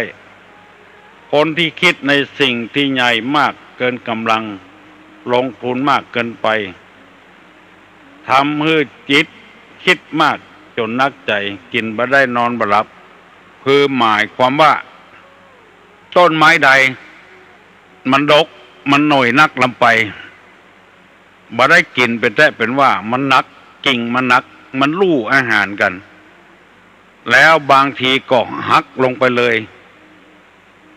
ยังบัดตันใหญ่เต็มที่เตื้อบ่สุกเต็มที่เตื้อหน่อยนักหักกิ่งคนเฮากึดนักลงไปก็ทำให้เกิดความทุกข์ดังที่ได้เสนอมาตะกี้ว่าเนี่ยไอ้อย่างพร้อมๆกันกล้าขายก็ดีกล้าขายทำสวนก็ดีท ตั้งงานราชการก็ดีทำกลัวบ่พอใจออกเงินให้เปิ้นกู้แถมพร้อมกันกูยังเอาหมูมาเลี้ยงเอาไก่มาเลี้ยงแถมวุ่นวายไปหมดคนเดียวกึดนักลำไปก็นักอกนักใจนอนมือกายหน้าผากบ่หูจะแล้วสักเตื้อคนที่บ่กึดนักผลพดนอนหลับสบายถึงเวลาตื่นก็ตื่นอันนี้กรรมโบราณกรรมนี้เปิ้นแปลงมาฮื้อว่าคนเฮาเนี้ยฮื้อพ่อธรรมชาติหน่วยนักมันนักกิ่งของมันจะไปนักอกนักใจลำไปบ่ม่วงก็ดีลำไยก็ดีลองมันหน่อยเหี่ยกูดอกบ่ได้กินสักแก่นพองก็เลือกเอาก็หน่วยสักปุกไหนก็สัก9 แก่น 10 แก่นแล้วมันก็แปรตัวมันอย่างมะพร้าวนี่ก็เหมือนกันมันเป็นธรรมชาติของมันเมื่อหน่วยมันนักเมินเข้ามันก็แห้งไปก็เบามันบ่นักคอมันมีความเบาของมันได้คนเฮาก็คือธรรมชาติชาติแปลว่าเกิดมาโดยธรรมมันเกิดมาคนเดียวมันไม้บางอย่างมีหนามไม้บางอย่างบ่มีหนามมันปกป้องภัยธรรมชาติของมันได้คนเฮาก็เปิ้นว่าจะไปขึ้นนักก่อนกึดหามันก็น้ำตาย้อยขึ้นนักลงไปกึดเข้าก็ให้ของที่มันเสียไปแล้วโบราณเปิ้นว่าน้ำลายถมไปแล้วจะปิกมากินแต่มันยากมันสกปรกไปแล้วเมื่ออยู่ในปากในก็ลื้นมันเข้าได้เมื่อมันถมออกไปแล้วก็ออกไปเห็นแล้วพยายามจัดสรรชีวิตให้มันถูกต้องจะไปเอาไปสูญกันเอาไปปนกันอันนี้เป็นกรรมของโบราณเปิ้นขานไว้ตุลุงนำมาเสนอพี่น้องทั้งหลายได้รับฟังหน่วยนักกิ่งกรรมกึดยิ่งนักใจก็กึดนักลำไปนั่นเองวันนี้จะได้เอาธรรมในพระพุทธศาสนามาเสนอพี่น้องศรัทธานาบุญทั้งหลายได้ฟังจะหูอย่างใดว่าคนใดเป็นมิตรคนใดเป็นศัตรูอันนี้เป็นกรรมพยากรณ์นะคนอย่างใดดีคบคนอย่างใดบ่ดีคบเมื่อเฮาทายนิสัยเขาเป็นอย่างอี้แล้วเปิ้นว่าหลีกเลี่ยงเหี้ยอย่าไปคบหาสมาคมเกิดใจได้ก็มาเสนอพี่น้องทั้งหลายได้ฟังกูเจ้าเนี่ยฟังไปเถอะคนใดมีนิสัยอย่างอี้นี่ก็ด้วยธรรมชาติด้วยมารยาทของเฮาก็คบเก่าอย่าไปให้มันถึงเกาะถึงแตะถึงแขน จะไปปฏิเสธเว้ยก็พยายามหลีกเลี่ยงแต่น้อยความปรารถนาของคนที่เป็นศัตรูกันนี่มันจะมีอย่างอี้นะ1ขอให้มันมีผิวพรรณ3ขอให้มันมีผิวพรรณ3คือมีเนื้อมีตัวเนี่ยสกปรกรกรุงรังอาทิเช่นคนเป็นศัตรูกันเนี่ยที่เขาว่าเอาน้ำกรดสาดหน้ากันอย่างหมูเนี่ยเปิ้นย่างเหล้าละเขเปิ้นกินเหล้าแถมหมูเนี่ยลักษณะผิวพรรณมันเปิ้นย่างเหล้าแล้วย่างบุหรี่แล้วก็ควรจะอนุโมทนาโดยเปิ้นไปไปเติมเปิ้นแถมหมูเนี่ยเรียกว่าเป็นศัตรูกันถึงบัดแจ้งบัดด่ากันก็แสดงว่าเป็นศัตรูกันขอให้มันมีผิวพรรณผิวบ่งามลักษณะบ่งามเป็นขี้กากขี้เสี้ยนอย่างหมูเนี่ยก็ดำแดงอย่างหมูเนี่ยที่เขาว่า เพื่อมันผิวดำเหมือนมินหม้อปากจะล่อเหมือนงาใสไปทางใดปอกกระดอคนโบราณเพิ่นว่ากันอย่างนั้นขอมีผิวพรรณไปข้อ1 2คนที่ขอให้มันนอนเป็นตุก บ่ฮื้อได้รับดีนอนดีกะวนกะวายตลอดคืนนอนก็บ่ได้นอนดีมีอย่างหุมาตั้งมาแต่งรับก็บ่ได้รับดีรับตื่นหนึ่งขอให้มีผิวพรรณซามสองขอให้มันนอนเป็นตุกเปิ้นว่าสุกเมื่อกินข้าวสุกเมื่อเข้านอนอันนี้เป็นปอนของคนโบราณอันนี้มันฮื้อเป็นตุกเมื่อกินก็ฮื้อเป็นตุกนอนก็ฮื้อเป็นตุกคนใดมีความปรารถนาอย่างอีนี่บ่ใจมิตรเป็นสัทธรูข้อที่สามของฮื้อมันอย่ามีความเจริญที่เขาว่าหิขึ้นศอกลงวาได้น้อยเดียวลงจะเป็นวาพุ่นเป็นคนเป็นสับเป็นแจ้งบ่ฮื้อได้เจริญอย่างสักอย่างนี้เด้ออย่ามีความเจริญในด้านยศถาบรรดาศักดิ์คนที่สาบที่แจ้งกันหมู่นี้เป็นสัทธรูเหมือนกับฝ่ายค้านบ่ฮื้อได้งอกได้เงยอย่างที่ไหนมั่งมีสีสุขก็จะค้นว่าโรยผิดปกติทั้งที่ตัวบ่มีอำนาจอย่างไปค้นอำนาจอยู่ที่ตำรวจปุ่นอยู่ที่คนอื่นปุ่นแต่ตัวองค์เองไปค้นคนชนิดนี้นี่ปุ่นฮ้องกันว่าสัทธรูบ่ฮื้อมีความเจริญบ่ฮื้อมีโภคสมบัติบ่ฮื้อมีเข้ามีของบ่ฮื้อมียศถาบรรดาศักดิ์ข้อที่ห้าว่าบ่ฮื้อมีข้อที่สี่ว่าอย่าบ่ฮื้อมีโภคสมบัติข้อที่ห้าว่าของฮื้อมันอย่ามียศข้อที่หกของฮื้อมันอย่ามีมิตรแก้วสหายคำข้อที่เจ็ดของฮื้อมันตายไปตกมโนหกตายห้าตายหงลักษณะอย่างนี้ถ้าเกิดออกมาหันออกมานั่นคือศัตรูบ่ใจมิตรเป็นว่าถ้าใครคนใดใครหูว่าคนใดเป็นมิตรแต่นี่คือพ่ออย่างอี้เนอะเป็นหน้าคบหาสมาคมน่ะอันที่ว่าตะกี้นั้นเป็นสัทธรูลักษณะของผู้หน้าคบหาสมาคมนี่หนึ่งเป็นนักปราชญ์สองมีปัญญาสามพหุสูตรสี่เอาธุระเสมอห้ามีวัดปฏิบัติเป็นอริยชนหกเป็นสตบุรุษเจ็ดเป็นผู้มีปัญญาดีจะได้ขอเมตตาเวลากับพี่น้องทั้งหลายอธิบายเจ็ดข้อนี้เป็นคนที่น่าคบหาสมาคมไปเตอะถึงบ่ผิดหวังบ่เป็นสัทธรูกันกำแล้วข้อที่หนึ่งเป็นนักปราชญ์นี้คือคนที่มีใจสูงใจบ่ต่ำมีเจตนาดีต่อเฮาต่อภัยทุกคนใครฮื้อคนทุกคนน่ะเป็นคนดีเหมือนกันหมดเปิดฮื้อมีคนหายคนขาดมีเจตนาดีนักปราชญ์นี่เปรียบเหมือนกับพ่อเหมือนกับแม่ต้องการให้ลูกเป็นคนดีใจสูงฮักเต้าเดียวกันฮักลูกบ่อ้ายเต้าใดก็ฮักลูกอีล่าเต้าอันถ้าคนใดฮักลูกอีล่าบ่ฮักลูกบ่อ้ายอันนั้นบ่ใจนักปราชญ์ถ้าลูกอีล่ามีนี่มานี่โอ้มีอย่างโขนฮื้อมดกินแม่ถ้าลูกบ่อ้ายมานี่บิดหน้าหนีจังเมียบ่อ้ายปุ่นไปใจจังบ่อ้ายจังเมียบ่อ้ายจังเพียลูกปุ่นอันนี้บ่ใจนักปราชญ์ฮักบ่เต้ากันแม่คนใดพ่อคนใดเป็นอย่างอี้คือปรับปรุงนิสัยเหี่ยแล้วก็ลูกคนใดถ้าได้พ่อได้แม่อย่างอี้ก็พึงว่าเป็นกรรมของคนคนนั้น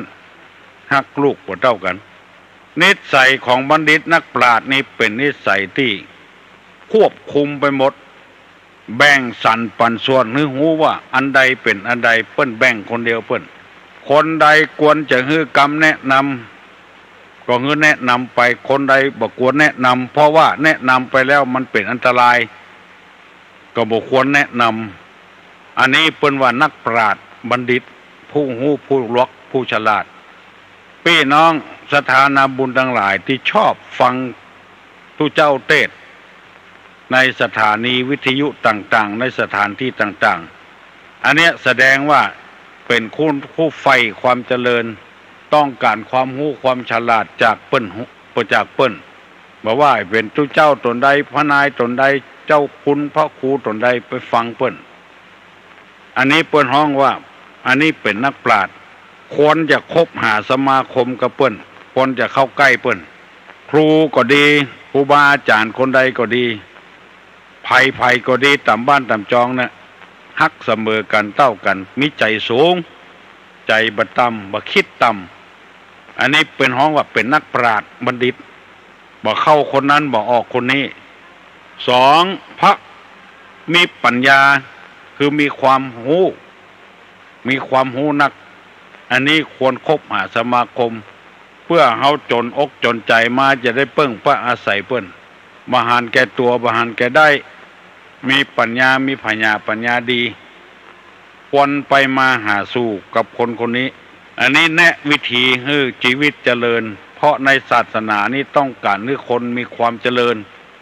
มีความสุขทุกขโตทุกขฐานังเนี่ยเพิ่นบอกว่าให้ทุกข์แก่ท่านทุกข์นั้นถึงตัวเพราะฉะนั้นจะไปให้ทุกข์กับไผสุขโตสุขฐานังให้สุขแก่ท่านสุขนั้นจะถึงตัวเพิ่นสอนให้เขามีความสุข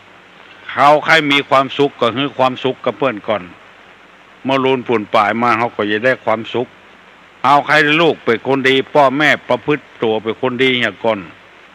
มากินเหล้าเมายาให้ลูกได้หันบ่พิษบ่เถียงกันให้ลูกได้ยินลูกเต้าก็เก่งอกเก่งใจพ่อแม่หมู่นี้เป็นต้นกันหันพ่อแม่อิลุยชุยแชกขี้เหล้าขี้ยาขี้พายขี้หยัง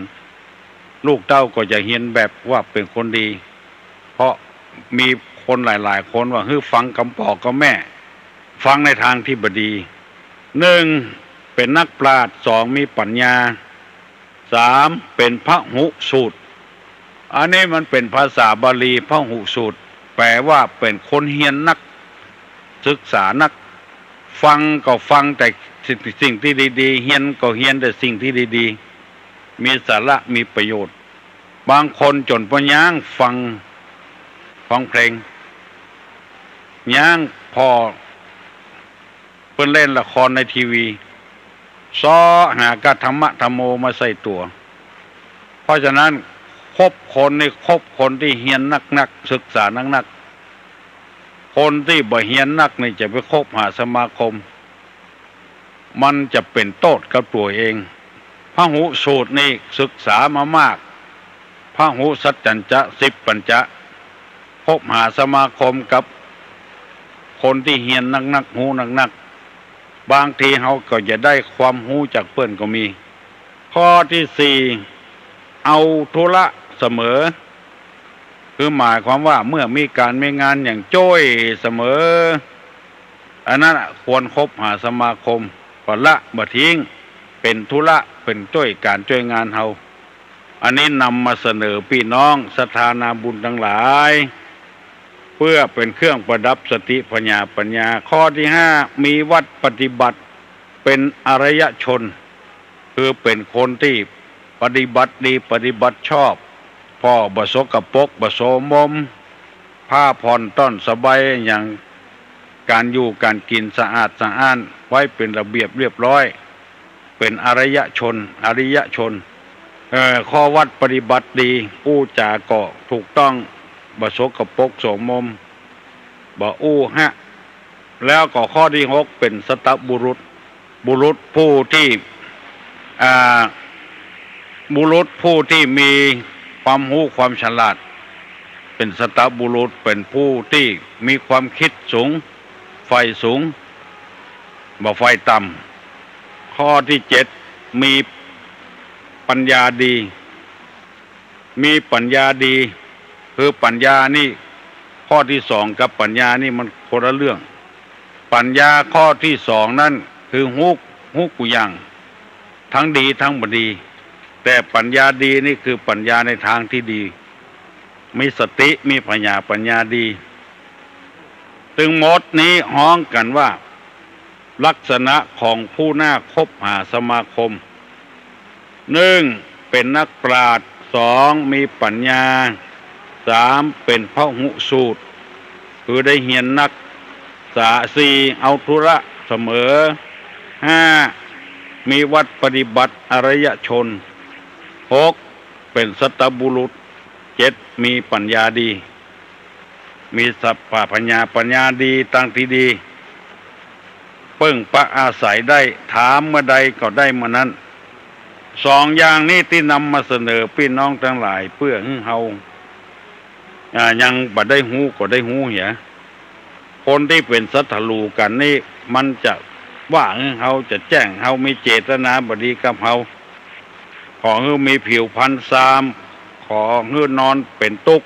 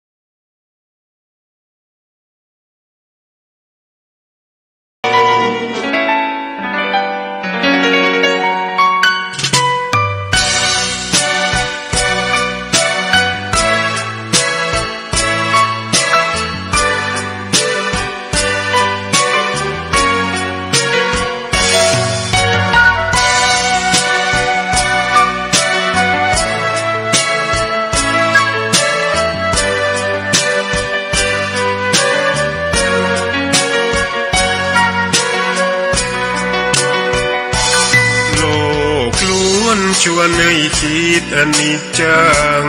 ทุกสิ่งไม่ยั่งยืนจีรังย่อมผุพังตามกาลเวลาจะฝืนให้ยั่งยืนจนสิ้นโลกาอย่าได้หวังดังปรารถนาองค์พระพุทธท่านตรัสสอนไว้เกิดแล้วคงไม่แคล้วต้องชราแก่อาคราวแก่สมปัญญาทั่วภารามีโถมไปเจ็บทุกข์ย่อมเวียนวนมีพ้นใครๆสัตว์โลกล้วนรู้แน่แก่ใจเกิดแก่เจ็บตายหลีกไปไม่พ้นใครหลงคิดหลงผิดอัตตาว่าใจแจ้งกมลแม้นใครปลงได้คงสุขล้นชีวิตมีมองมนเกิดมาเป็นคนสมบูรณ์ดับหายเพียงร่างกายไว้ชีวาแต่กุศลผลกรรมทำมาย่อมแปลงค่ากลายเป็นทุนส่งผลให้ทุกคนเวียนวนไม่สูญสุขและทุกข์เป็นไปตามทุนที่พวกคุณได้ก่อทำมา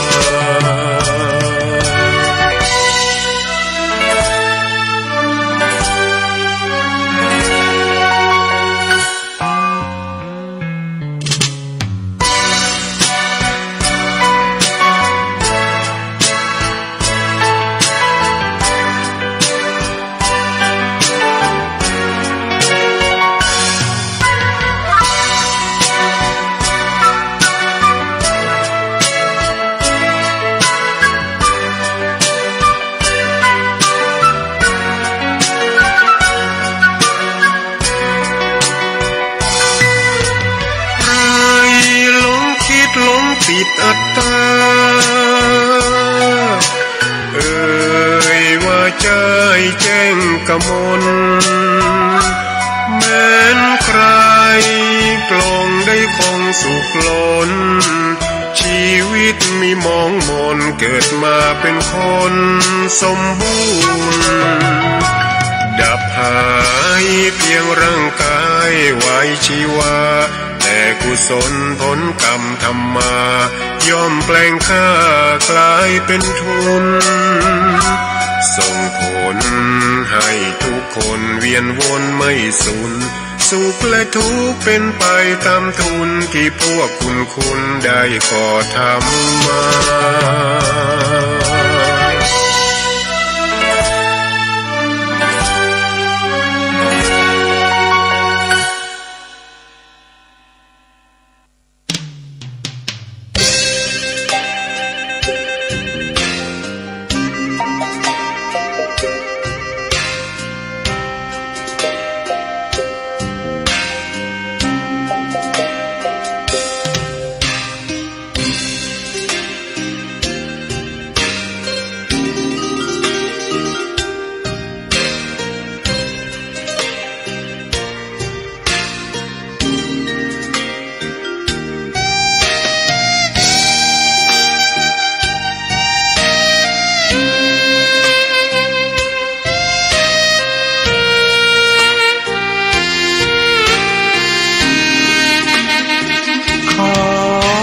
ตำนาน1,300 กว่าปีแม่จามเทวีสร้างพระเจดีย์ที่วัดดอยน้อยพร้อมเจดีย์โค้งอีกองค์เคียงคู่อยู่ดอยสลับก้อนหินใหญ่น้อยร้อยเรียงหน้าอัศจรรย์พระธาตุสีทองแงนมองฝูงพึ่งทำรังช่างมีมนต์ขลังพลังศักดิ์สิทธิ์บนนั้น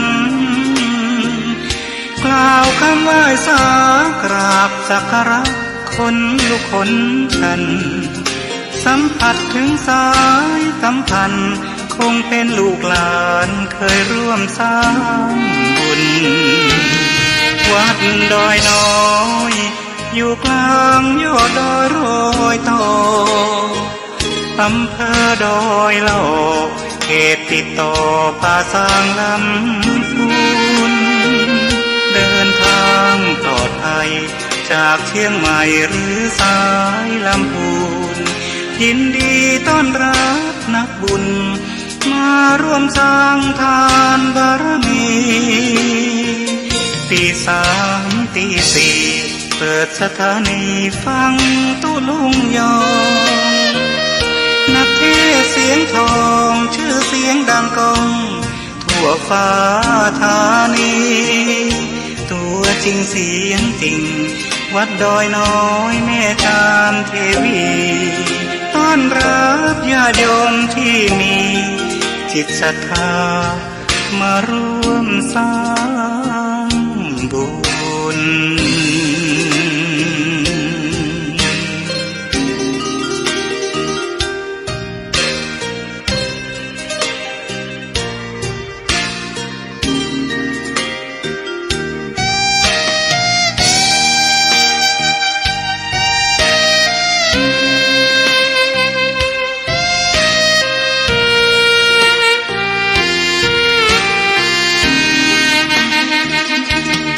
วัดดอยน้อ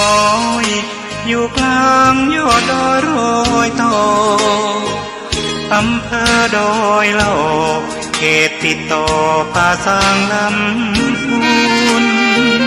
เดินทางปลอดภัยจากเชียงใหม่หรือสายลำพูนยินดีต้อนรับนักบุญมาร่วมสร้างทานบารมีตี3 ตี 4เปิดสถานีฟังตุลุงยองนักเทศเสียงทองชื่อเสียงดังก้องทั่วฟ้าธานีตัว จริงเสียงจริงวัดดอยน้อยแม่จามเทวีต้อนรับญาติโยมที่มีจิตศรัทธา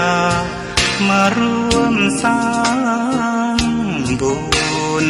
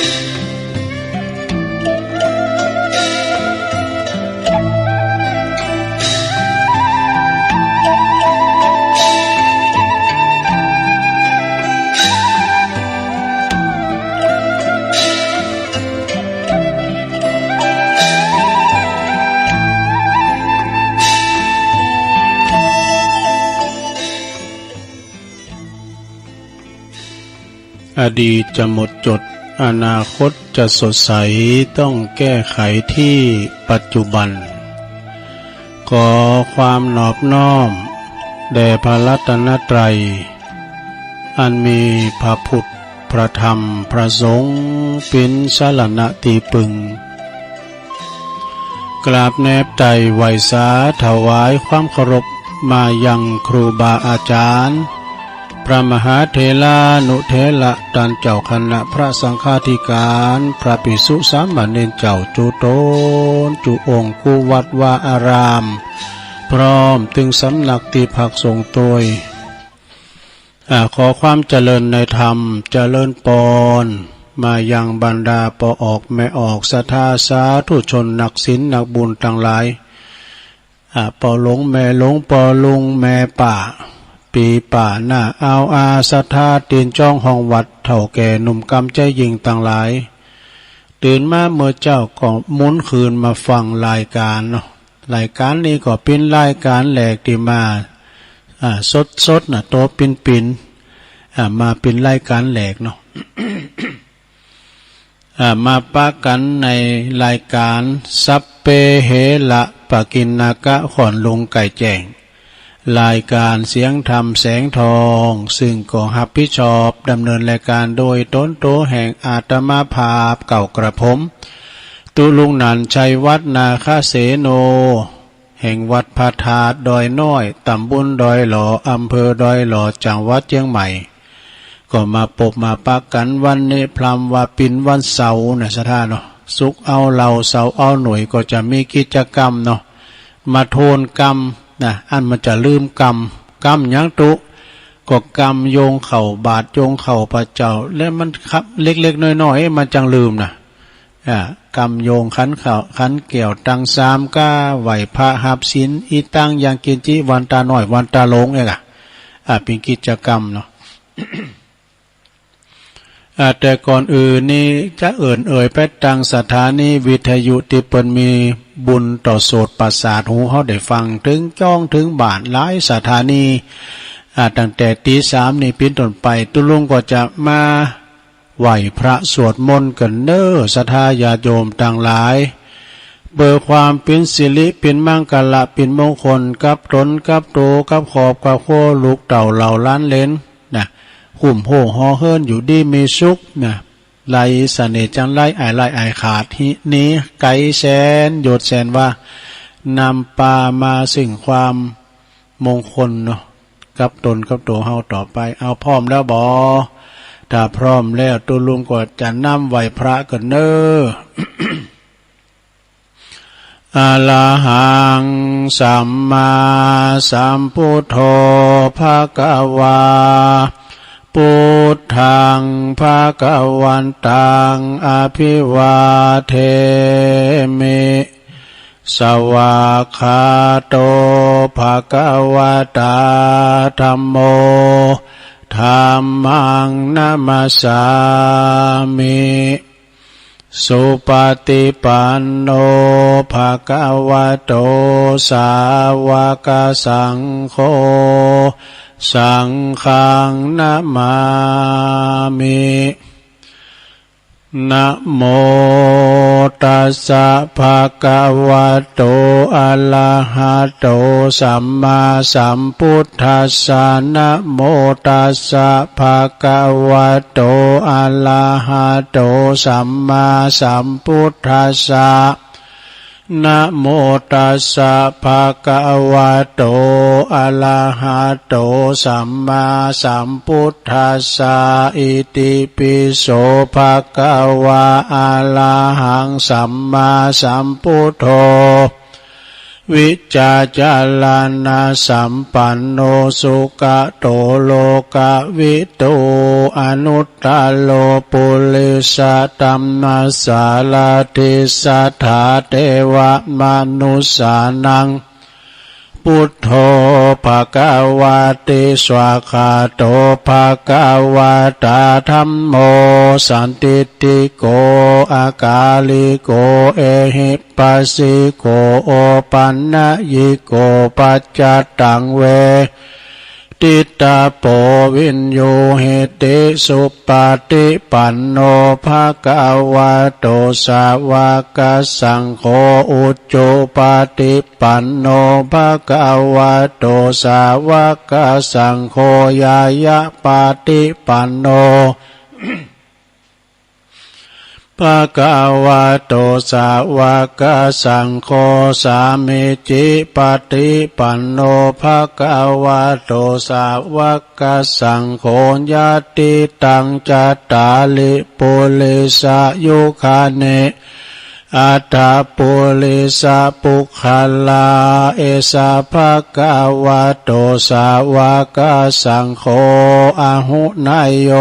ปะหุนายโยตักขินายโยอัญจลิกาลานิโยอนุตตลังปุญญเขตังโลกัสสาติจะยันโตโปธิยามุเลสักกายานังนันเทวัตตโนเอวังตวังวิจัยโยโหหิจัยยสุจัยยะมังคะเลอปาลาจิตตปันลังเกสีเสปตาวิโปคาเลอภิเสเกสัปปะพุทธานังอากาปโตปโมทติสุนักตังสุมังกลังสุปาปาตังสุโหติตังสุขันโนสุโมโหโตจะสุยิถังพระมจาลิสุปัฏฐินังกายกัมมังวาจากัมมังปัฏฐินังปัฏฐินังมโนกัมมังปณิทิเตปัฏฐินาปัฏฐินานิกาตวนะละพันตเถปัฏฐิเนสัพพิติโยวิวัจจันตุสัพพะโลกโควินาศตุมาเตภวัตวันตรายโยสุขิติกายุโกภวะอภิวาตานาสิลิสานิจังวุตตาปัจจายโนจัตตารโอธัมมาวาทันติอายุวันโนสุขังปะลังเอาแล้วศรัทธาญาติโยมทั้งหลาย อาตุลุงก็ได้ปิ้นเก้าปิ้นโหนำสวดมนต์ไปจบไปปิ้นตีเรียบร้อยปิ้นเบื้องต้นเนอะกันเดี๋ยวจะมีกิจกรรมเมื่อสวดมนต์แล้วเนาะก็ขอคุณปฏิตไลรัตนะผ่านแผ่วพระเกี่ยวเจ้าตังสามปากการจุงดลบันดาลมาปกป้องคุ้มครองรักษายังวัดวาอารามคงแก้วตังสามครูบาอาจารย์ประสงค์องค์สามเณรเจ้าอยู่กับวัดกับว่าเนาะได้เผยแผ่สัจธรรมคำสอนขององค์พระสัมมาสัมพุทธเจ้าแต่มาเป็นเนื้อนาบุญศรัทธาแต่สักการะปูชากราบไหวนะแต่ยึดเหนี่ยวจิตใจพอออกไม่ออกศรัทธาได ได้เผยแผ่สัจธรรมนะงอกงามไพบูรณ์ในพระศาสนาเด้อ ศรัทธาก็เหมือนกันเด้อขอให้อยู่ดีมีสุขมีสุขภาพพลานามัยสมบูรณ์แข็งแรงได้อยู่กัมจูปูชาวรศาสนาไปเหิงเมื่อนานเนาะตื่นเจ้ามาก็ฟังไปอย่างเอี้ยเด้อศรัทธาเด้ออันตื่นเจ้าคุณที่เพิ่นไขว่คว้าฝันใฝ่ฝันหาเพิ่นตื่นมาเพิ่นถึงถาฟังแล้วดอกเพิ่นถาฟังแล้วแต่ว่าคุณที่เพิ่นยการนักเพิ่นก็ลาไปอยู่ในห้วงแห่งความนิทราอาหารตายามมื้อนะมันรับดีซะดานะก็รับไปนะรับไปกันถ้าไผนอนบ่รับก็เดียวมาถึงรับถ้าตุลุงหนังตั้งนะโมไว้แล้วนะมันเป็นธรรมก่อมรับนะก็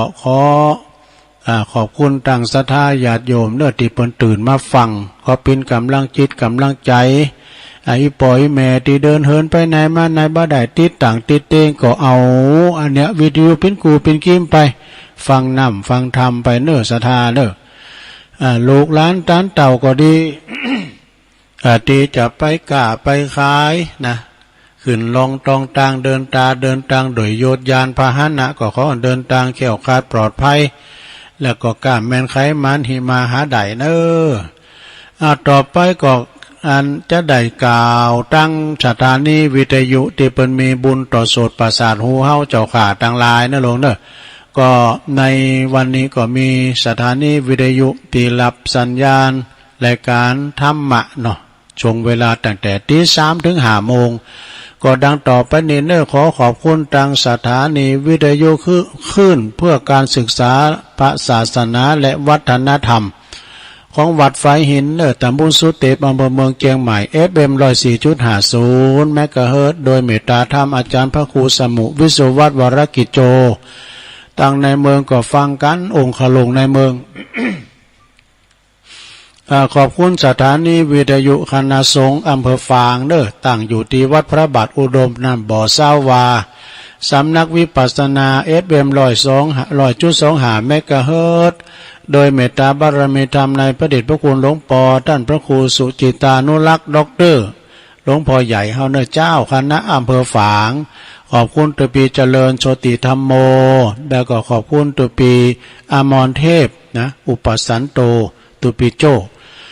ขอบคุณวิทยุนะสถานีวิทยุแดนดินถิ่นล้านนาตั้งอยู่ที่บ้านโฮงโงตำบลน้ำบ่อหลวง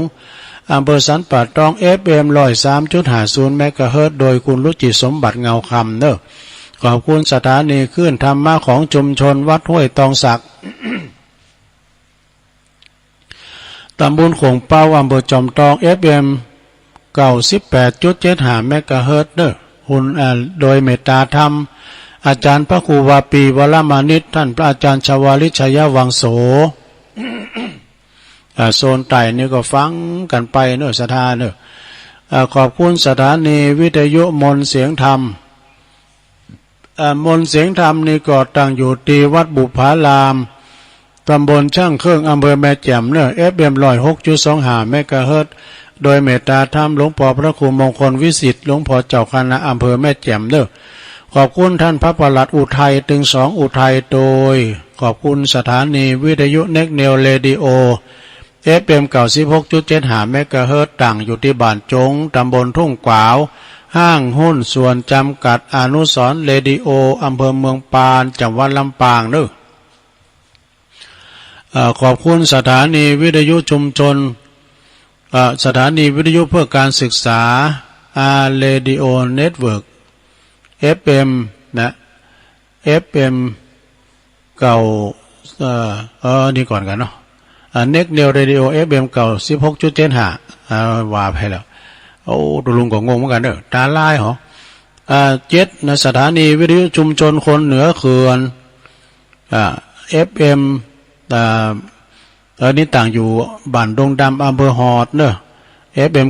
90.75 เมกะเฮิรตซ์ขอบคุณสถานีวิทยุเพื่อการศึกษาและพัฒนาอาชีพเรดิโอเน็ตเวิร์ก FM 103.50 เมกะเฮิรตซ์จากอำเภอเมืองจังหวัดลำปางคุณอนุพงษ์ตาจีนะขอบคุณสถานีเรดิโอเน็ตเวิร์ก FM 99.50 เมกะเฮิรตซ์วิทยาลัยเทคโนโลยีเพื่อการจัดการกฟผ.แม่เมาะลำปาง แล้วก็กำเดียวก็ขอบคุณสถานีวิทยุบุญยาวาสวิหารนี่ก็ตั้งอยู่ลำปางบุญ แล้วก็น่านฟ้าเรดิโอคุณอนุสรคุณตั้งในเมืองปุนเดอร์รุ่นนี้ลานปันดอนตองตึงมดตึงเสียงนี่ก็มีหลายสถานีตีเด็ดเปิ้นออนไลน์ไปนะก็ขอศรัทธาญาติโยมฟังกันไปต่อ1วันคำแล้วพวกนี้ก็ตั้งคืนสีขาวเปิ้นก็จะถ่ายทอดภาคสนามแถมนะศรัทธาที่บุญดอยนางแก้วงานสะเก่าลำโหครูบาอาจารย์บางพองก็ไปบางพองก็ฟังอยู่ตั้งผ่านตั้งจองเปิ้นตึงถ่ายทอดเนาะฟังตึงภาพตึงเสียงเนาะโดยทีมงานของวัดฝายหินได้รับเมตตาจากท่านพระครูสมุวิศวัตรวรกิจโจแล้วก็นำทีมโดยตุปิหนุ่มสมณเณรตะวันไปถ่ายทำกันปุ่นเนาะศรัทธาญาติโยมทั้งหลายจะได้ฟังจะได้หันถึงภาพถึงเสียงกันต่อไปมาปะกันวันนี้ก็ตรงกับวันนี้ก็วันที่23เนอะศรัทธา23ของเดือนเมษายนพุทธศักราช2565ก็วันนี้ก็จะมีกิจกรรมศรัทธาญาติโยมทั้งหลายก็เกมเกมโตศรัทธาเพิ่นก็ฟังกันนะฟังกันไปเจ้าในขณะที่ตัวลุงสวดมนต์ก็โอ้แม่ไผ่บ้านขวางก็โทรมาเพิ่นโทรมาอย่างแต่นั้นจำเตอเปิ้นก็กันเฮารับสายน่ะมันโทรไปกำรายการตุเปิดเนี่ยมันแต้นเปิ้นแล้วก็ตอนในตัวลุงสวดมนต์ตัวลุงจะได้รับ แต่หันเบอร์โทรนะหูจักเบอร์โทรแต่ว่ามันจะเมมไว้เนอะเมมไผสักคุณแล้วก็ตัวแทนตังปุ่นแม่เย็นปินตาอุ่นตัวแทนพี่น้องร้องเคอกว้าวก็ให้หน้าให้ตาไปแต่ไม่ลงค่ะ ฟังก็อยู่เนาะตังแม่น้อยจุ่มแก้วสุวรรณวิหารบนพองก้านี่ปอน้อยชาญเขาสุวรรณวิหารก็ฟังกันอยู่เนาะปอนนั้นปุดเขานี่นะ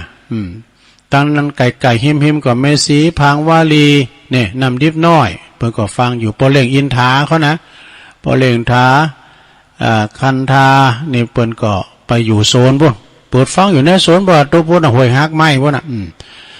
ตังแม่จำปีวงฝันก็อยู่ตรงปู่แดงก็ฟังไหววิทยุหั่นน่ะกันเปิ้นสวดมนต์น่ะแม่ปีน่ะไหววิทยุตอนนั้นสุภักสืบสิริพุนชัยจากไฮดุงโอ้ว่าแล้วนี่เปิ้นก็ต้อนรับตัวลุงจาดีเนอะขอบคุณด้วยเนอะปอนนั้นสุภักสืบสิริพุนชัยจากไร่ดงปอนนั้นจันทร์ศรีสุวรรณอันนี้ปวดเก่า10แล้วนะนี่น่ะเปิ้นก็ฟังตลอดเด้ออยู่บ้านน้ำตุ่นปอเกตมักไกยอนเขานี่น่ะปอเกตที่ยะเขาไม่ดีสุวรรณล้อมป่าเศร้าน้อยโอ้หลายเพิ่นฟังกันก็ขอบคุณด้วยเนอะแล้วนักศรัทธาญาติโยมกันเดียวก็จะมีกิจกรรมนะ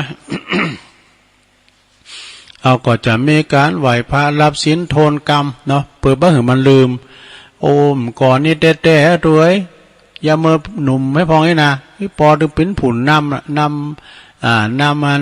ไหว้พระรับศีล เดี๋ยวนี้ละอ่อนเขามือไปนี่นะเขาว่าอันโกเป็ดตกเป็ดดาวก็เล่มมือไปก่อนปิ้งยังอะไรเนอะไปไม่ได้ไปก่อนปิ้งยังเขาก็ถือว่ายกวัดมาบ้านสมมติว่าวันนี้เป็นวันศีลพวกนี้วันศีลแต่เด้อพวกวันติดนะพวกวันศีลแต่วันนี้ก็เอาวันศีลแหลกไม้ก่อนเนาะศีลนี่ก็คือว่าเป็นการโทนกรรมเนอะสถานได้ว่ากันไปแล้ววันนี้ก็เจ้าว่าทำอยู่เนอะโอ้แต่ว่านี่ปอตานอยู่บ้านต้นแก้วอยู่ชั้นป่าตองบุญนะเปิ่นมากับท่านผอ.แล้วก็อันจะปิ้นเจ้าภาพบุตรจัดจ้านเตธรรมเหศรัทธาเฮาตึงลงตึงหลายแล้วก็จะได้ประกาศข่าวสารงานบุญที่เปิ้นเอาใบดิกามาฝากว่านี่นะใบกุศลนี่เนาะใบบุตรก่อนเนาะตอนนี้พร้อมกันแล้วบ่เอาจะได้เริ่มทำกิจกรรมเนอะอันดับแรกนี่ก็จะโยงเข้าจะโยงอันนี่ก็จะยืนโยงองค์การเป็นว่าสุมาขันเกี่ยวตั้ง3กันเนอะศรัทธาเนอะว่าพร้อมกันไปเลยเนอะศรัทธาไผใดก็ว่ามันได้ว่ามันได้ก็เป็นหยังถามใดก็กึดในใจเอาถ้าใดก็ว่าตัวว่าในใจเด้อเพื่อว่าดังเนาะพร้อมแล้วเนาะ ว่าพร้อมกันไปเลยนะลงเนอะนะมาเมปุตังกุณาสากัลลันตังนะมาเมธัมมังมุนีลาจเตสีตังนะมาเมสังฆัง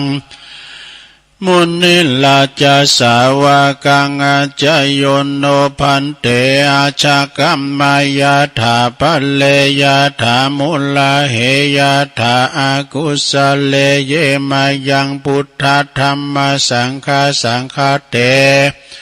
สุติลาตันเนสุอาติเตวะปัจจุปันเนวะอวิวายาติวะละโหวะกายเยนะวะวาจายาวะมนัสสะวะปะมะตังวะ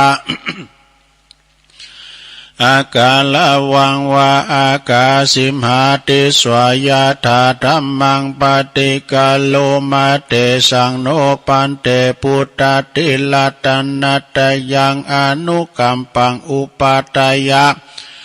อาจายังอาจายะโตปรติการหาตุกัมมันตุสัพพังโตสังอายะติงสังวลิสามานาปุเนวังกัลลิสามาสันจิจโตสังอสันจิจโตสังสัพพังโตสังขามันตุโนเลี้ยวไปอย่างนึงแล้วลุงเอ้ย เลี้ยวไปอย่างนึงแล้วนะต่อไปก็ชุมาเข่าพิฆาหารเด้อชุมาเข่าพิฆาหารนะลงเด้อนะมาเมตุปะบุภาลาจตันเนโอตันนาพิฆาหาลาตันเนสหปาลิวาลาตันเนวัลตะขินาเยกายตัวเลวจิตัวเลมโนตัวเลสันจินจัมปัมมาเตนะวะอาสันจินจัมปัมมาเตนะวะกายกัมเมนะวะวจิกัมเมนะวะมโนกัมเมนะวะอติตาโตสังปัจจุปันนโตสังสัพพังโตสังขมันตุโนตุติยัมปิตติยัมปินะมะเมตุปะบุภาลาจตันเนโอตันนาปิกาหาลาตันเน สหปาลิวาลตันเนวัลตะขินาเยกายะตัวเลวจิตัวเลมโนตัวเลสันจิจะปะมาเตนะวะอาสันจิจะปะมาเตนะวะกายะกัมเมนะวะวจิกัมเมนะวะมโนกัมเมนะวะอาติตาโตสังปัจจุปันนโตสังสัพพังโตสังขามันตุโนเลี้ยวไปได้ไม่อย่างนั้นเราเอ้ยจำได้จำได้ว่าโวยไปก็ปูจานปูจานไปว่าโวยกาตัวมันเต้นบุญลามอื่นทำกันหรอต่อไปก็